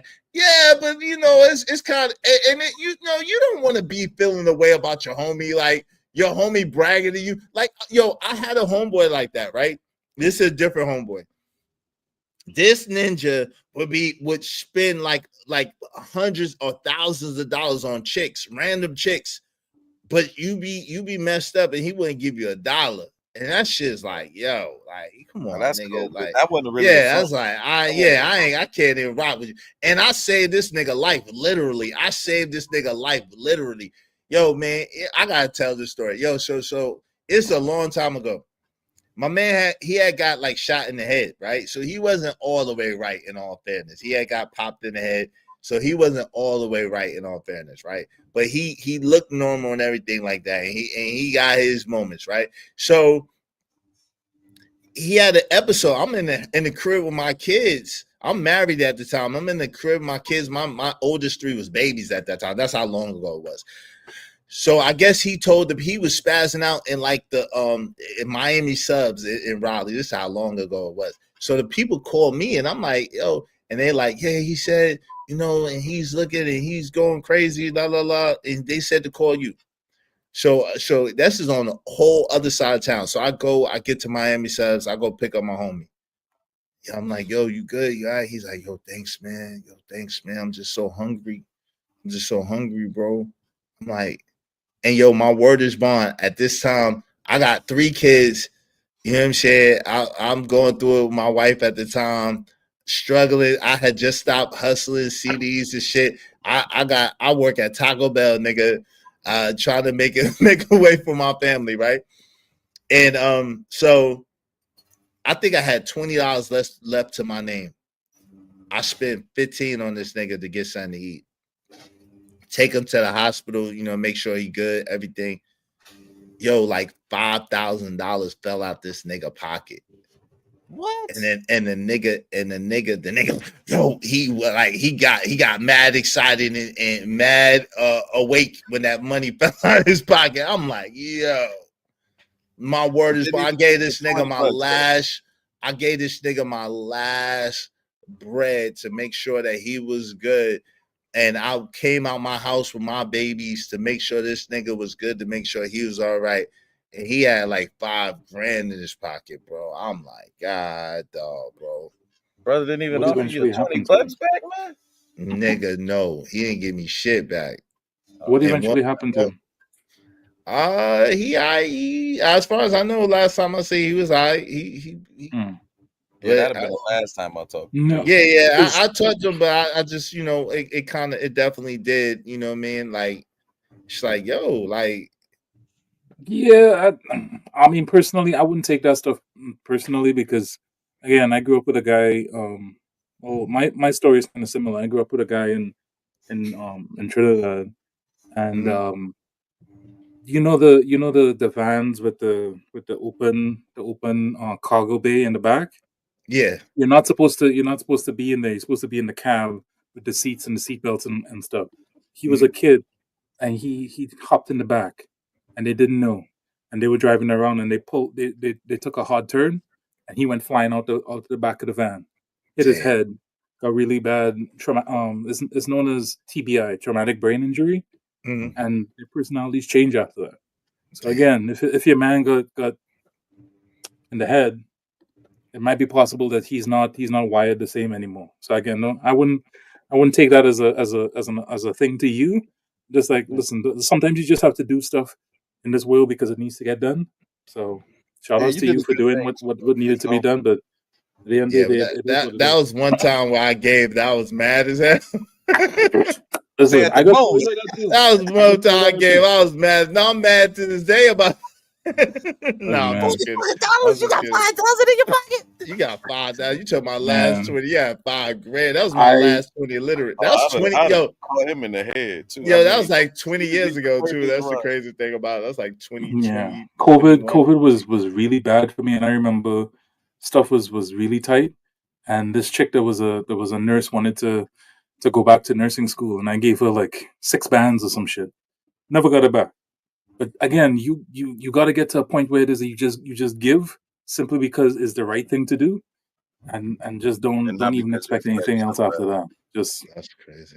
Yeah, it is what it is. That's crazy. She need to give you your money back. That's wild. Hey, cold shoulder treatment. Yep, that's crazy. No, that is. Soon as a woman come around, he dipped and did not want anyone around him and his woman be all up in your shit, and that the woman faces you have around. That's the ninja who will sleep with your bed. Okay, I must have missed part of this story. Narrative. Shout out to Narrative Dialogues. Oh, people are like that. They will spend what they are interested in, but I don't understand having the homie back if it's genuine friendship. I had a friend I grew up with like that. Yeah, that's crazy. I miss Miami Subs. Yo, Miami Subs used to be banging. I miss Miami Subs too. Miami Subs used to be banging.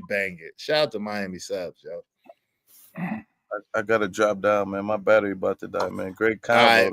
Appreciate you, Conscious, for coming through. Salute to you, man. Salute. Y'all be safe. Conscious. All right, you too. You too. Hey, this is on some old I'm gonna get you sucker Chris Rock face out. Yeah, how much is it for one rib? How much is it for one rib? Good Lord, good Lord. One rib. Man pulled out.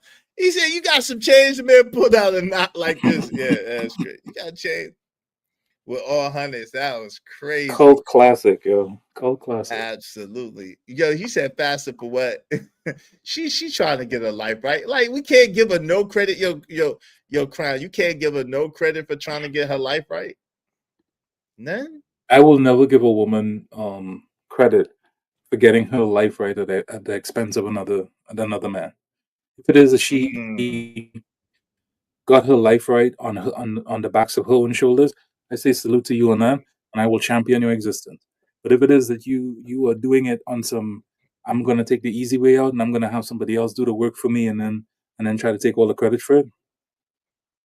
So how do you think that applies to her? I think that she's kind of doing it herself. You don't think she's doing it herself? I think that's why she's so miserable, because she's trying to do it herself and trying to make a way. You know what I'm saying? Really okay? All right. If I was to look at B. Simone, the woman, right, and then I had a male version of B. Simone right now, right, and the two of them are literally doing the same thing side by side, who do you think is having a better experience? The man, of course. No. And in terms of life, her quality of life will be better than her male counterpart. Oh, okay, You know yeah, what I mean? yeah. Her male counterpart will understand that he has to grind, and what she's looking for is somebody to have understanding and empathy and sympathy for her, and that is very indicative of being around women. But as a man, you understand that you got to do this shit alone. Ain't nobody coming for you. Yeah, the cavalry ain't coming. Like Ain't Chris cavalry Gardner ain't said, coming. the cavalry So ain't when coming. yeah, when she's talking about all this thing about I put so much money into this and blah blah blah blah, I'm just like, chick, do you understand how much money people have lost starting businesses?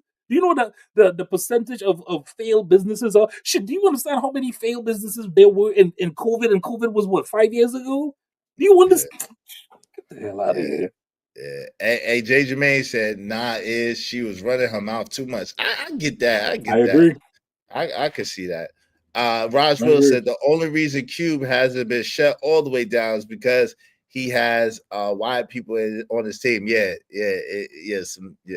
definitely. It's a sore loser syndrome. Why you say that? What do you mean by that, narratives?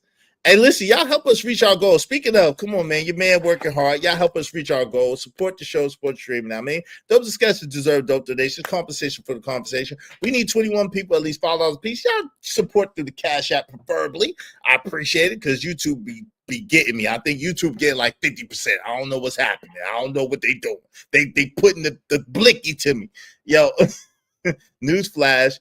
It ain't easy out here. No, it ain't. And nobody gonna give you nothing. You gotta work for it. Anything you get, you gotta work hard for it. You know what I'm saying? But honey, shake the hips, you don't stop. And we got keep on. Keep on.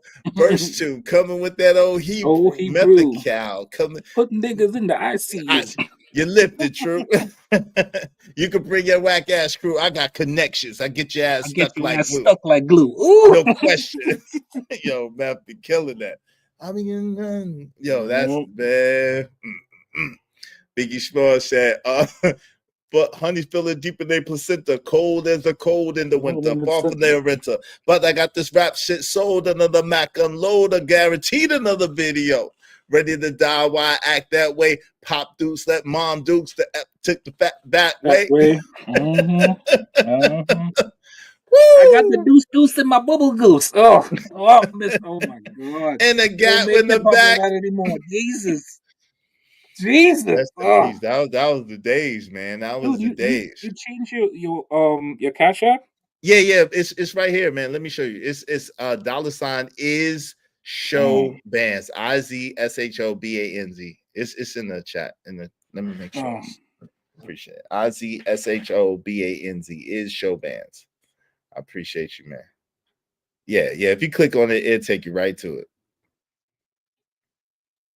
Yep, that's me. $ IZSHOBANZ. Let's not go back. Hey, yo, come on, man. But I mean, that was back in the days. That was back in the days when things was things, you know, when things was stinging. You feel me? Let's not go back. Man, that was a time. Man, thank you very much, brother. I appreciate you. Shout out to Crown, now sponsor of the show. Thank you very much, brother. Shout out to my man, Crown Heights Branding. I appreciate y'all. Be like Crown Heights Branding. I support the show. We just need 20 more people, at least $5 a piece. Support the show, support the stream. Now, I mean, dope discussions deserve dope donations. Compensation for the conversation. Let's do good business. Thank you very much, my good brother.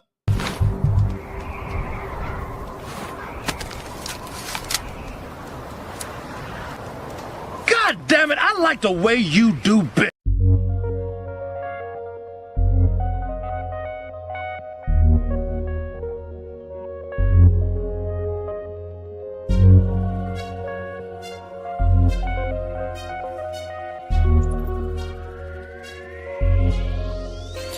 It don't matter what the situation, I'm just tryna climb any obstacle a nigga facing. See it through in due time. It's a marathon, you gotta pace it. You can't.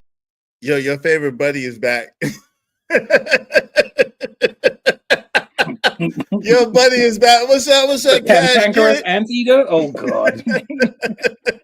I had to come kick it with Crown, I had to. Mm-hmm. Yeah, Crown. Let's figure out why Easy Benz isn't a multi-millionaire by now, bro.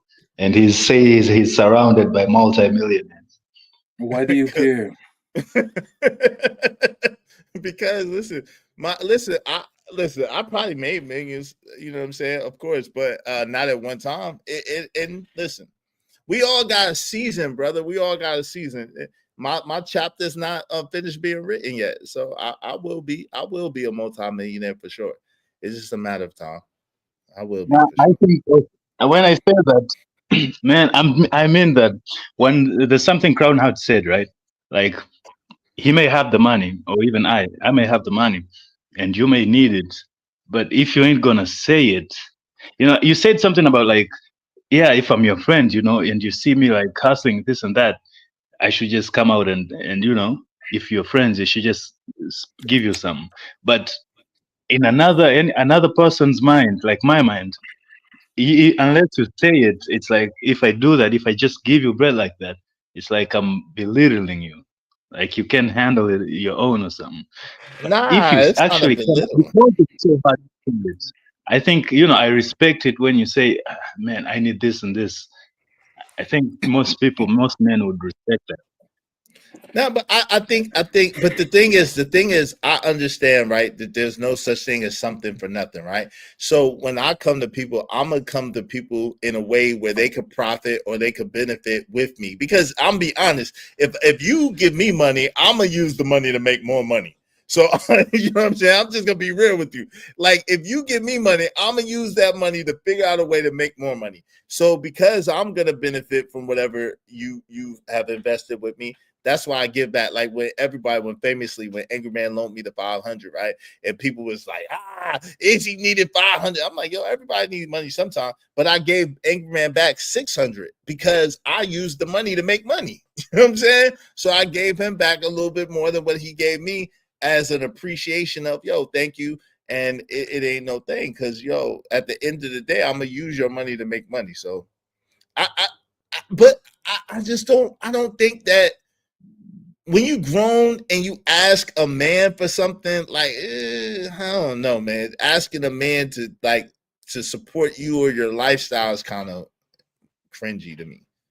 You know what I'm saying? I would rather you buy something from me, or I would rather you invest in my business, or I would rather, so I know that you're going to get something back off of it than for you to try to take care of me. You know what I'm saying? Like, does that make sense? Now, if you just gave it to me on the love and say, yo, fam, I felt led to give this to you, I'd appreciate it. I'd take it. I wouldn't feel no way. But if I have to ask you, yo, fam, can you give me, you know what I'm saying? Okay, it's weird, but it's true. Why has it got to be weird, JJ, man? Because it's like, we grown men. How you gonna ask another, yo, man, can you buy me a dinner? Can you buy me, like, can you take me shopping? Nah, No. What? No, Diddy. Pause. Where's your pause button at, Crown? No, Diddy. Pause.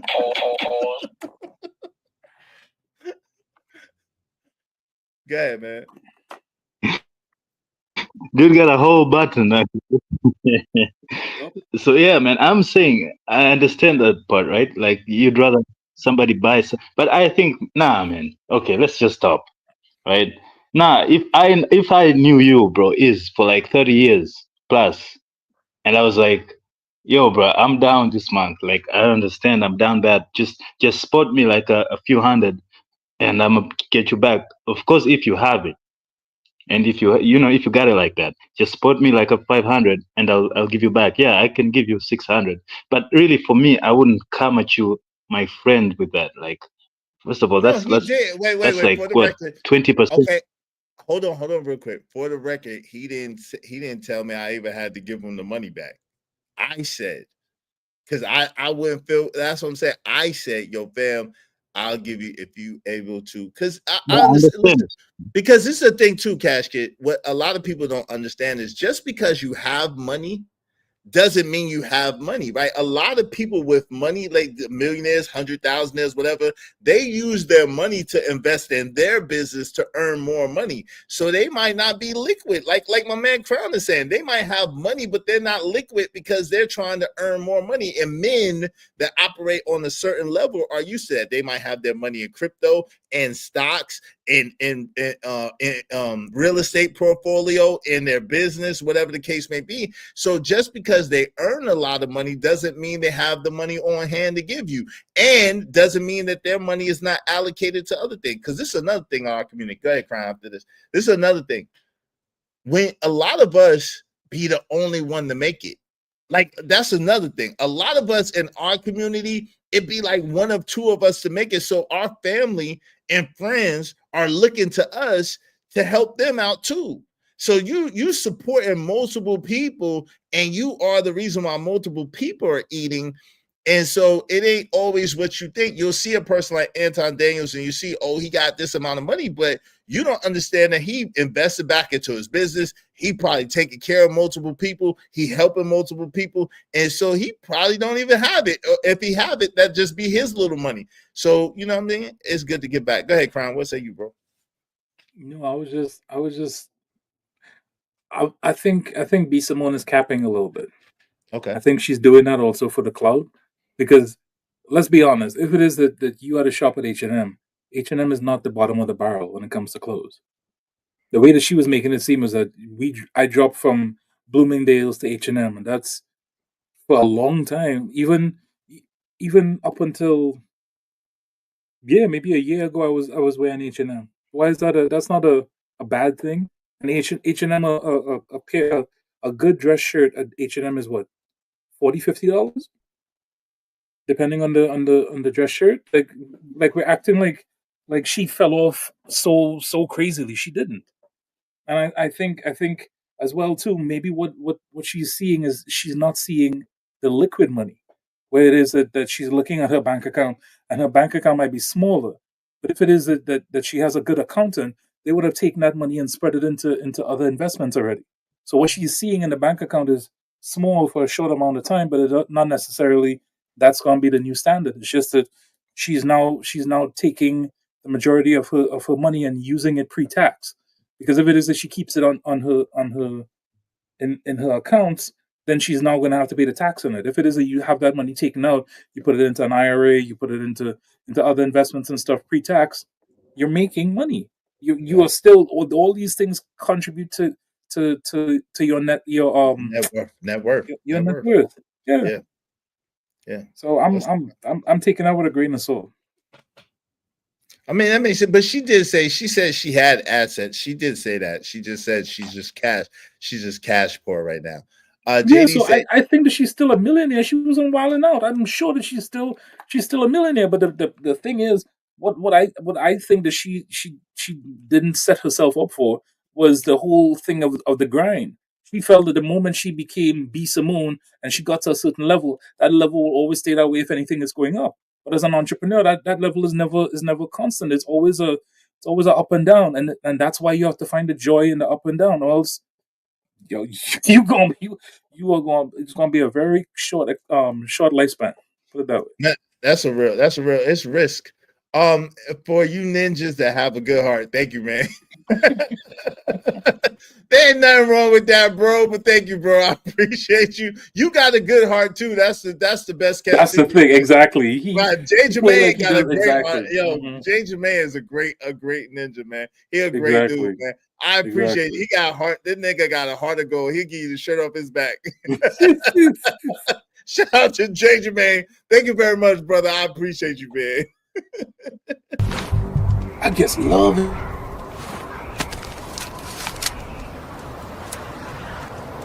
God damn it, I like the way you do bit.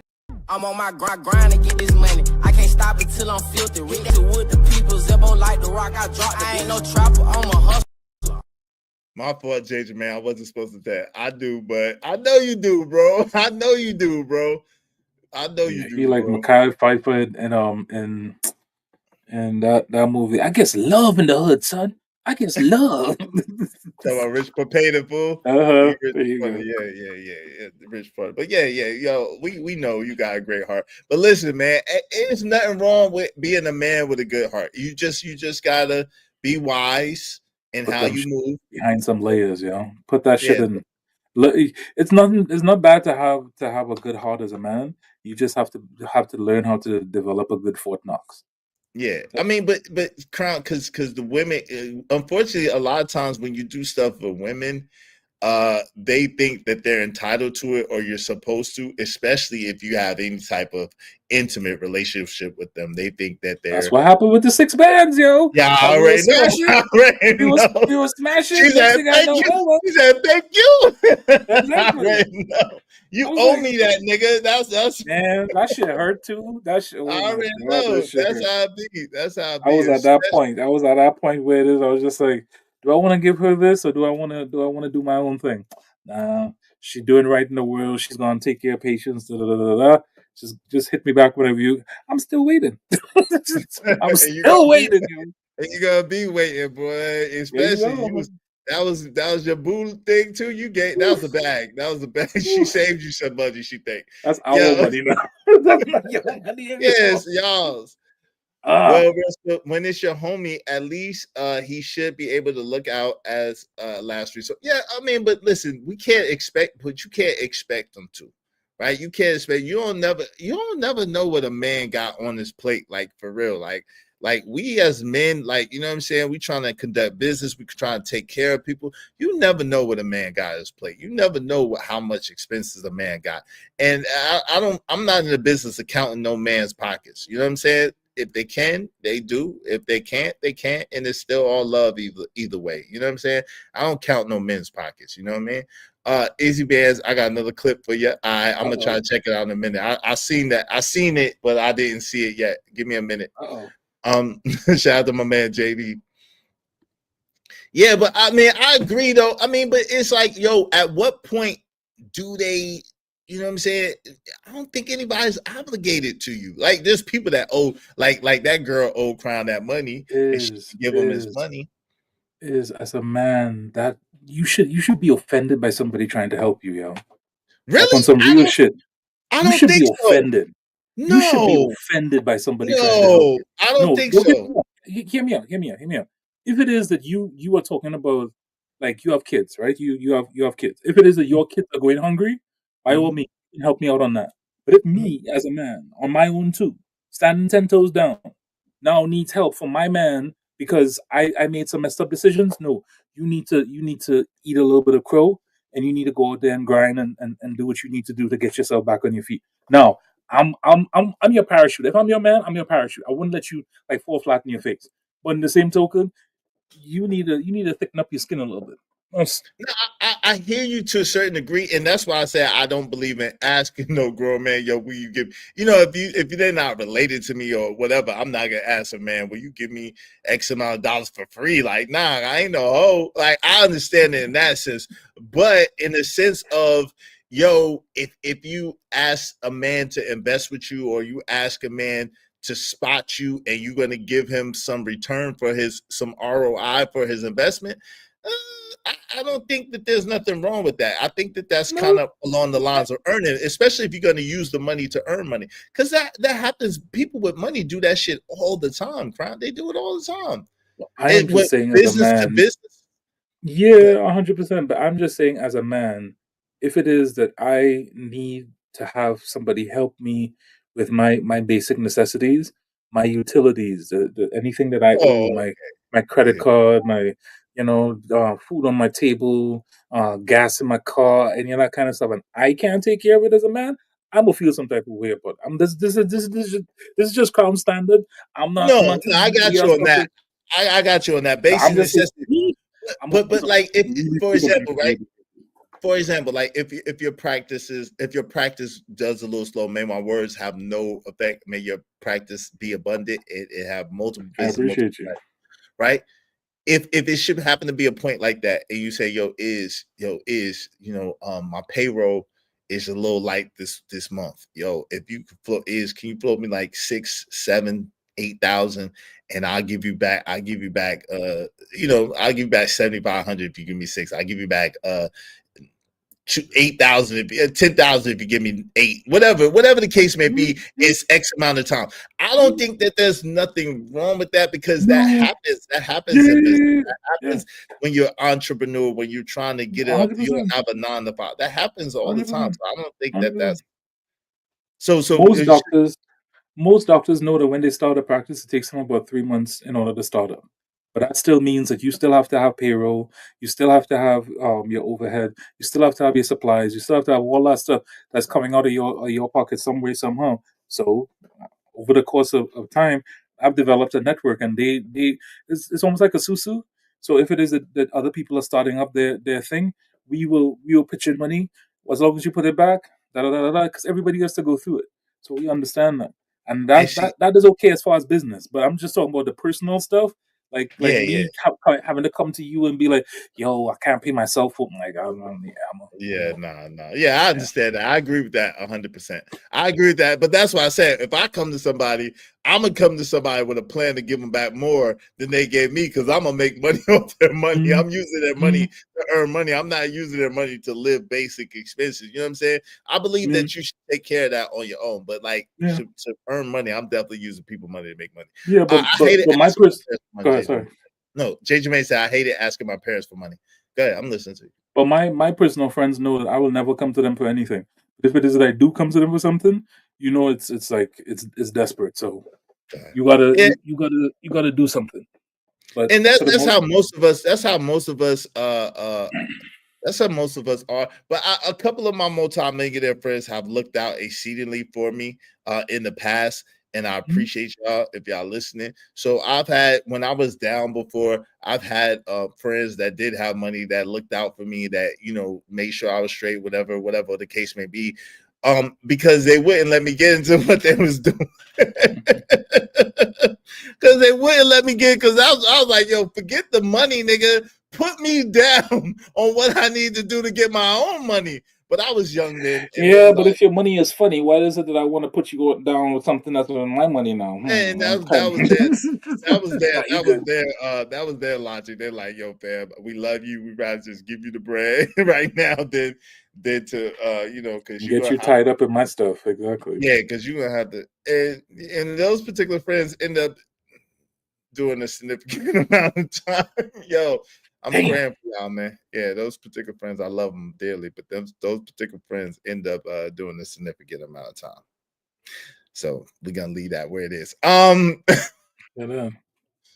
didn't want nobody to know, but I need to check on. I need to check on them. Matter of fact, but they didn't want nobody to know, but they ended up, and it ended up they was protecting me, but So $20, you got my $20 for me when Diddy you an angry man. I gotta pull Angry Man's coattail too, because he was like, yo, you understand who Diddy is? Yeah, I get all that. Don't get me wrong. Diddy is a complete supervillain, 100%.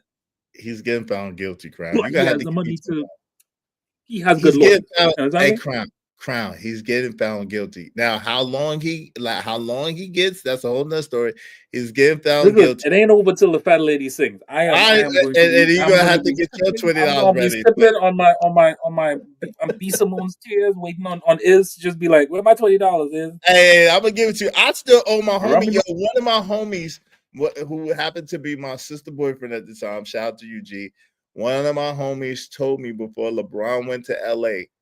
About 2 seasons before LeBron went to LA, he told me, I haven't ran into her. I got $20. If G, whenever you listening and you want your money, just hit me up. I owe you $20. I haven't seen you in years, but I haven't seen that man in 11 years since my brother died. I haven't seen that man since my brother died. May God rest his soul.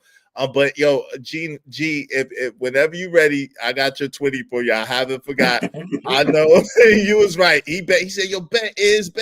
I was like, nigga, you ain't said shit. Like, you would tell me that LeBron going to LA. He told me LeBron was going to LA 2 seasons before LeBron went to LA. I said, God dog.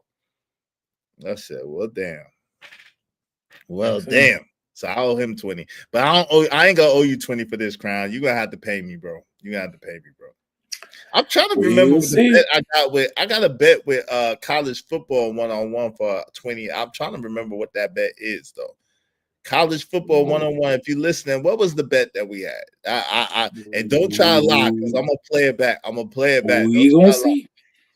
We're gonna see. I don't want to think crowd. I don't want to celebrate if he gets, you know what I'm saying? I ain't gonna feel good celebrating him going down, even though he probably deserved whatever he get. But I'm just sick of when So let me ask you a question. Where does you trying to be a nice person and you just happy for somebody getting their comeuppance begin? I don't have that in me, really. All right. So I'm not trying to be a nice person. I'm a good person. I'm not a nice person. I think I'm a good person. But yo, I don't get excited about people suffering. I just don't. It just don't make me feel good to see people suffer. It just So don't. when your boy was talking shit about your daughter, and we all started riding for you, and everybody started to turn on him, and you started to realize that everybody is now seeing him for who he truly was. You didn't feel good about that? Exactly. Exactly. No. Listen. No, I didn't. No. Mm-mm. I didn't feel bad about. I didn't have any feeling about it really. I didn't feel bad about it, but I didn't feel good about it. It was just like one of those things. I mean, but this is the thing, right? My thing is this. I understand that what you put out, you're gonna get back, right? Regardless, and it's energy, right? So I don't like people have celebrated when they thought I was down and out, like literally on this app, and it's like the weirdest thing, like. Why would you celebrate when someone's down? So I just don't. I know people, yo, Crown, listen. I know people in school, girls in school, who used to tease people, who used to talk about how people look, who used to tease people, and their daughters, or their children have some severe autism and severe palsy and severe things. And so, like, I've seen too much, bro. I just know that, yo, regardless to whether people are wrong or right, when you celebrate, when you get excited about their downfall, when you get excited about their demise, yo, yours could come at any time. Mine. Yeah, but that's. I think you're conflating my desire for justice for my desire for innately seeing somebody fail. I don't want to see people fail. But if you come at me, it's like Omar Little said in The Wire. If you come at the king, you best not miss. If it is you come at me, like you come at me on some bullshit, listen, it's up. It's up and it's stuck. And until either one of you or I leave this mortal coil, it's up and it's stuck. And I am relishing your downfall. And if that makes me a bad person, nah, then so be it. But in the same token, I'm not looking for it. Don't get me wrong. I'm not looking for it. I'm not wishing anybody ill or this, that, and the thing. I have love for everybody. But come at me. It is what it is. I'm like that. I guess that's the Brooklyn in us. I'm like that, but to a certain degree, I can forgive. Right? I have a forgiving spirit. I can forgive because I know. You will forgive, but you'll never forget, kind of thing. I don't know if it's like that. I can forgive and not rock with you, right? I learn lessons quick now, so there's that. So I don't have to mess with you, right? I can forgive you and say, okay, cool, and just not deal with you. I don't have to deal with you. I don't have to acknowledge you. I don't have to do anything with you. You burnt me. I got burnt. And I learned from it, and may God, but like, you know, because the truth is, when it comes to me, what I realize is God, for whatever reason, God allows me to go through a lot of stuff. But when it comes to people picking on me, I guess because of the way I am, when it comes to people like picking on me or trying to like destroy me or trying to get at me, God always mess them up. He start messing them up. He start tearing people up for me. So I understand that, and I be feeling bad. Sometimes there's some people that I'm attached to this day that I'm not supposed to be attached to, and the only reason why they ain't getting torn up is because I'm still attached to them, and I know it for a fact. But it's like sometimes I feel bad. I don't like to see people suffer, man. I don't like to see people suffer. No, I don't like to see people suffer, but I like to see my enemies fail. There's a difference. I don't get no joy in that. Okay. I don't, because it don't do nothing for me. If you fail in it's not about doing anything for me. It's about justice. But it's no such thing as justice, though. Okay, it's no such thing as that's justice. the problem. You don't believe in justice. I definitely believe in justice. No justice. It ain't no justice.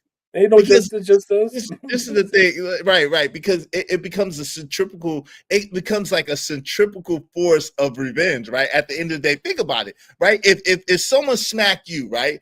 Let's just say someone smack you, and then you like, yo, F that, and you smack them back, and then they pass away, then the people attached to them are gonna think about the fact that they smacked you, and you was right, you got justice by smacking them, and they accidentally got deleted. They're gonna think about the fact that you deleted their loved one, and they coming for revenge, and then it's gonna be a cycle of people that love you and people that love them battling to see who could get who back, and justice is never served. It's never served here. It isn't. It's just some back and forth shit. The alternative is to get smacked and walk away. No, not this. No, it's to smack him back, but that. No, but when I smacked him back, he left. That's what I just said. He did try to smack him back and leave it at that. But the truth is, you got to understand that if there's somebody that could think like you and feel like, yo, if you hurt them and you got the best of them for smacking them, that you got to pay. Crown, the really, way of the world, yo. Crown, it is really. Think about this, yo. The homie said, shout out to Angerman, but the homie said, yo, the people at the riverboat situation, them niggas this and them niggas that. Yo, them white folks at the riverboat situation totally started it. Totally started with that, bro, for no reason. Totally started attacking a man that was just doing his job. Like, that's literally how this shit happened, right? Yo, people could say whatever they want about this imaginary video that I haven't seen, that I still can't see yet, about this Carmelo Anthony situation. I still ain't seen the video, but people can say whatever they want. The boy, the twin brother, may Austin Metcalf rest in peace. Austin's twin brother said that his brother put his hands on Carmelo. The other kid said that Austin approached the kid and was over him, whatever the case may be. So now all of a sudden, them two white kids that was there is lying? No, ninjas ain't beefing. What you talking about, JC? So, but I'm just saying, so my thing is, yo, Austin started it, but yet it's still Carmelo, and people want Carmelo head on the spit, bro. They want his head on the spit. People are reacting to something that they don't have the context to, because we don't know that we still don't know what the conversation between the two kids were. We still don't know what the video is out. That's what I'm saying. They're alleging that the video is out, and the video shows that Austin never did anything to Carmelo, and that's like the weirdest shit ever. I'm like, I find that hard to believe. I find that extremely hard to believe too. I ain't seen it. Yo, cause they said my ex better be glad I'm still allowing her to breathe after what she did. Real spit. Hey, rest in peace to the loved one. I'm sorry, as a black kid in a white school, there's no way that I can't speak for him, but most black kids that I know at white schools, they're more defensive than offensive. So if it is that a kid has to be coming to school with a knife, there's a story behind that. Yeah, I don't know. I just want to reserve judgment, but the point that that's what I'm saying. There's context matters. There's but the point that I'm making, Crown, is even in that situation where it seems like, yo, what is justice? What is reasonable reaction? What is reasonable force? When it comes to violence, what is justice? When it comes to a reaction to someone doing something to you, what is justice, right? And that's objective things. Different people have different ideologies about what actual justice means. And oftentimes the person who's responding to being bullied or being attacked or being coming against is often the person that pays the ultimate price at the end of the day. So it's like, is it even worth it? Is it even worth it? Like I told money, right? Yo, fam, you think it's sweet. You come here, you talking, it's all fun and games to you. You don't know that there's people that would delete and die for me. There's people that would do whatever for me. And you don't know that. And you come out here thinking that's sweet and they listening and hearing and knowing what you did to me or whatever and feeling away. And I ain't tell them nothing. And then they put hands on you, put feet on you, put them things to you, and you not here no more. Guess who they're gonna look at? Exactly. And I ain't had shit to do with it. I'm trying to tell them to chill. I'm trying to tell them to stop. I'm trying to tell them, yo, fam, it ain't even worth it. They ain't, at this point, they ain't even trying to hear me because they know how I am. Oh, is you just a benevolent nigga? Oh, is you just believe in forgiving everybody? Oh, is you just believe in letting people ride? You see what I'm saying? And then it's whoever love him, and then they coming back, and then whoever, and I'm be the person that paid the price, and I was the person trying to stop the shit from the begin with. You see what I'm saying? That's how that shit be, bro. It's like, what is justice? What is it really worth at the end of the day? Yeah, I believe in escalatory dominance. I believe that if it is that you come with me with some shit, if you come with me with 1, I come with you with 20. I'm not trying. I'm trying to get this shit over with. I'm not trying to continue having something of your family coming against mine. No. We're gonna fix this shit right here, right now. Let's get this done and over with. If your peoples need to show up and we need But everybody don't, cry. Everybody don't think to say, yo, exactly. Is he same here? I be saving lives in the streets and actual YouTube. I be saving lives, bro. People don't even understand. Yo, fam, one time, we long time ago, selling CDs, right? No, it really was like 20 years ago. Selling CDs, way past the statute of limitations. Selling CDs or white tees. Way past the statute of limitations, right? So we selling CDs. So people is looking at it like, yo, is done. Yo, is brother and Valdez done? Valdez got his spot. His brother got his spot. My brother been passed away for 11 years now. God rest his soul. So it definitely was a long time ago. Okay. My brother have his spot. I got my spot. So there's people that ride. Like I went to my brother's spot one time, and niggas that didn't know me was like, "Yo, this is life spot." And I was like, "Yo, that's my brother." That's yo. You know what I'm saying? But so this kid had rolled up trying to sell on my spot. I didn't own the spot, but that's where I did my thing at. That's where I sold my CDs at. Everybody know me for being there. So he tried to roll up on the spot. So Cass was telling him, yo, fam, you know is? And he like, nah, F is. And it was like, F who? And so Cass was like, they came and got me. My word, they came and got me. And they was like, yo, fam, what you want me to do with him? I'm like, what you mean? They pull out, they show me. I'm like, do something? I'm like, no, I don't want you to do nothing to him. You want him to be sleeping with the fishes? let me go and talk to him, man. They like, yo, you sure? You sure, fam? Sheesh. Yo, people don't understand. Some people be so eager and ready to prove something and show something. They like, yo, you sure, fam? You sure? I got you. Yo, like, JD called you the patron saint of lost. Well, I know that's a good joke. I got Let me talk to the man. And listen, yo, Crown, that dude ended up being cool. He ended up being cool. He a friend of my family to this day. But the crazy thing is, he don't know I saved his life. I saved that brother life. Because them dudes was ready to put in work in the name of me. And I'm like, yo, because he was like, yo, F that nigga. And they like, yo, you know him? I was like, nah. They like, yo, what you want me to do, son? Listen, I'm not capo connected. I just know that in my little space of control, I gotta move different. Yeah, absolutely. Because there's people like, there's people that love you, that depend on you, that rely on you. Like, nigga, you think I let anybody? That's why even up here, I don't let nobody talk crazy to you. Like, yo, that's my man. He take care of me. He make sure I'm straight. What I look like letting anybody come at you? And that's how it be on the streets too. People don't understand what people do for people or how people affect people's lives And there's people, even influencers, there's people that listen to these influencers that these influencers then change their life and then help them in ways that is unimaginable, help them cope with stuff. They would do anything for some of these people. You don't even know. So it's like, yo, you got to be careful. Like, yep.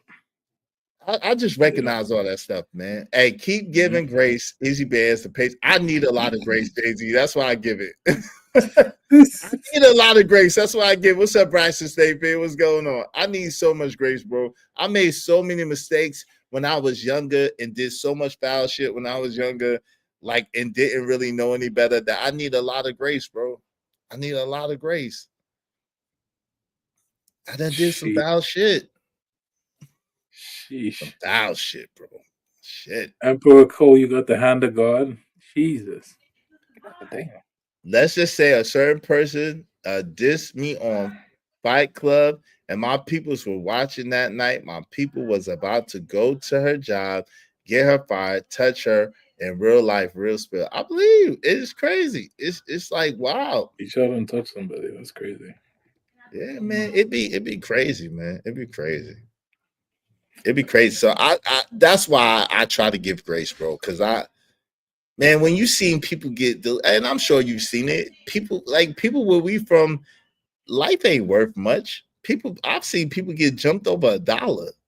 You know what I'm saying? I've seen people get stomped out over looking at somebody wrong. I've seen people almost lose their life for all types of arbitrary, trivial shit. 100%. So it's like when you ain't as fast as I ain't as fast. You don't need to be. You got experience. I ain't as fast as I was before. Yeah, that's okay. I got experience now. I ain't gonna be like Charleston White. Listen, he was taking a. Listen, that kid was younger than that's the same thing like when Tyson was fighting Jake Paul. The first thing I think of is you have a younger dude fighting an older dude, and you get hit at the right place at the right time with the right amount of force. As an older guy, you can end up with a stroke, you can end up with a brain bleed, you can end up with all that stuff. And I was just thinking, why? Why you want to risk it? You're Charleston White. Who the hell is this kid? You're making him famous. I ain't doing that. I ain't doing that. He won, but right, Yeah, the but wrong again, hit. But it's like it's not even worth it. Exactly, it's not even worth it. Like, it's not even worth it. I mean, but he probably got a little mini bag off it. He probably got paid. You know what I'm saying? It was something to talk about for a while. It probably went viral, whatever. Coach said exactly is I've seen a lot of folks get touched, deleted over small petty shit. It ain't worth it. It ain't, man. The older I get, the smaller the list is about things I'm willing to die or delete for. You know what I'm saying? Mm-hmm. The older I get, the smaller that list gets. Because it's like, yo, at the end of the day, life is precious and it's fragile. It's precious and it's fragile. It's here today and gone tomorrow. And like, what did I leave behind? What legacy did I leave behind? I want to leave a legacy of goodness. I want to leave a legacy of, you know what I mean? Equality and stuff like that. I don't want to, you know what I mean? Yo, shout out to JC the Conqueror. Yo, what's up? He felt justified. What's up, JD? Because Carmelo is the wrong skin color, quote unquote. Let the roles be reversed. That white boy would be praised as a hero. Yeah. But they say that we would be doing this and we would be doing that, but I'm not. I wouldn't. You know what I'm saying? Like, wrong is wrong and right is right, right? If you defending yourself, you have a right to defend yourself. Now, if it comes out that Carmelo just flat out deleted that young man in cold blood, he deserved his punishment. You know what I'm saying? But the fact is, I don't know, and it's so much speculation and speculative that, you know what I mean? Yeah. Oh Lord, Imperious, man. Yo, you gotta wave in the back shit donations, man. I don't even know if I don't even know. Yo, Imperious, what is this? Imperious the Anglo-Saxon? Is that what this says? Imperious, man. I don't even know if I got it for you today, man. Hold on. Let me see. Oh, you on short leash, no F-bombs, bro, and no wild stuff. I'm gonna give you one chance, man. Let me see what you got going on. Hold on real quick. Yo, Yeah, this is a fantastic day, man. What a great day. This country today has had an enema. This is a great day. What's the I enema? mean, What are you talking the about? Article 3 was put back where it belongs. Troons are no longer going to be exposed to children in schools. This is a beautiful day. Well, okay, I'm part of my ignorance. I'm not familiar What? with Article 3. Which Article 3? What Article 3 are you referring to? Article 3 is the judicial branch. There's three articles Oh, in okay, three okay. separate branches. Article Yeah. 1, 2, and 3. Legislative, judicial, Legislative and and executive. Executive. Yeah, I'm familiar. It's actually legislative, executive, judicial, but yes. Okay, but yeah. And finally, Article 3, the weakest part of the government, is put back where it belongs. And I'm in Article 3. I'm a member of the court. Stop. Hey, whoa. You can't come into somebody's house and put your goddamn feet on their couch and start talking about goddamn politics when it is that we weren't talking about politics. Yeah, we were. Like, hi, how you doing? Yeah, You sound like a petty African. What is wrong with you? Into goddamn politics? He's not an African. Relax. Come on, Pierce. No, but I mean, he cursed at me first. He said, "You can't. Who are you to tell me anything? I make more money in a day than you make in a year." Probably not. Tell me anything. Wait, probably not. But I mean, probably yes. No, probably not. Sir, look up, sir. You know who my grandfather was? Wait, hold on. Do you understand that this brother is a professional brother? This brother should understand. This brother should understand I'm a white man and he should listen. Whoa. Here we go. I'm being real here. I mean, he came at me aggressive and he doesn't like me coming back and aggressive at him. And then he'll claim racism. I think you see what I'm saying? That's the joke. I wasn't calling racism, but go ahead. No, you came aggressive at me, and then you're mad at me. I come back at you. I'm being black supremacist right now. Just give me 1 second. Hold on. Do you understand that everything that you're discussing here about race, gender, racial politics is all involved in Article 3, right? That's all involved under Article 3. How do you think the Civil Rights Act You're still missing the point. Do we want to talk about politics? You're missing the point. You don't understand the tapestry of life. You don't understand the tapestry of life, sir. No, not hell, man. What does tapestry mean, you moron? God damn it. What does tapestry mean, moron? How you call the brother a moron? Yo, this man. Because he's insulting me. Why can't I insult him? Good. And this is why I'm going to boot your bitch ass. See, calls me a bitch ass. So why can't I call him the N-word? No, come on, man. What are you doing? Why? You're not. Why? Call him a bitch ass. But if he's calling me a name, and if he's calling me a name, this is my point. This is my point about the illogical syllogisms that we're talking about. But he said bitch ass. Why you gotta go to the N-word? But what is the difference between bitch ass and the N-word? Just what someone feels about it. No, but it's about what somebody feels about it. What is somebody's? Hold on. Wait, hold on. What is somebody's? Time out. Okay, go ahead. Real quick. The racial implications behind. Yo, my man, this nigga just kicked you off. Yo, someone. Go. Yo, Crown booted him. Y'all heard the bell. So if someone pay to bring him back. No, it's not Crown. It's this nigga. I want him to go and pay himself and come back. Let's keep doing this all day, every day, please. He said you ain't got it, Imperius. He said he got way more money than you. But anyway, listen, Imperius, just in case, let me just say, if someone bring Imperius back, it's $50. But $50 to bring yourself back, Imperius, my link to the Cash App is right here. Since you got all this money, you say he got it. One is a racial slur, right? Shout out to Sharon. So listen, the thing is this, Imperius. If you saying the N-word, that's not equivalent. The N-word is shrouded in blood and in catastrophe. Why are racial slurs bad? What? Come on, man. What are you talking about? Come on. Intellectually dishonest. Slurs bad? Intellectually dishonest. That's what you are. Racial slurs are bad because of the implication that it has, man. Come on, Explain it, please. No, we are not listening to what it is that you want to talk about. This ain't your show. This is the same shit that I was talking about when he first came in. He comes in, hey, look, we want to talk about politics. Dude, whatever, man. Listen, this is the thing. Yo, Imperious, come on, man. Why? I don't mind you coming over here if you're gonna be respectful. But listen, what do you mean? Why would we have to explain something that you already know? You want us to explain what you already know. You know why it's bad. No, You know that you shouldn't go calling people racial slurs. I Yes, need sir. you to treat this like a business. He is Okay. not supporting your channel. Right. Leave him alone. Yes. If it is that he genuinely wanted to support your channel, he will pay $50 or whatever it is it needs to come back onto the thing. That's it. That's the Like fact. we're not carrying his conversation. We're not going to keep on feeding him. We're not doing any of that stuff. If you want somebody to listen to you, pay them. Pay to come back. Pay them Yeah, $50. pay to come back. Let's That's Otherwise, it's business as usual. Let's continue talking go about what back it is to that the we're talking conversation. about. That's the God fact. damn That's a it. fact. That's my fact. That's a fact. My fault, Crown. That's a fact. Yo, Sharon, what's up, man? What's going on, man? How you doing? That's a fact, bro. Thank you for sponsoring the show. I appreciate you. What's up, Teddy Pendergrass is in the building. Real Petty Pendergrass is in here. What's up, Petty P? Petty P is in the building. That just kind of threw my whole. I'm not gonna lie. That just kind of threw my whole thing off, though. But I don't know why I That's another expect thing. it. If it is that somebody pisses you off and the first thing that you have to go to is a racial slur, that means I got you. And that's literally why it is that I did what I did. Because I wanted him to call me something racial, so I know I have a reason to boot you. It's stupid. It's genuinely stupid. You're playing checkers and I'm playing chess. That's a fact.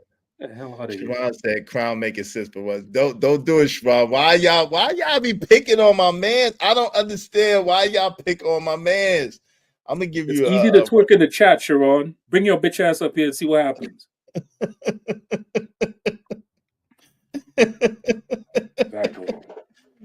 Oh Lord, I'm gonna give you a wrench, Sharon, so you can. Even though I don't got a wrench on your channel, I'm gonna give you a wrench so you can at least protect yourself. Don't be using it unwisely.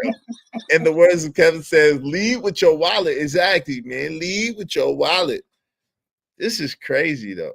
Hey, Big Fab said, "Hey, Crown, what's up, Ski Mask Citizens in the building? What's going on, family? Good to see you." Hey, listen, because of Crown, we just need 18 more people. I think it is 18 more people, at least $5 a piece. Y'all support the show, support the stream, help us reach our goal today. We'll probably end up shutting down like 12 minutes. But Crown, what would you like to say, man? You got it. You got the floor, man. What you want to say? Wait, what do you think right? What you think right and wrong is your preference. If my preference is different, dude, you're actually not making any sense. Your syntax makes absolutely no sense. You need to go back to school. Like, what? Yeah, it does. Definitely. Lord Jesus, why? You wildin', come on, man. Listen, why we have to explain it? Come on, bro. I can't even lower myself to try to explain why saying racial slurs is bad. That's crazy, bro. What is ontology? No. I'm not answering what it is that you're going to say. Every time you come with a question, I'm going to say no. Pay me. How about that? Ontology, etymology, the syntax. We understand language, brother. We're not silly people over here. We understand language. You can't. Come on, no, man. I'm not talking about what it is that you want to talk about. That's it. And I'm not talking about you again. That's it. Yeah, Crown. What would you like to talk about, brother? Yeah, we back on the subject. We talking about friends. I'm just coming up here to kick it, man. Yeah, I appreciate you coming through. I appreciate you sponsoring the show. Thank you very much. Yo, man, thank you to everybody that came through today.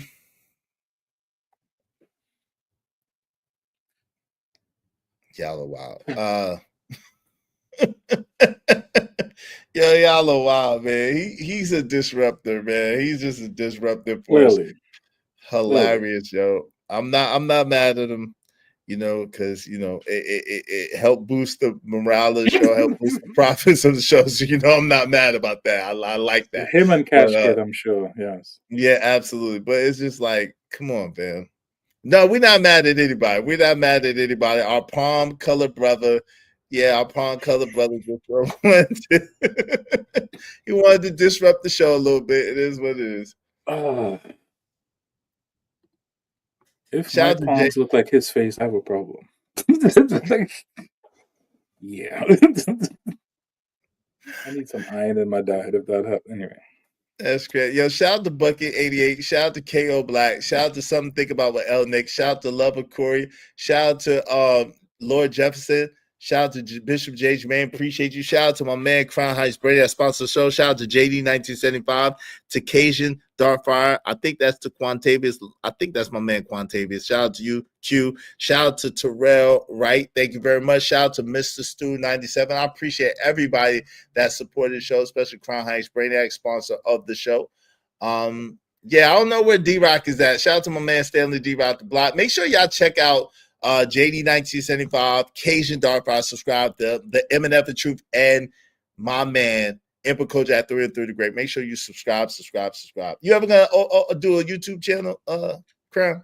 I thought about it. Maybe if the medicine thing doesn't work out, maybe, I don't know. Well, prayerfully the medicine. I don't know what I don't know what I'll do. Prayerfully the medicine thing totally works out. But everybody always needs medicine and practice it. I don't think you're ever gonna go out of business, even if the people turn it. But in the same token, that's not entertaining. It's like, if it is that I was to have a channel and talk about like the whole B Simone situation, I would talk about how it is that we are in the late stages of what Kevin Samuels was talking about with the winter is here. This is the late stages of feminism. This is people now starting to understand that they got sold a bag. That you being alone as a woman hurts way more than me being alone as a man. And we're supposed to be together. We're supposed to be working it out so that we can both, ride the river of life. But you want to do it alone. Cool. My boat is bigger. So okay. Yo, do you think that women really want to do it alone, or do you think that they want to have their ship and sail it too? No, women want to be validated more than they want to be happy. They want the love and adoration of their female counterparts more than staying in sacrifice with a man that actually has your best interests at heart. That's it. That's interesting. That's interesting, man. Damn. So you think that it's about the admiration and sisterhood of women more so than it is about the being fulfilled and happy? 100%. Plastic surgeons, waiting rooms are filled with women, not because of their men, but because of other women. Because they saw that their girlfriend got a BBL, they want to get a BBL too. They saw their girlfriend get a nose job, they got a nose job too. Not that their man is saying, "Oh, I don't like you with that. I want you to get a tummy tuck because you have stretch marks." Most men that I know, if it is that you had a baby by that man will love the ground that you're on, regardless of stretch marks or loose skin or a little bit of cellulite or whatever the fuck. You are the mother of my child. Point blank. Period. I don't need to worry about anything else. That's a fact. They don't go doing this shit because that's what me as a man wants. They do that shit for their chick's validation. So respect. That's a great point, man.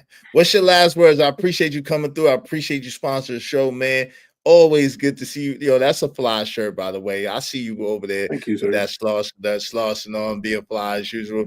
What say you, man? I think you got to watch your closet because Narratives was trying to take that shirt earlier. Narratives say he wants that shirt. Yeah, telemarathon.com. Marathonclothing.com. Yeah. The marathon will continue. Shout out to rest in peace and Nipsey Hussle, man. Yeah. No, man, just keep doing your thing, man. I'm just happy to see your brother doing this thing and being positive and just keep doing your thing, man. That's it. I will definitely try, man. Appreciate you, man. I'm gonna holler at you. Enjoy the rest of your day. Yo, You Angry too. Man's live. If y'all want to check out Angry Man's live right now. Let me see if anybody else in the crew is live. Let me just check real fast, see if anybody else in the crew is live. I know AM is live. Shout out to AM. Anybody else in the crew? Drip Show is live. If y'all want to check out my man Drip. Shout out to Drip. Not for Humans, I think I think that's a premiere. It looks like This Might Be Risky is live, and it looks like Not for Humans, DJ Witch Doctor is doing a premiere. So if y'all want to check out one of those 4 channels, my man Drip, my man Angry Man, DJ Wish Stars doing a premiere or check in with This Might Be Risky. All right. Appreciate you, man. Salute, bro. Much love to you. Appreciate you. Yo, you'll be live tomorrow. Okay, my man Petty Pendergrass will be live tomorrow. Hopefully it'll be after I'm live, brother. Or after his brother. Because I'm gonna be live. What time you trying to go live? Yeah, check out my man Petty Pendergrass over there. Peace and abundance, man. Peace and abundance. Much love to you. Much healing. Yo, thank you to everybody that came out. Thank you to everybody that chilled with us. My man Crown be a sponsor of the show. I appreciate each and every one of y'all. We gotta check out my man Petty Pendergrass. Hopefully he'll be live after I'm live. We can check him out. My man JD1975 said a percentage wants Du Bois versus the traditional reverence of marriage relationship. One requires work, the other doesn't. Y'all pray that y'all have a phenomenal day, a phenomenal Friday. I appreciate each and every one of y'all. Always after your show, bro. All right, we're gonna check you out, man. After my show, y'all know I'll probably be live around the same time tomorrow on Saturday. We probably go for a few hours, maybe 4 or 5 hours. Y'all welcome to come up and kick it. Y'all know how we do. We have a dope conversation, even better show. Check out the people that's live now. We out of here. Much love to y'all. Peace.